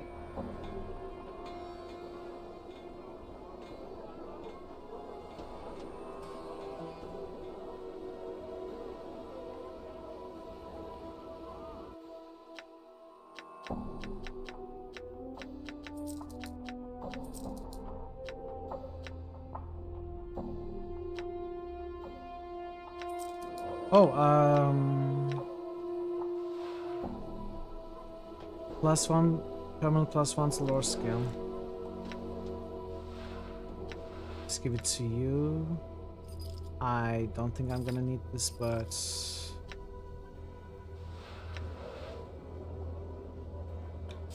I'm not doing anything with this.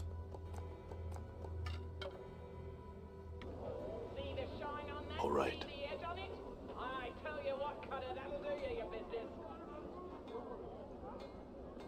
Oh, I forgot something important, by the way. Okay, let's do that. I can't believe I forgot it. Huh? I haven't gone into the tattoo parlor. Your sheer ugliness stabs pain into my eyes. Damn. Looks like my skills have increased. All right. Let's find the Marys and go into the tattoo parlor. Chances are, with the things we do there, oh my, yes. you probably won't level up, but get closer to leveling up. Hey, Panzer, welcome. Deja vu? Yes, yes. A replay. How are you doing, Panzer? Good to see you. Still bumping and grinding. Sign me up. What?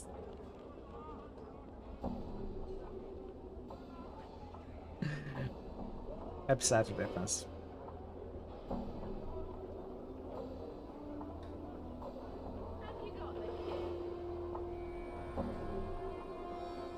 Is there another Black Abishai around? Before I go into... Yes. Let's see. What? We all come from Mitral. These stinkers. My jaw is hanging on by a thread. Would you give me a hand here? My jaw is hanging on. What's okay? Done. 52k. Done. Let's go to the tattoo parlor. I can't believe I forgot this.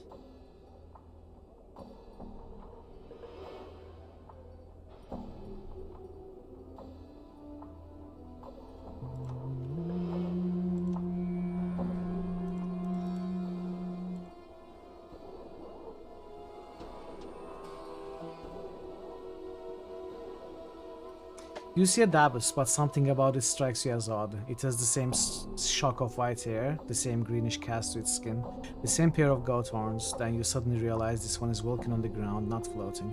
For some reason, that makes you uneasy. I had some questions for you. Who are you? As you're about to ask, you suddenly realize you already know the Dabus's name. His name is Fal. As if in response, the Dabus inclines his head slightly, and the lone symbol appears above his head. It's blurry at first, then resolves into a white oval with a black lightning bolt through it. I feel like I know you, Fal.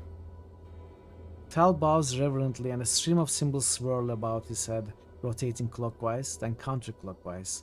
It takes you a moment to translate. This is the first time and not the first time you have come to this place. Do you know who I am? Another series of symbols materialize quickly and sharply into focus above Fal's head. The translation comes to you just as quickly and sharply as the symbols themselves, and as if you have translated the exact same string many times before. Yes, but I am not permitted to tell your story. Why not? Updated my journal. For a moment there is no response from Fal, then a stream of rebuses appear, as if trickling out of Fal's mind. My apologies, I cannot change the nature of a man. You cannot explain why, but the last sentence sends a crawling sensation through your skull. Nature of a man? What does that mean? The symbols that appear above Fal's almost mirror the previous stream. My apologies, I cannot say. I had some other questions for you. What is this place? A slow train of symbols materialize around Fal's head. The symbols take several moments to resolve, starting with simple lines, then fleshing themselves out into breathtaking colors. This is where I tattoo color and life upon flesh and bone. Can I see what tattoos you have? Yeah, we are gonna take a look at this, but let's finish the dialogue first. I had some other questions for you. I feel like I know you. We did that. What are those frames in the back room, Fal? A caravan train of symbols slowly materialize around Fal one by one. It's my gallery. Your discarded skins are my canvas. I admire you. I am saddened for you. Saddened for me? Why? Another caravan of symbols forms around Fal, this time forming a circle. The mark of torment lies upon your flesh. Tragedies and loss have built themselves upon it, like stones upon foundation. You have endured great pain. What do you mean? A long string of rebuses appear above Fal's head, then surrounds his arms like manacles. I admire you because you have never surrendered to the weight of these losses, despite the fact their chain hangs on you still. These losses blanket this life and all of your past ones. You shed lives like a molting serpent. You're exploring the infinite paths of life. Tell me more. Take with you this warning. Each of your lives casts a shadow on existence. You must travel to a place where these shadows have gone mad and regrets have scarred the earth. Is there anything else you can tell me? Do not sign anything. Very well. Do you feel complete? I don't. In fact, ever since I woke up in the mortuary, I feel like something's missing. Something inside.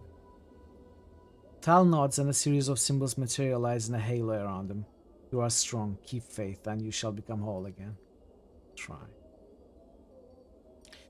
You say you met me before Fel. Do you know how I died? Shadows. Shadows? Many shadows. They streamed from the darkness, swarmed you, then left you to die. Why? I do not know. Can you tell me anything about these tattoos on my body? I know them. None are by my hands. Can you tell me about some of them? The ones upon your back were scribed with a careful hand and are directions for a mind that forgets itself. The symbol that lies upon your left shoulder is the mark of torment. Torment? The symbol sharpens, gaining edges that are almost painful to your eyes. It is torment. It is that which draws all tormented souls to you. Fel nods at your left arm, at your shoulder. The flesh knows it suffers even when the mind has forgotten, so you wear the rune always.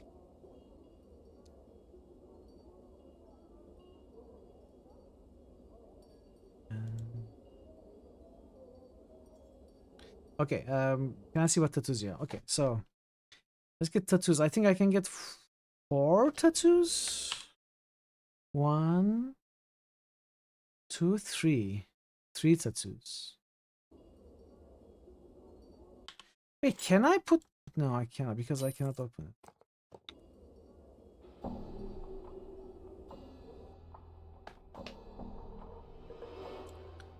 Greater warding is +2 AC fighters. Greater enduring +9 basic points fighters. Greater presence +2 charisma. Greater health +2 constitution. Greater action +2 dexterity. Only by thieves though. But +1 dexterity is not only by thieves. Soul is +2 to wisdom. I'm gonna have to buy this temporarily until I reach 25. Revelation +2 intelligence is only for mages. Greater mind +2 strength is gonna be the second one I get.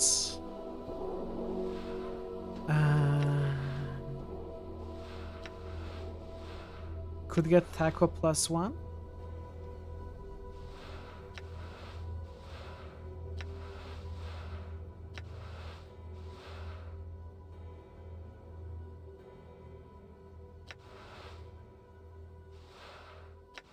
Or get bloodletting for +1 damage with all attacks.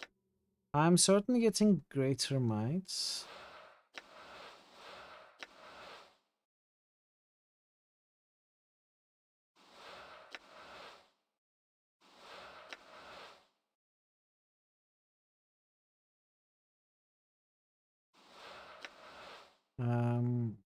Soul. And either +1 dexterity or +2 constitution. Or actually, you know what? Let's get +2 to armor class. That's probably the most valuable.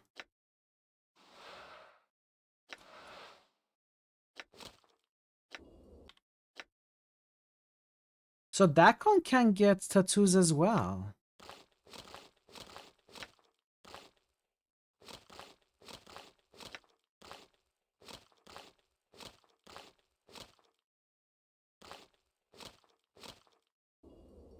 Endure. For Dakon, I'm probably gonna get Constitution, Strength. Do I have money?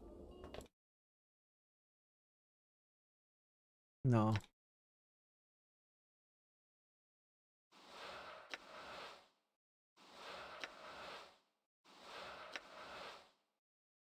Constitution.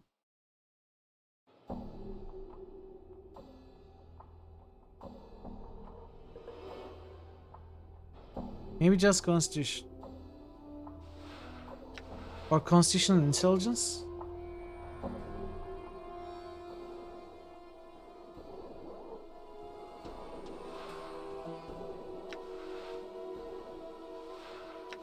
Constitution and hit points.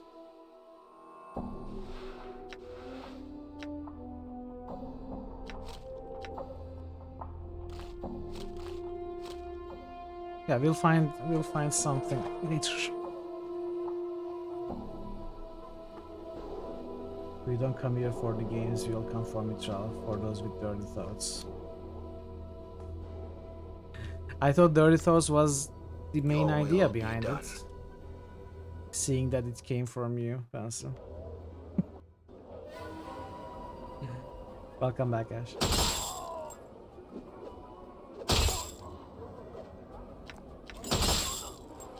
Okay, we still got a level up. All right. So for that we need to rest. Okay, we are gonna grind some Black Abishai.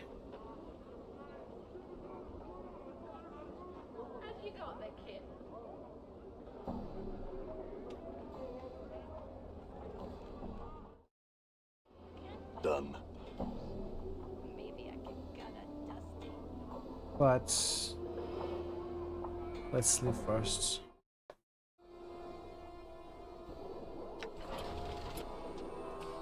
Done. I slept for 2 days so that Mort can heal. Okay, so we need to kill like how many? 4. Done. 3 or 4. Black Abishai. Probably 4. Your sound card works perfectly. Thank you for the follow. Welcome to the channel. Hope you're enjoying the stream.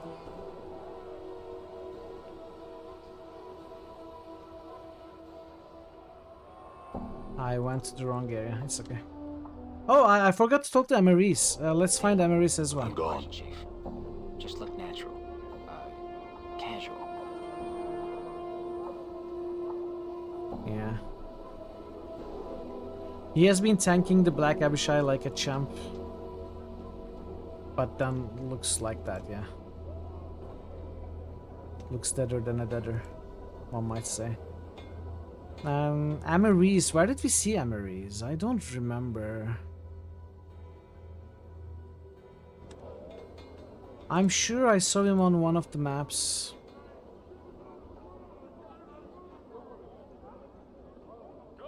Amaris.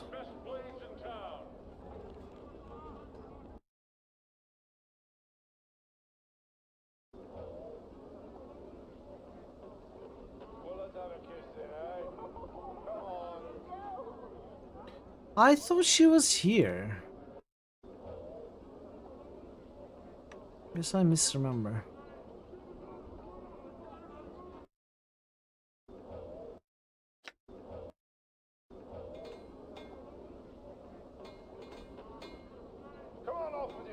You are like you? That's a good thing. Okay, Black Option.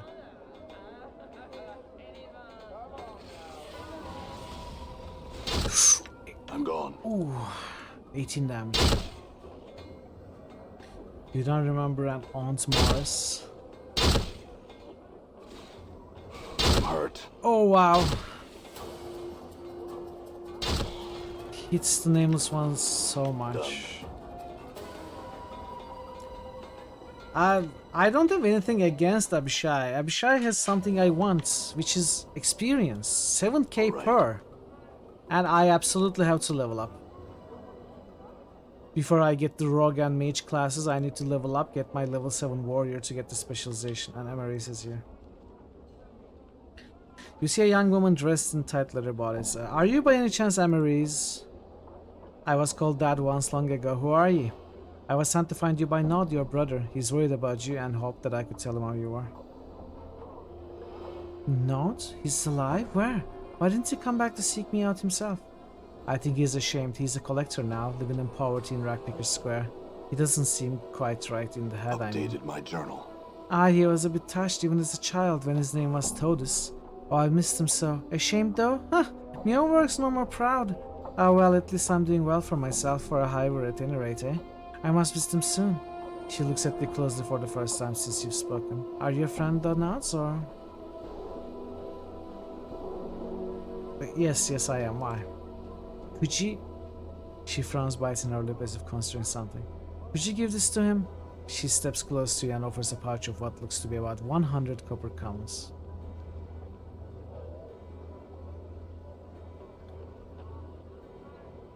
Do we steal this money? We are evil after all.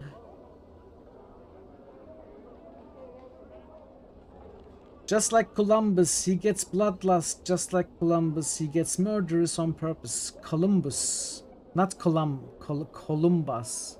Columbus. Just like Columbus, he gets the bloodless. It's like Columbus gets murderous on purpose. I don't know. Is there supposed to be rhyme there? Columbus, murderous, purpose, bloodless, bloodlusts. I feel like there's supposed to be rhyme there, but I'm not reading it correctly.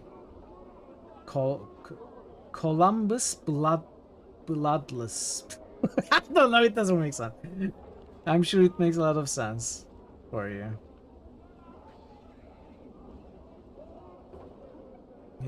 They shouldn't be wearing all that XP in a bad neighborhood. Just true. He doesn't know about it, he won't miss it. I suppose so, yeah. I will watch that later, Prince. Yes, I'll get it to him. I'm sorry, Katja, but could I get you to swear it to me? A lot of copper it is for me, at least. Yes, I'll swear I'll get it to him. Updated my journal. Oh, thank you. Go speak to Nod for me and tell him how much I worry about him, sir. I will, farewell. You know what? We may be evil, but I feel a little bad about Nod. And I'm sure Nameless One also feels a little bad about. Also, I'm going to make the most cop-out excuse of all time. We will say that our character is chaotic, right? So once in a while he thinks maybe doing something good for someone he feels I'm hurt. Pity for is something that he does, you know? He's chaotic, he's a bit mad, he's crazy. He sometimes becomes the helpful person. Boo! Shame! Shame! To be fair to Jer brought up this resurrection with the proposal of being pure evil. So this cop-out answer does not fit the pure evil way of playing, role-playing.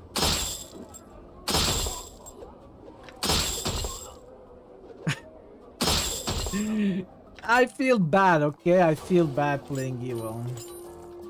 It sucks. I lied. I'm a liar. I lied. Wow. Alright. I hit these urges. Made a mistake. I lied. I'm a liar. Chat is bullying, yes. Chat always bullies me. I don't know what I did to deserve this. All I'm trying is to entertain you, and all I get in return is this. I want chat is my pain and suffering. All I get in return I too love butts. is being unappreciated. Streamer made a mistake.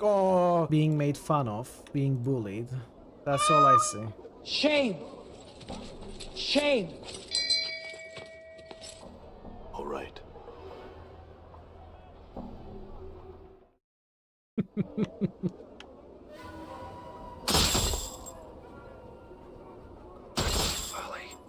All right. I hit these urges. I want to kill. I want blood.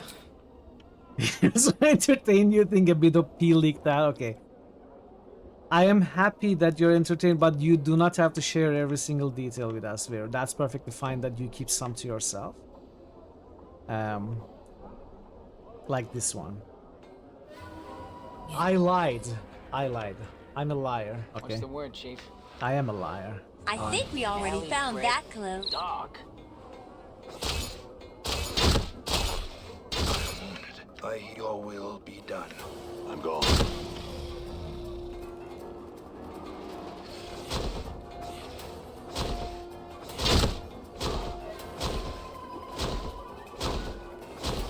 All right.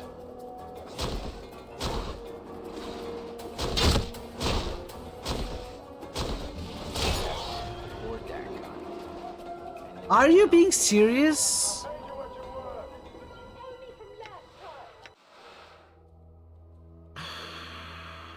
Father!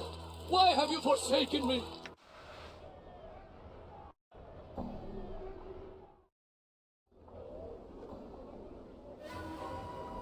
That was pretty careless. Die. Done. Damn you!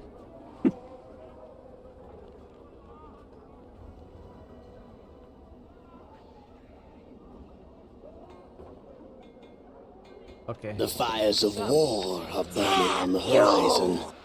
Even 50 swigs of brandy wouldn't make you look good. You see that? No. Why aren't you I shall serve. focusing on Mars?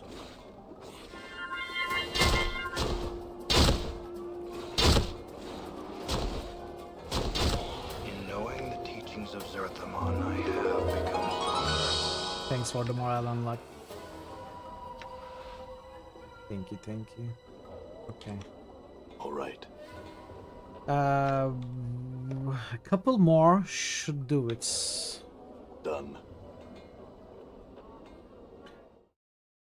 Let's go to Nod in the meanwhile.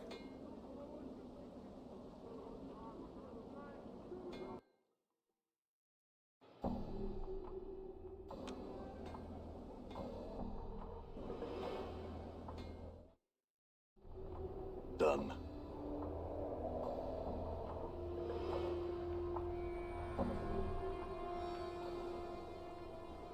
I spoke to your sister Amaris. Proofs to Nod. She told me you were once called Thodas. He did? Not so happy he is. He reaches beneath his robes and pulls out a greasy wad of rags. He unwraps them and hands their contents. 11 copper commons to you. All Nod has, that is. How's Nod's sister? Tell him of Amaris. Tell Nod, please. His excitement sets off a long series of hacking cuffs. When you finally speak again, he asks, is Nod's sister still pretty? So pretty?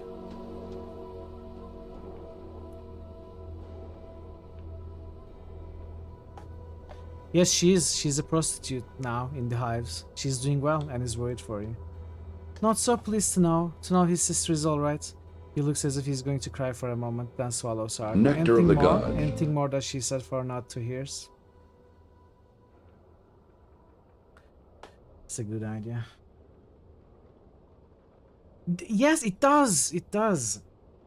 It looks a lot like Sanitarium for sure.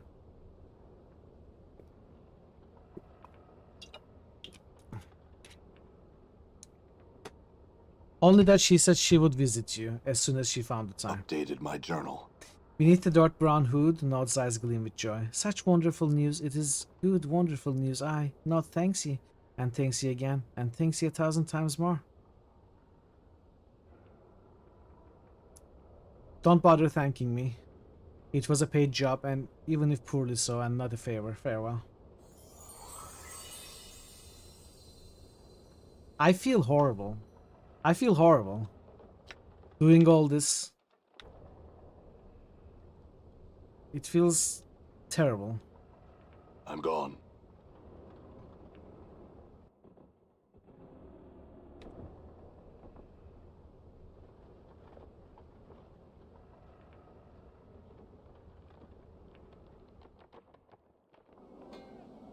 I'm gone. I haven't had this much fun since, the last time.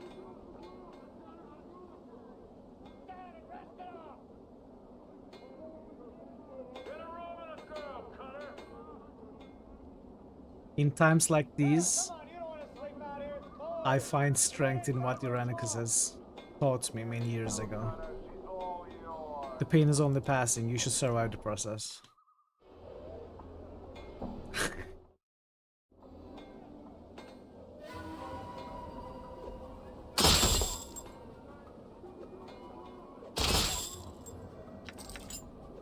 I'm hurt. I'm gone. Let's go.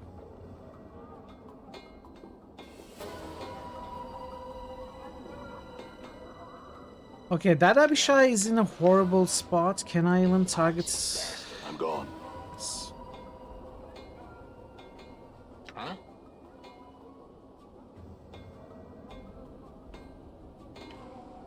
I shall serve. Damn.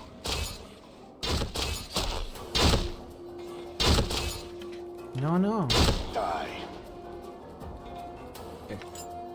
All right. Quite like getting into the head of a person can justify their nasty behavior. It helps you better understand them, which is useful to defend yourself and to create more compassion for them. You can never do this stuff in real life. Yeah. Absolutely. Absolutely. Always killing? Well, you wanted me to play evil. I'm playing evil. To be fair, I also kill the Black Abishai as any good character. It's just too much experience to pass by frivolous concepts like alignments, or rather 4. Here you are at last.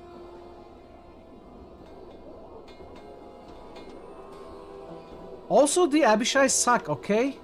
They are horrible. They always try to recruit innocent people into their blood war. They are fiends.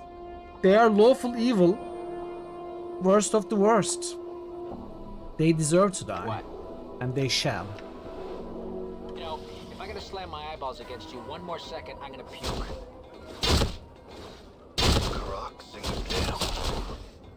I feel stronger. Alright, we leveled up.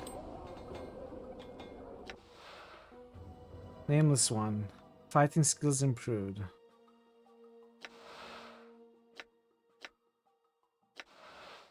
Oh, I should have 25 wisdom. And +1 strength for fighter specialization at level 7.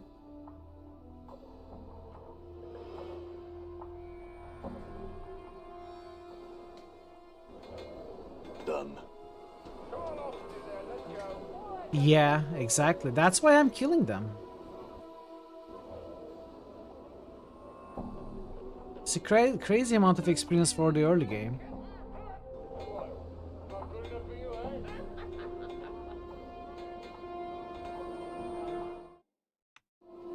I'm gone.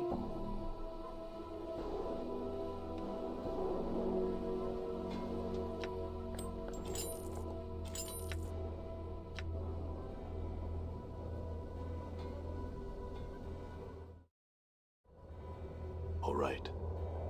Trivial characters in the end over the years, one as a wizard who was basically just trapped in this mega dungeon, so forced to cooperate with the good players to escape. He planned to betray the party at the end and tried to kill them all. You were pretty depleted, so your character wisely chose to stay his wrath. Ah. All the plans you made for so many sessions ruined because you were out of spell slots. Okay, let's do this again.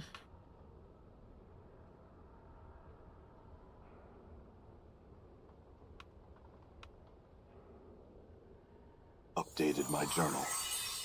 I feel stronger. Oh, maybe I misunderstood that. Maybe I wasn't getting to level 7 as a thief. Huh.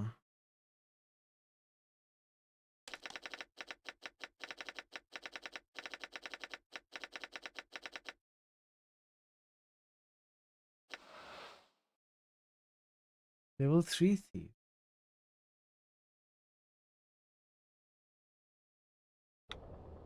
Okay, now I can switch back to fighter talking to Dakan.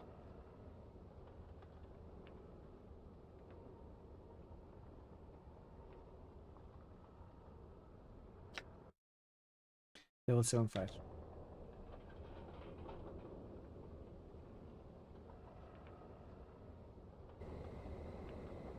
It did feel bad to mean insult people like Pumps, yeah. No. It does. It does feel bad. Done.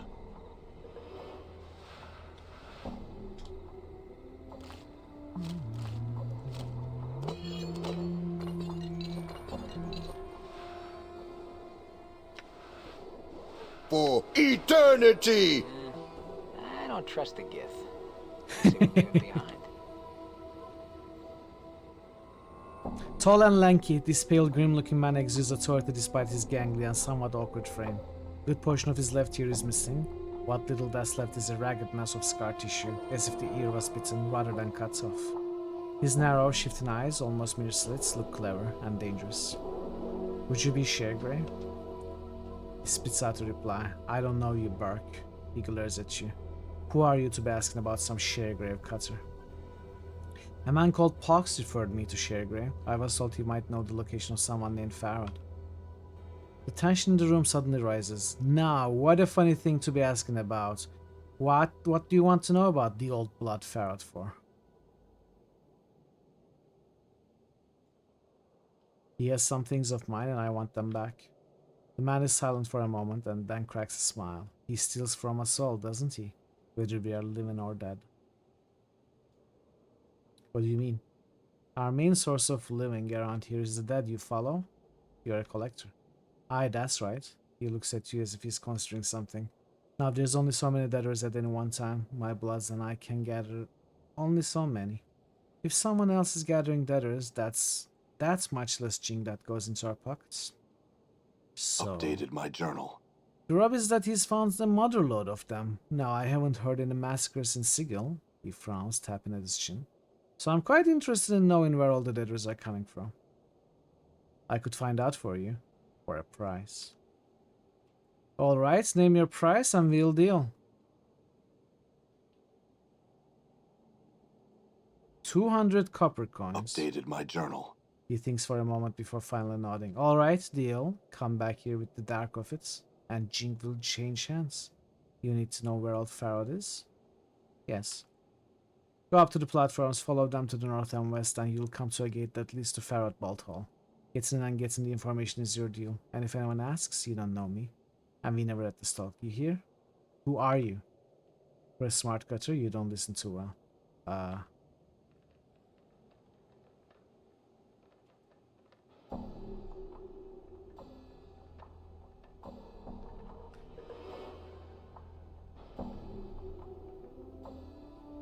I think the most important thing for a D&D group is that the group should want to stick together.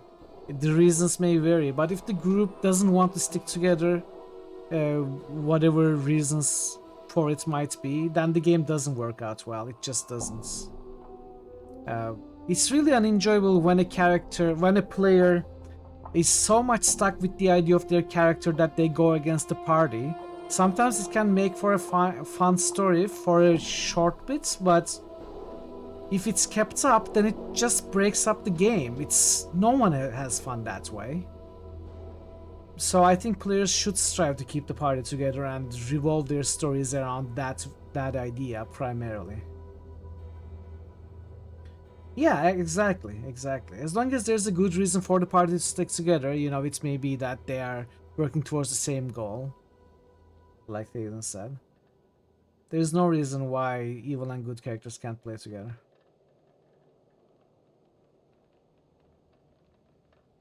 Yeah.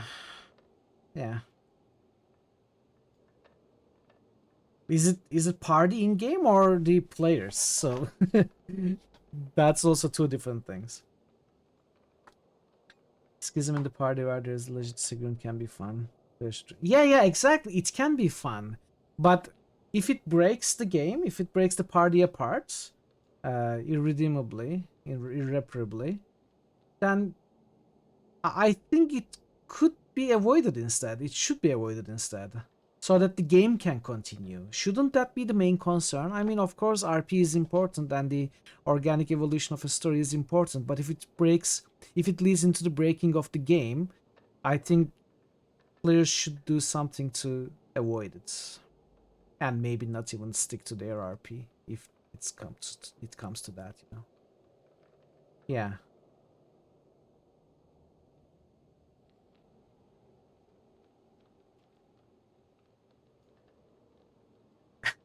What wants to save the orphans? Evil character wants to. Yeah, exactly.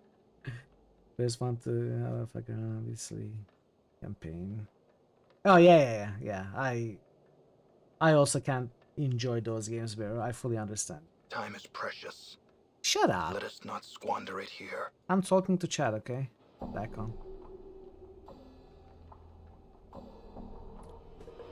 Anyway. All right. Let's lie to him. Farrod's simply lucky in finding dead bodies. That's it. I don't believe you. Where would they all come from? From another plane? He thinks about it, tugging at what's left of his earlobe. Mayhap. But what plane? From the killing fields of the Grey Waste, perhaps? Updated my journal. He looks at you doubtfully. Here's your jink perk. I'll get out of here before I get bothered and sell my... Okay, we must have really impossible amounts of convincing way of talking, because he told us to find out what Farrod was doing. We didn't even leave his room, and we came up with an answer that we made up, and he believed us. I have some questions. That's so, how interesting. Bloods, kill this man. Meet their attack. Let's kill him. Die.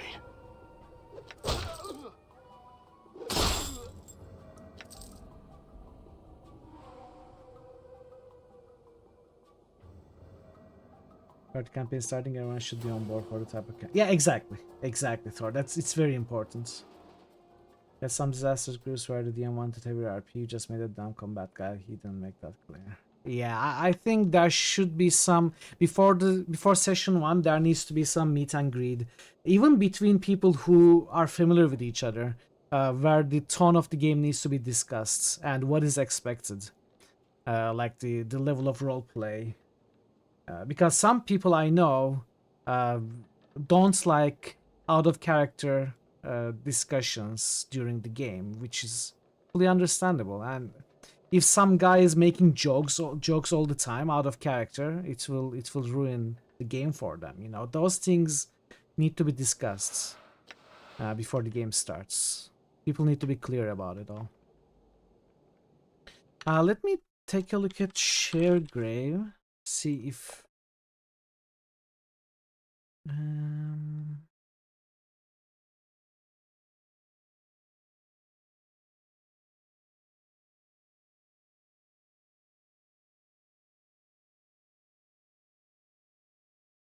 okay. All right, so this was all we could have gotten out of Share Grave, and we did. So that's cool. 750 experience, 300 gold. I'm gone. Mammoth time.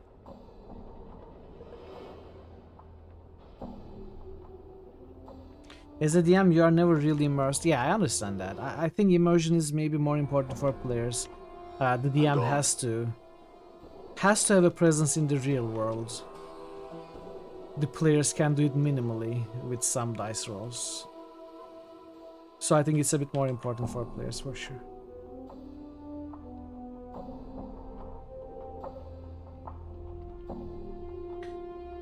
You felt obligated to politely ask them to please keep the most lucky roll into the game. They quit and game collapsed immediately.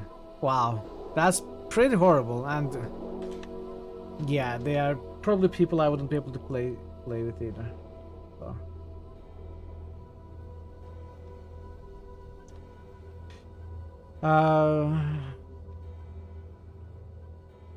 Okay, let's rest first. Then let's shop.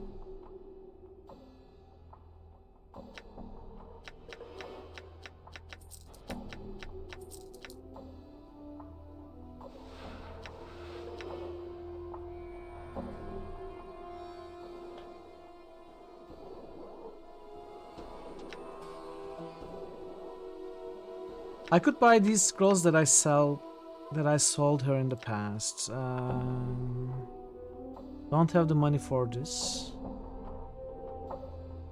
I can easily make money. Just don't have it yet.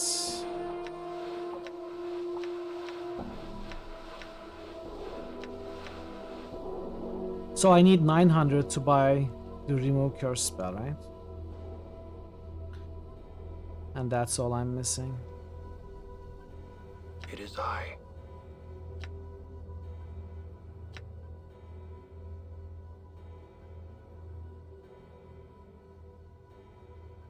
Still waiting for Thor to DM an online game. You could do that after your... Oh, that's awesome. I don't think I can join to play, but I would love to watch and listen. I wish I could commit to regularly playing, but I don't think I can. Play chaotic evil streamer. As you should, Ash, as you should.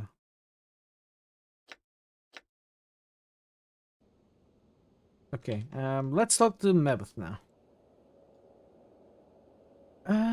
Yes, I had some questions for you. Are you a witch, Mebeth? Mebeth scrutinizes you. I say no as to what I am and isn't, but what should be wanting to know so full bad for that you hound an old woman? Barking and sniffing for a juicy bit of gossip? I want to learn about magic, could you teach me? Pah, I'm no teacher, no schoolmistress all set up to teach like them in the big fest hall. There's others somewhere, I'm sure, that'll spill the dark of it. You'd be wasting your time with all Mebeth, so you would. I don't agree. I think you'd have a lot to teach. Oh, I? Why do you want to learn such things? Because I may need it to solve the mystery of who I am? Oh, because I need power. Ha! An ill desire for the ladder of the art will always remind you that there's another rung just above you.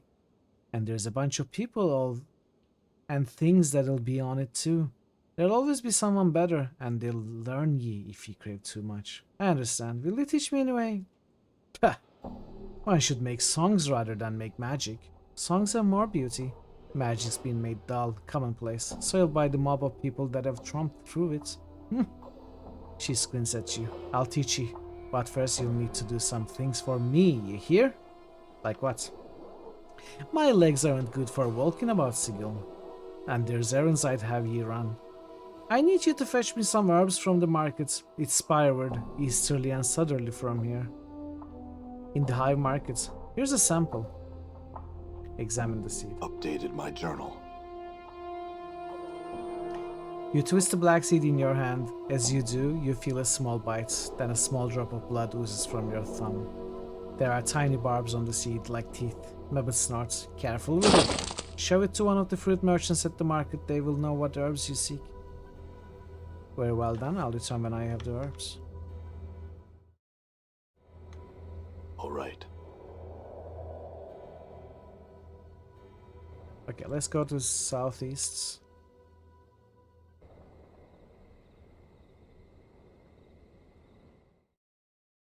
I'm gone.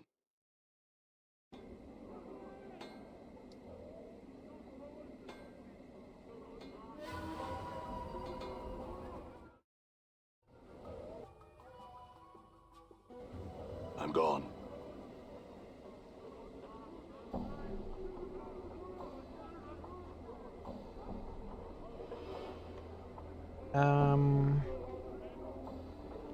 Jellied Hydra eyeballs in Afric. Give it a try. It's delicious.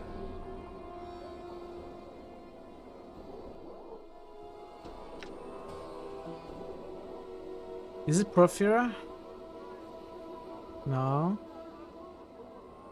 This dude? No. Dope.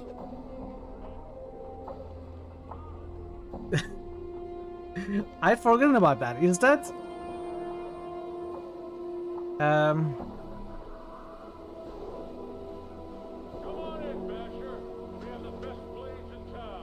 I forgot his name. You need to host Mitral Khan in Istanbul. Put us all up in your living room.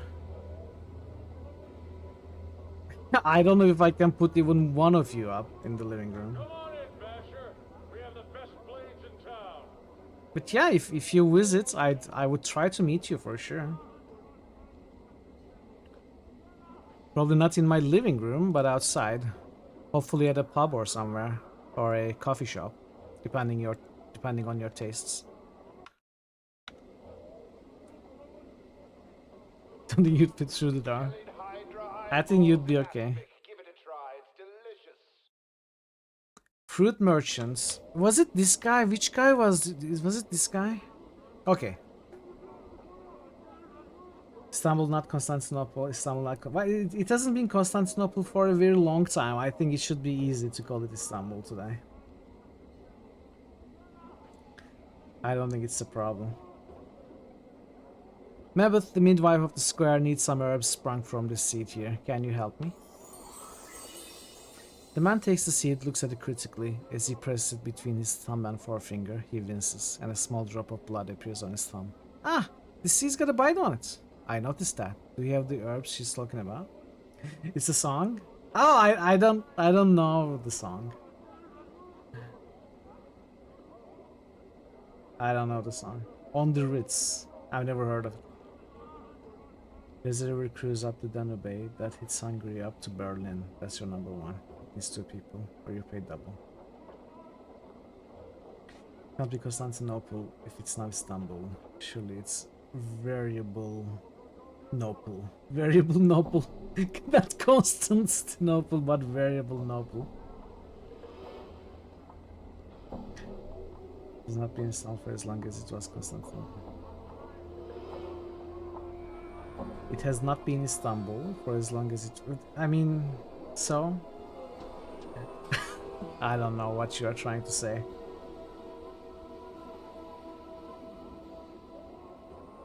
Yeah.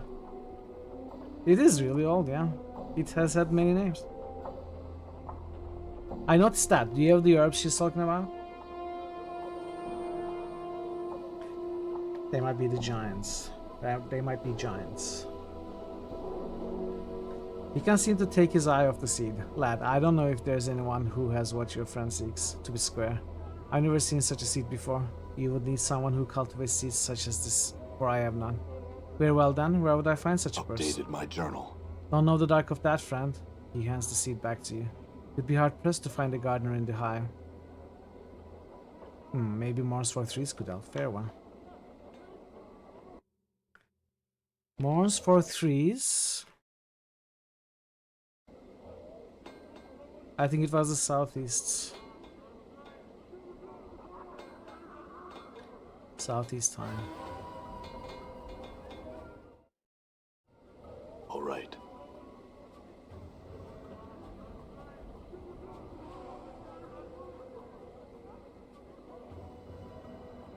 Let's kill the Black Abishai. What's up, Chief? You father of trolls. Damn it. Die. In knowing the teachings of Zerthamon, I have become stronger. All right. Beautiful levels.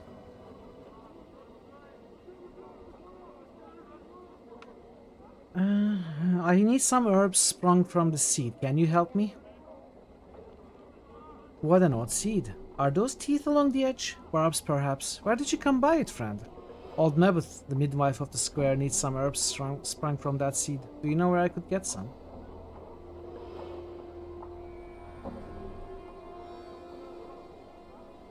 No. This is the only seed of its kind I've ever seen. He winces and a spot of blood glistens on his thumb. The barbs on it are sharp indeed. Perhaps you should hold it. So you can't help me either? Unless you can make that one grow, I cannot. Again, I've never seen a seed of its like before, friend. If you wanted it to grow enough, is it possible to make it grow? Perhaps, if you cared enough to see it grow. Focus on the seed, will it to grow. To your surprise, there is a crack and the seed splits, twigs splitting from its surface like fingers. Instinctively, you drop the seed, but the talon-like twigs wrap around your wrist and will not let go. What the hell? Updated my journal. Mars for Tree stares at the barbed branches wrapped around your wrist, stunned. I think the barbs on those new branches would be more than enough for what your friend needs. I hope she can get this damn thing off of me. Look, before I go, I had some... No, actually, I don't have questions. I will return it to her then. Thank you for your help. Farewell. Have you got the kit? Hey, Phoenix. How are you doing? Welcome in. All right. Oh, Sigil day it is. Happy Saturday.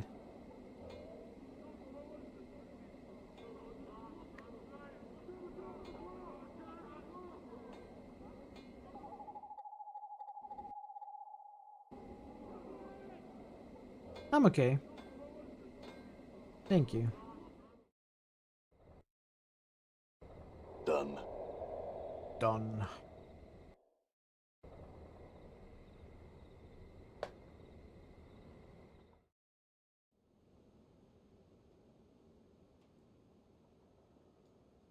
I returned with those herbs you wanted. Now maybe you can get this damn bramble patch off my wrists.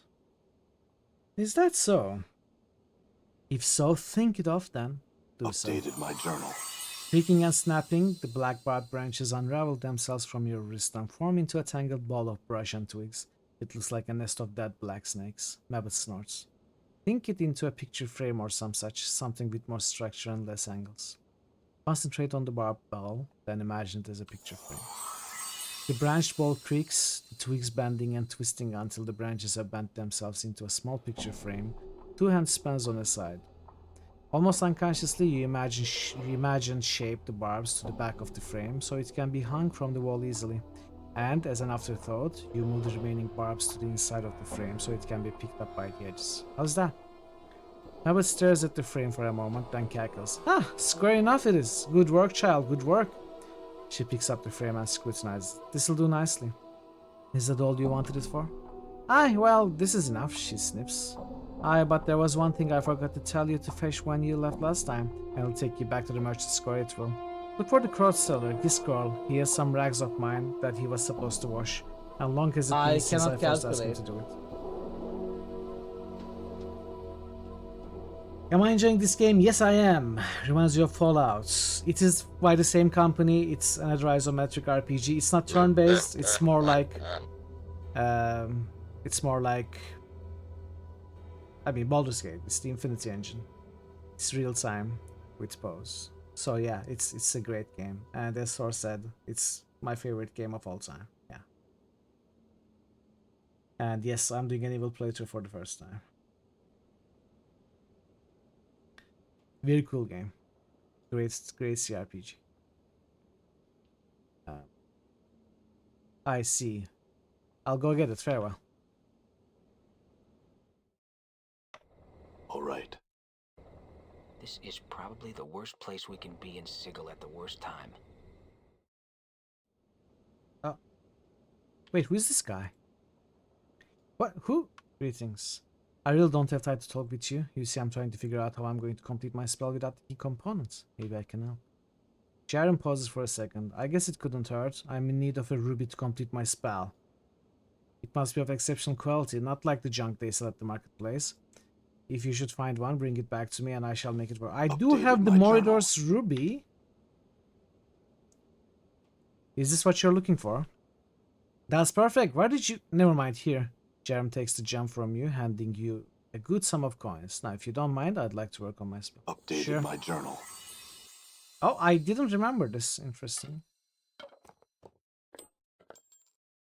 I'm going to take a look at if skull is used anywhere, and if not, I'm gonna throw it away. No known uses. What about rags?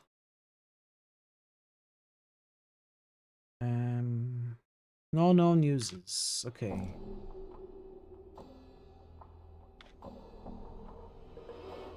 Done. Oh! He's not amused. He's dead. Jerem. Does Jerem have any uses after the quest?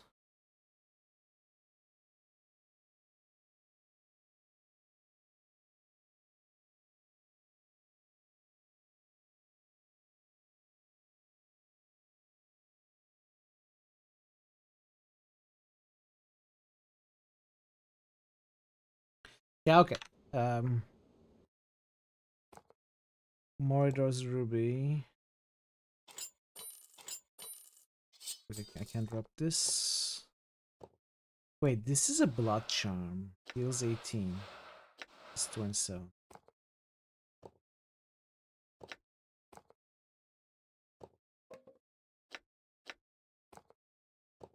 I got the ruby back. I will never be able to get rid of this ruby. Because I keep giving it to someone and then killing that someone. You know, sometimes you think of a sound in the game, cannot remember the game. You had to move the items between inventory sound from Fallout 1 stuck in your head. Ah! I've had these urges. I want to kill. I want blood. Create a specific sound. I'm gone. I have the urge for more experience. Not necessarily blood. Blood doesn't help anything. Experience does though. I'm gone. And money. Money helps too.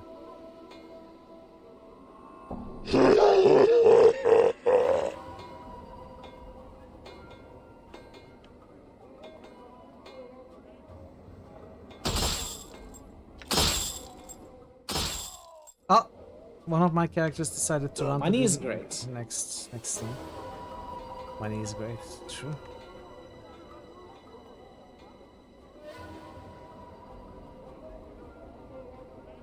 I Giscorl. I'm here to pick up someone's wash. Mabeth, the midwife, Ragpicker Square. Yes, Mabeth, Ragpicker Square.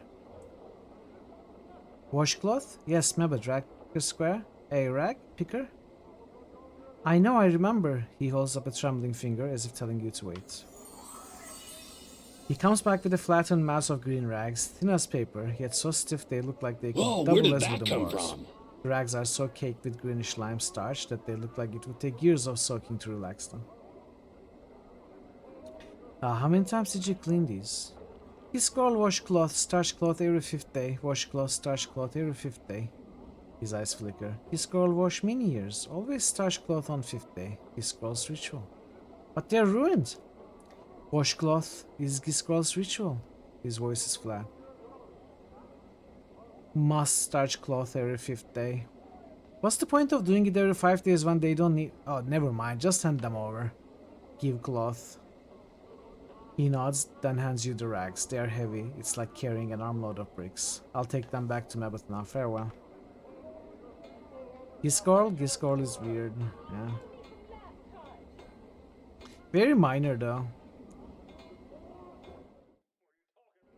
Done. But interesting. As all the NPCs are, to be perfectly fair to this game.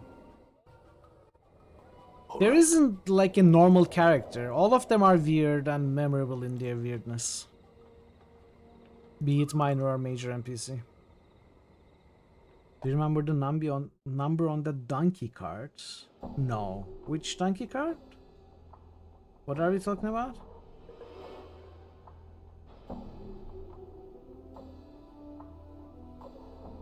Am I missing something here? I feel like I am. I brought your wash. I think this girl was a little heavy on the cleaning ritual. Oh, Discworld reference. Okay.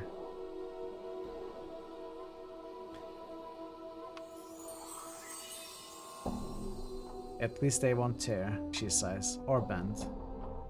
What was with that cloth merchant Giscorl? His hands were all scarred and he seemed slow.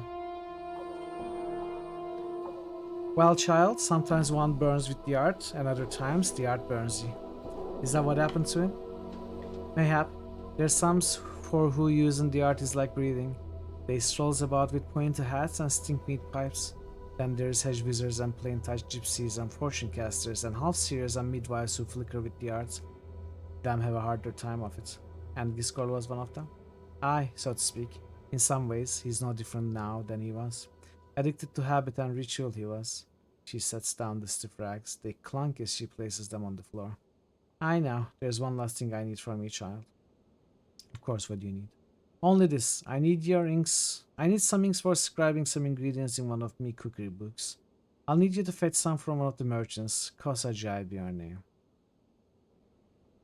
Alright, then I'm off. Updated my journal. We go back there again. Done. Of course she's doing this on purpose.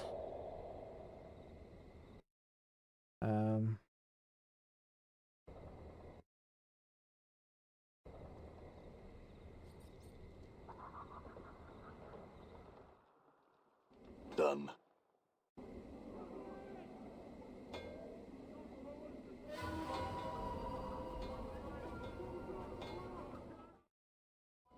I'm gone.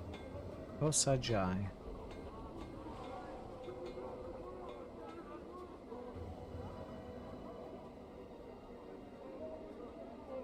The old woman gives you a gummy smile. Some fish, my child? Fishettes? Beba said you sell ink. She sent me to purchase some. Ink? Nay, sir, I sells no ink. I sells just fish. Are you sure? Mabeth, the midwife in Ragpicker's Square, mentioned you specifically. Ah, well, Kosajai was me dam's name, and me granddam's name. So it could be any of us. Yet they are both in the dead book, so only this Kosajai matters. No idea what she's on about. A midwife in the Picker's Square, you say? Don't know her, I don't.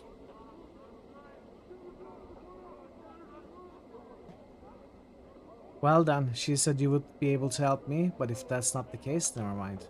Now hold on, your midnight friend's not all wrong. I know how you can get ink, but it may not be the ink you're looking for. The ink I'm thinking of bleeds from the gills of the Brogota fin, it does.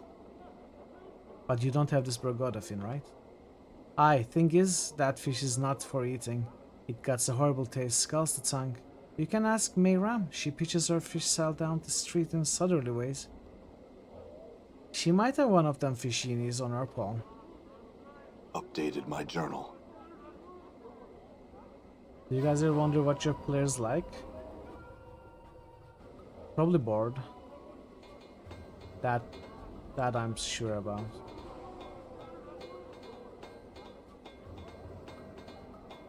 Can't be having too much fun. I'm gone. Where was Mayram?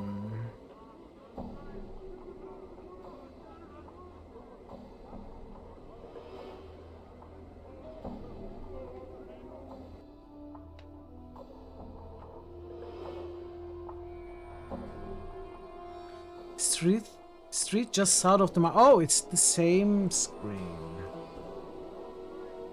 Imagine playing a game, most just playing the mini games inside of that game. Yeah.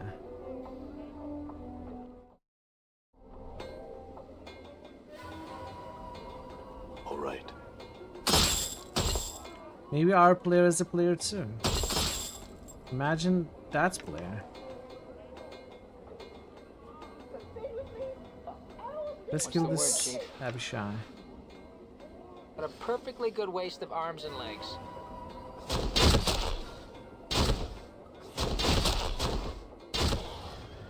Done.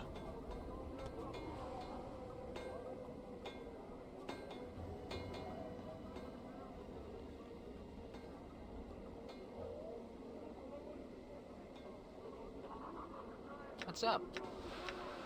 You blathering idiot.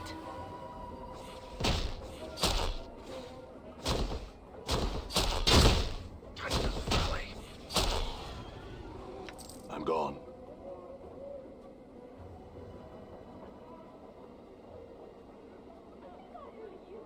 Oh, there she is. Hello, sir. Care to purchase some? Oh, you returned. Have you heard of a Brocota fin? I was told it bleeds ink from its gills. Aye, that fish. That fish is a strange one, it is. Not many have heard of it, and least want to eat it. Difficult to kill, and even in that, it still seems to live. Not many want to latch their teeth around something that still writes. Updated my journal. Aye, but the ink, he'll need something to carry it in. Have you a bowl or cup perchance? Or a tankard? Maybe one of the merchants is selling one. I know one of the merchants is selling one. I think maybe this one. Oh, this is the Lim guy. Yeah, sure, let's buy a Lim. I'll take one. My own Lim. What are you selling right now? I need something to hold ink in. Do you have a tankard or a goblet for sale? Oh yes, many kinds. They range in price from a few coppers to several hundred. Actually, I'm just looking for the cheapest one you have. She raised an eyebrow. She reaches into a crate at her side, then throws a battered-looking tankard to you. It's covered in dents, and its handle looks like it's about to fall off. This one looks like it was used on someone's skull. She smiles slightly. It'll do. Thanks, I'm farewell. Updated my journal.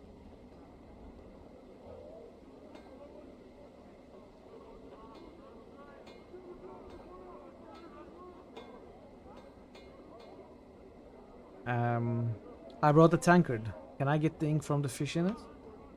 She nods and plucks a fish from her paw. It twitches as she grabs it, then starts lashing about as she begins to twist it like a rag. She wrings it until bluish-black ichor begins to trickle from the fish's gills. When your tankard is almost full, she relaxes her grip and throws the twitching fish into a sack at her side. Updated my journal.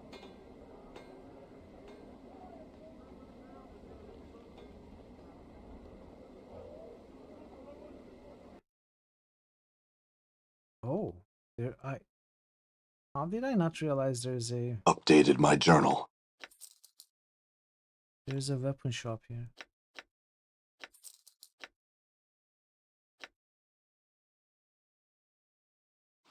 But nothing magical, right?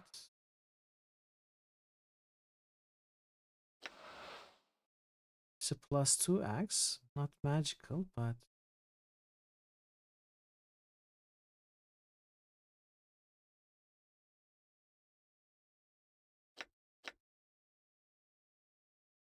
I'm keeping this for Anna. I think she can use the dagger.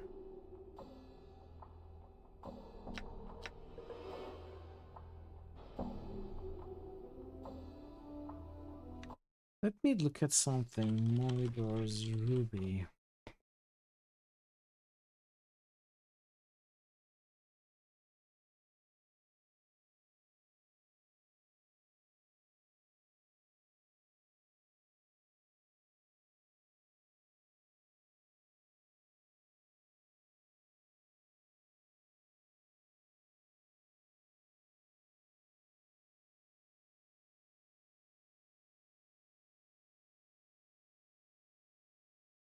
Okay.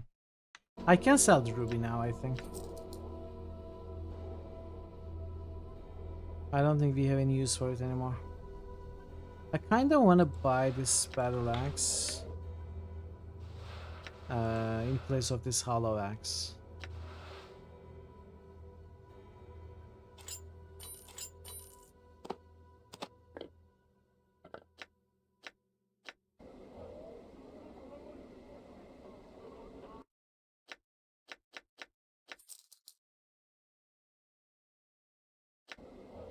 How fast is it?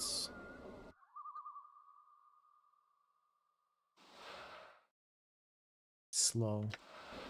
Done. Okay, I'm not gonna buy an axe right now.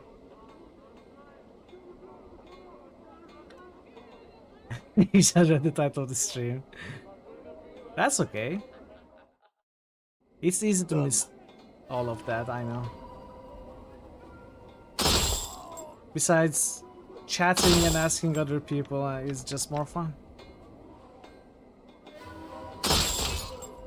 Don't worry about it at all.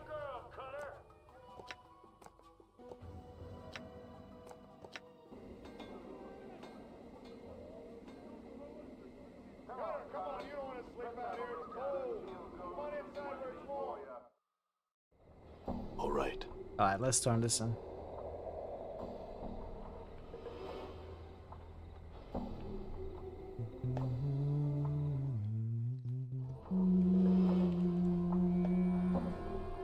Here's that ink you wanted. Mabeth takes that tankard of ink from you, then sniffs it. Prime ink, fresh as his eye. You've done well, child. All I've asked now, I ask you again. After all you've seen, do you still want to learn the art? Yes, after all, the guiding goal of your errands was to test my persistence, was it not? Yes, mayhap, child, mayhap. And that's not all. You knew who I had to see to accomplish each errand, didn't you? Mayhap, child, mayhap. Even so, what did your senses tell you about them? Morse for trees showed me that my beliefs affect the world around me. This girl told me that ritual is a wasted effort if the purpose of the ritual is ignored. Mayram taught me that no matter how much I think I know, there is still much I can learn from another's eyes. Oh child, you will be a master sorcerer one day, you will. You have the knowing of it, yet you come to old Mabeth for help, you have. What could a midwife teach such a one? Much, Mabeth. I still want to learn all you have to teach. So you'll walk the path then. Mabeth pauses. Well, first things firstly. Just having the knack for the art isn't enough. You need some means of giving it focus, usual spells. The spells are usually in a book. So the art demands that you have a spell book, or it's like a 4, you can cast spells. Can you read? Yes. Then let's test it. Can you read this? I said yes! Mabeth draws forth a small tattered card. It looks like a recipe. Examine the recipe. The writing on the recipe swims before your eyes, each symbol twisting out of focus whenever you try and read it. Almost instinctively, you relax your eyes, allowing them to take in the page all at once, and the symbols suddenly bleed together. The recipe lists measurements, ingredients. It appears to be some minor divination. This is a minor divination, isn't it? It looks like it's a spell that allows the user to see the nature of an item. So it's identify to see whether it's enchanted or not. Who are you to test old Mebut so? Are you some fiend?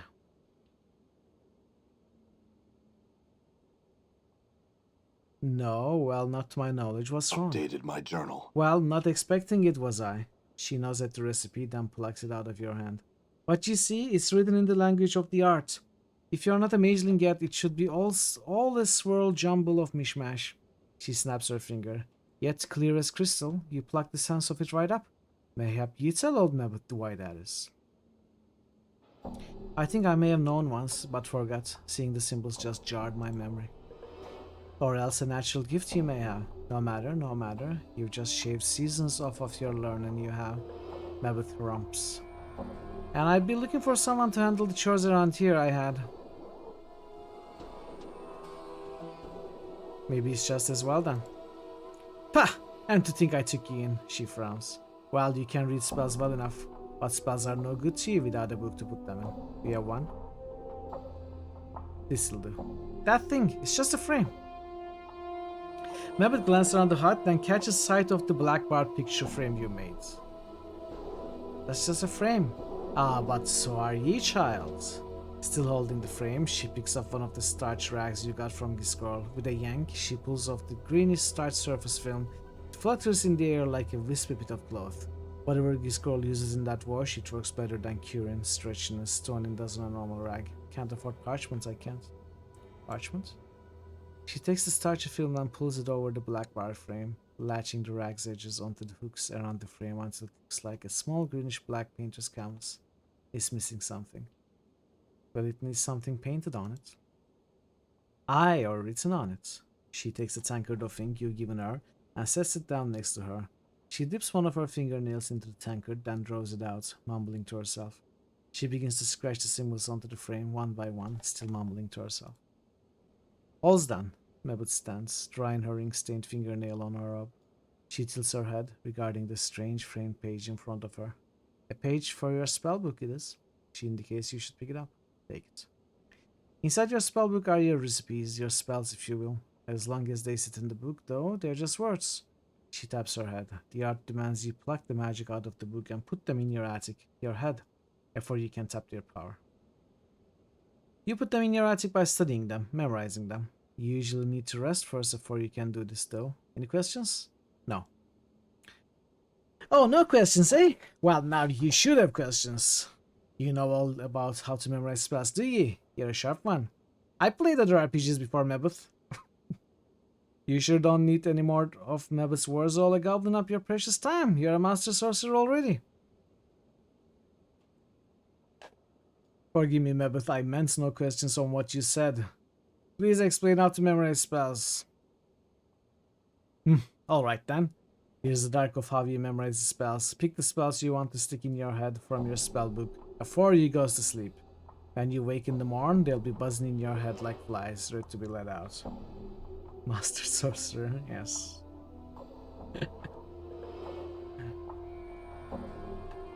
How many spells can I cast? You can cast only one, may have 2 spells before needing to rest again, as a tiny flitting mageling. There isn't much room in your attic, so use your spells wisely until you get wiser in the art. As your power increases, you'll get more room in your attic for spells. Alright, go on. You can only cast spells you memorize, so if you want to use the art to say meant something twice, you need to memorize the spell. How many times? Twice.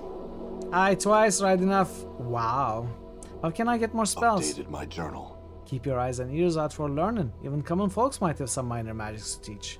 There's also scrolls, recipes, books, and even some strange items that have spells inscribed on them. If you find one, just examine its glows and copy it into your book if you want it. I can also show you more spells if you return, especially when you have a little more to planes in you. I appreciate it. Before you go, child, you need some magics for you to whet your appetites.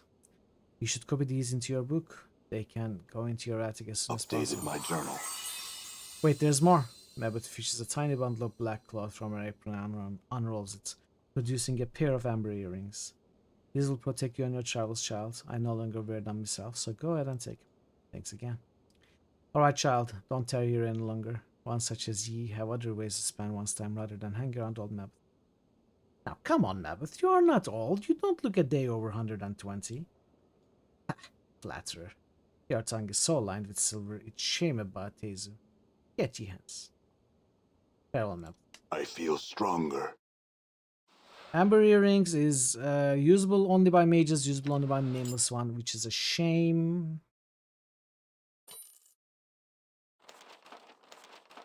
Can you learn these? Yes.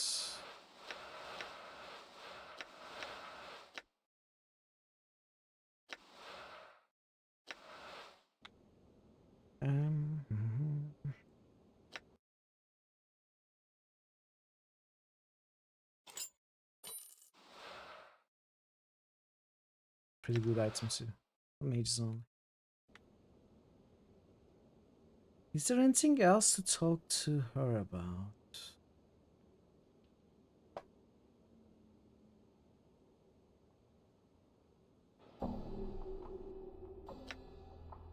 More spells.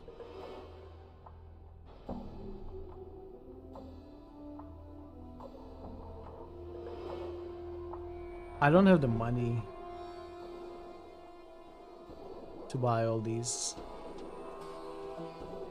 And I suppose I don't have a reason to buy all these anyway. I'd like to. Oh, I can sell the earrings. Absolutely. Let's sell it back.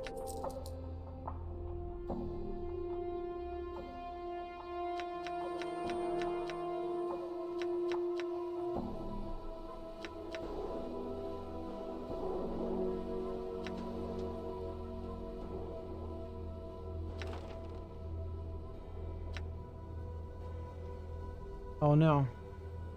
Blood bridge, identify chromatic orb. I didn't need those.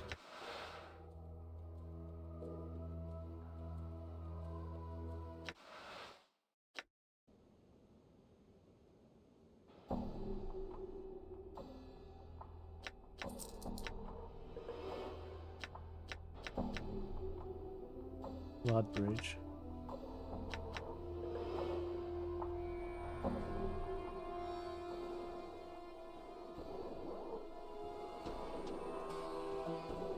Wait, is this before the dialogue?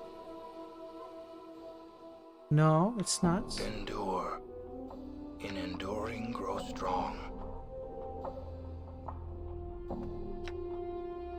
Okay.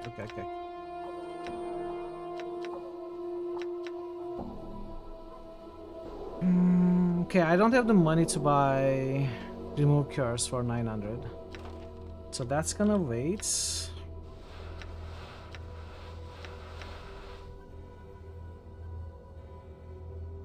Oh. I wasn't aware of that limitation. There's also different kinds of spells limits, so we cannot learn any more level 1 spells, for example.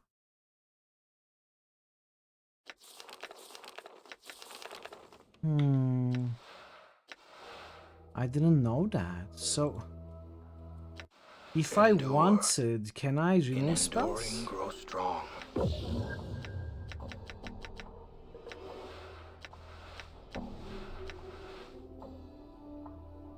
I cannot. Okay, I'm not gonna buy spells for now, I suppose. I'm gone.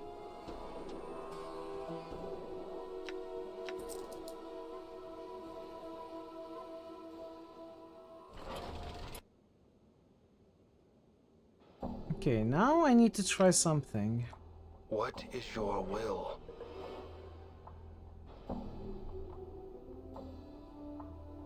Back to warrior.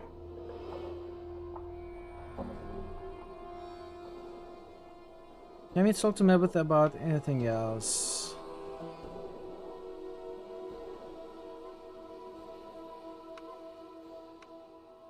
Updated my journal. Okay, now that we have gotten the mage profession, I want to check a few things. Bone frame journal. Unhook the bone frame. I don't think this is useful. Probably. I don't need to keep that anymore. The earring. Examine the grooves. Okay, we still cannot do anything with the earring for some reason. Negative token, we cannot do anything. Let's put these stuff back. Before I forget. Can I do something with the Lim? This is your pet Lim. Noticing it has your attention, it chirps up at you lovingly. Pew! Examine your Lim. Your Lim appears both insect and animal in origin. Its legs are oversized, but its arms are small, nearly vestigial, and a brightly speckled half shell runs down its back. It sports twin pairs of insect-like wings, and has tiny black eyes and a mouth that always appears to be smiling gleefully. Put your Lim down to run around a bit.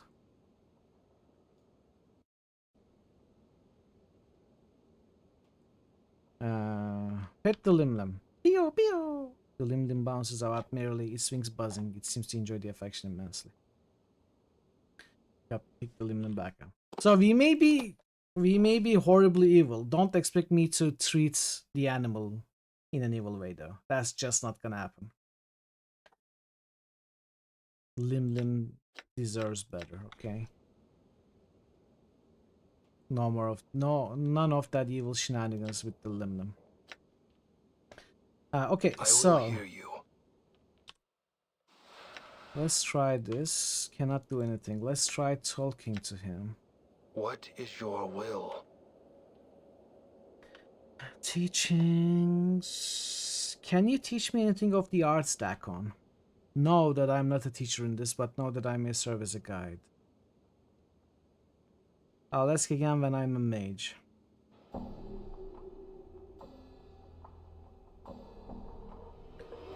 Resume the study of the arts. Teach me anything of the arts. Know that the way of the people is not the same as the art you have come to know. It's not the energy that gives strength, it's knowing the self that gives strength. The teachings of Zertimon speak of such things. Would you teach me the way of Zertimon, Dakon? Do you know what you have asked? The texture of Dakon's blade flows until it becomes a stone. To walk the path of Zertimon, you must know of the people. The knowing of such things by one not of the people is a difficult matter. There are those not of the people who have heard the way of Zertimon, but they do not know the way. Dakon, I want to know of the people and know Zertimon's teachings. I believe there is wisdom to be learned in such things. Updated my journal. Know that I have heard your words and I shall test them. To learn, you must know the people. To know the people, you must know the unbroken circle of Zertimon. Dakon holds up the stone disc in his possession and his spider-like fingers hook into its sides. There's a click and the plates of the circle slide into a new configuration. He reverses the motion, sealing the stone. No, the first circle of Zertimon is open to you. Study it, then I will hear your Don't forget to drink water. I will read the first circle. In the meantime, very well, I will examine it. Speak with you again.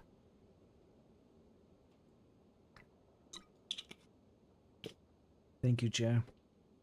Now, do I need to stay a mage to examine the unbroken circle? I don't think so.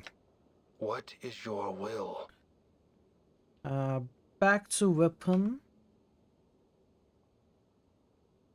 I've had these urges. I want to kill. I want blood. Why? Why? It starts to feel like it is your urges. So often that you keep mentioning them. I'm just petting Lims here and talking to my friend, and you keep bringing up the urges. I don't know. I had to wake up from the dead in a place like this. What is your will? Wait, okay, so we are a fighter. Use. Unlock the first plate as Dakon showed you. Okay, so I don't have to stay a mage. After becoming a mage, talking to Dakon about it, I don't have to stay a mage. Unlock the first plate as Dakon showed you. You mirror the motions that Dakon made upon the circle, and the plates give way at your touch. The ring sliding into a new configuration. Upon the rings are a series of symbols. The script is like no writing you have ever seen. It's a series of interlocking geometries with circles predominating. Just looking at it, you know the symbols and know you can read them. It's just what you do in your playthroughs. I don't know. There is no proof of that. You cannot prove that. I should delete the mod. Read the first circle of Zertimon. Know that we are the first people. Continue reading the symbols. Once all was chaos, the first people were thought drawn from chaos. When the first people came to know themselves, they were chaos no longer and became flesh. With their thoughts and knowing of matter, the people shaped the world, shaped the first world, and dwelt there with their knowing to sustain them. Yet the flesh was new to the people, and with it the people came to not know themselves. The flesh gave rise to new thoughts, greed and hates, pains and joys, jealousies and doubts. All of these fed on each other, and the minds of the people were divided. In their division, the people were punished.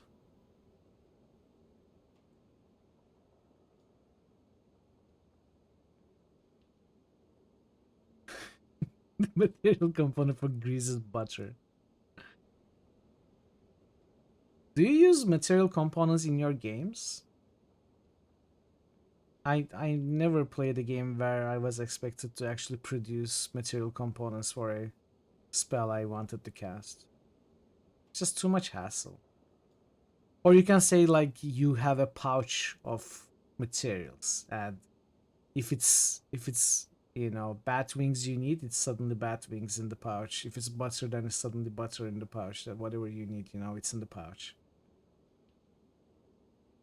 But if you talk about if you think about all the materials as a requisite outside of the RP, you know, if you expect the players to actually carry each and every material with them to be able to cast the spells, I think it would be too much of a hassle and not fun. Well, rare components is something else that you could think about and worry about rare components. But nothing like bat feces, you know. It's just not fun.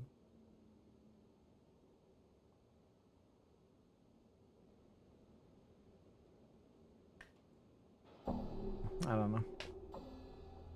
Yet the flesh was new to the people, and with it the people came to not know themselves. The flesh gave rise to new thought. Okay, I read that. Continue reading the symbols. The emotions of the flesh were strong, the greed and hates, the pains and joys, jealousies and doubts, all of these served as a guiding stone to enemies. In becoming flesh, the first people became enslaved to those who knew flesh only as tools for their will. Now these beasts were the Illithids. The Illithids were a race that had come not to know themselves. They had learned how to make other races not know themselves. They were the tentacled ones. They lived in flesh, and flesh saw flesh as tools for their will. Their blood was as water, and they shaped minds with their thoughts. When the Illithids came upon the people were a people no more. The people became slaves. The Illithids took the people from the first world and brought them to the false worlds. As the people labored upon the false worlds, the Illithids taught them the way of the flesh. Through them the people came to know loss, they came to know suffering, they came to know death, both of the body and minds. They came to know what it is to be the herd of another, and have their flesh consumed. They came to know the horror of being made to feel joy in such things. The unbroken circle is knowing of how the people lost themselves and how they came to know themselves again. Let's talk to... this is going to take a long time. I think maybe I stop around here. Pin for your thoughts. Maybe I stop here and tomorrow we start with the Unbroken Circle of Zerthimon dialogue with Dakon. Probably we can go all 8 circles outright. Stop, mortal! You have powers that I did not imagine! And then I can move on to Farad from here. Or should I do Dakon today? But it will be another half an hour, 45 minutes of reading, I think. There's quite a bit. Your will? There are things I would know Dakon. And I'm hungry. I think I'm gonna stop.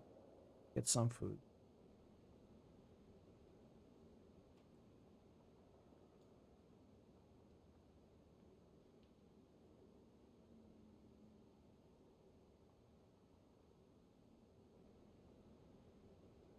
Do I need... Wait, what?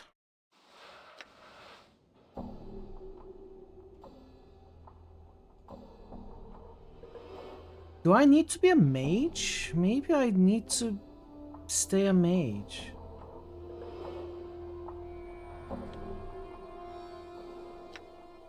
What is your will?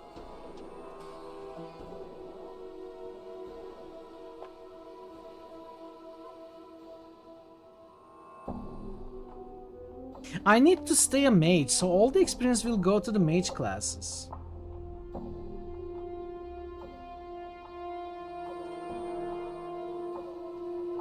Which is okay, I guess.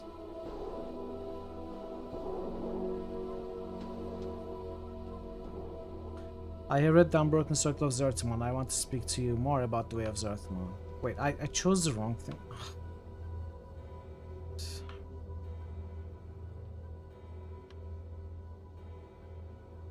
What did you come to know?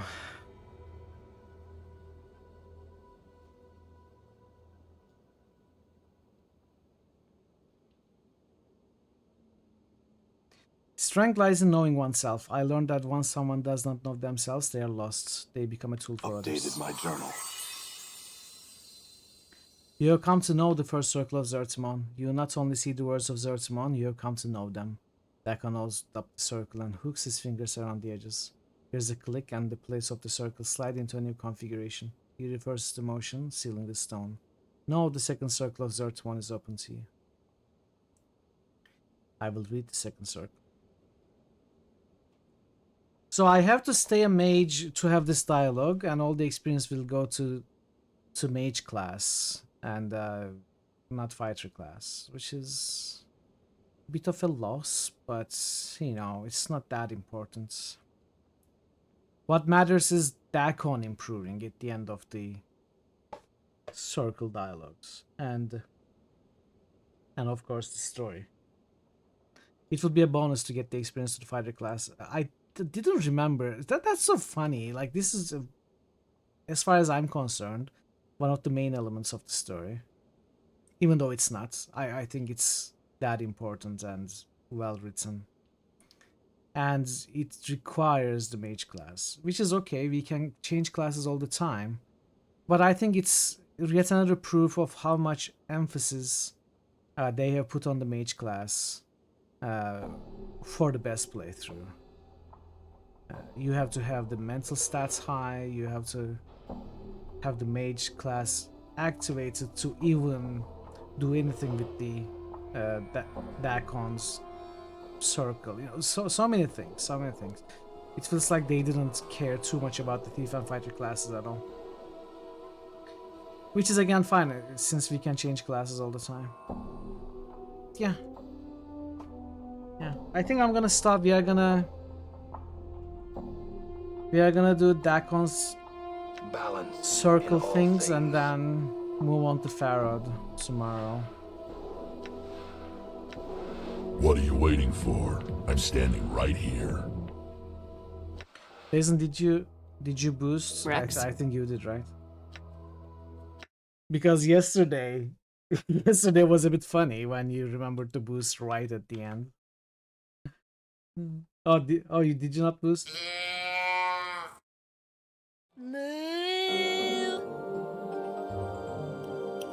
Moo.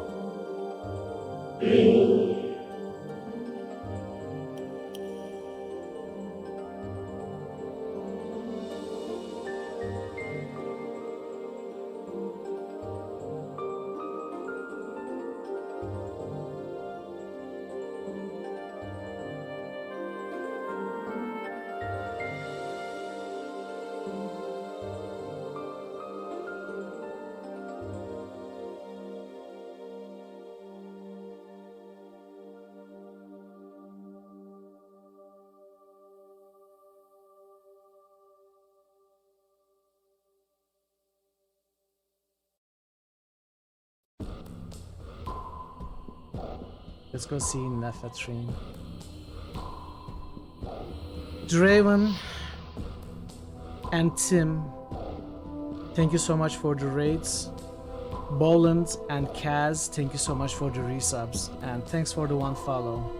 And everybody, thanks for sharing. Your sound card works perfectly. And thanks for that follow as well. Hope you had a good time. Hope you enjoyed the stream. And everyone, hope you enjoyed the stream. Hope you are enjoying Planescape Torment. And hope you'll be back for it as I go back to it tomorrow. We are getting to the good parts of the story now. Meeting Pharaoh tomorrow and unraveling the different levels, different circles, different tiers of the circle. It's gonna be interesting. Hope to see you tomorrow as well with some more Planescape Torment. Until then, take care of yourselves, be well, and goodbye for now.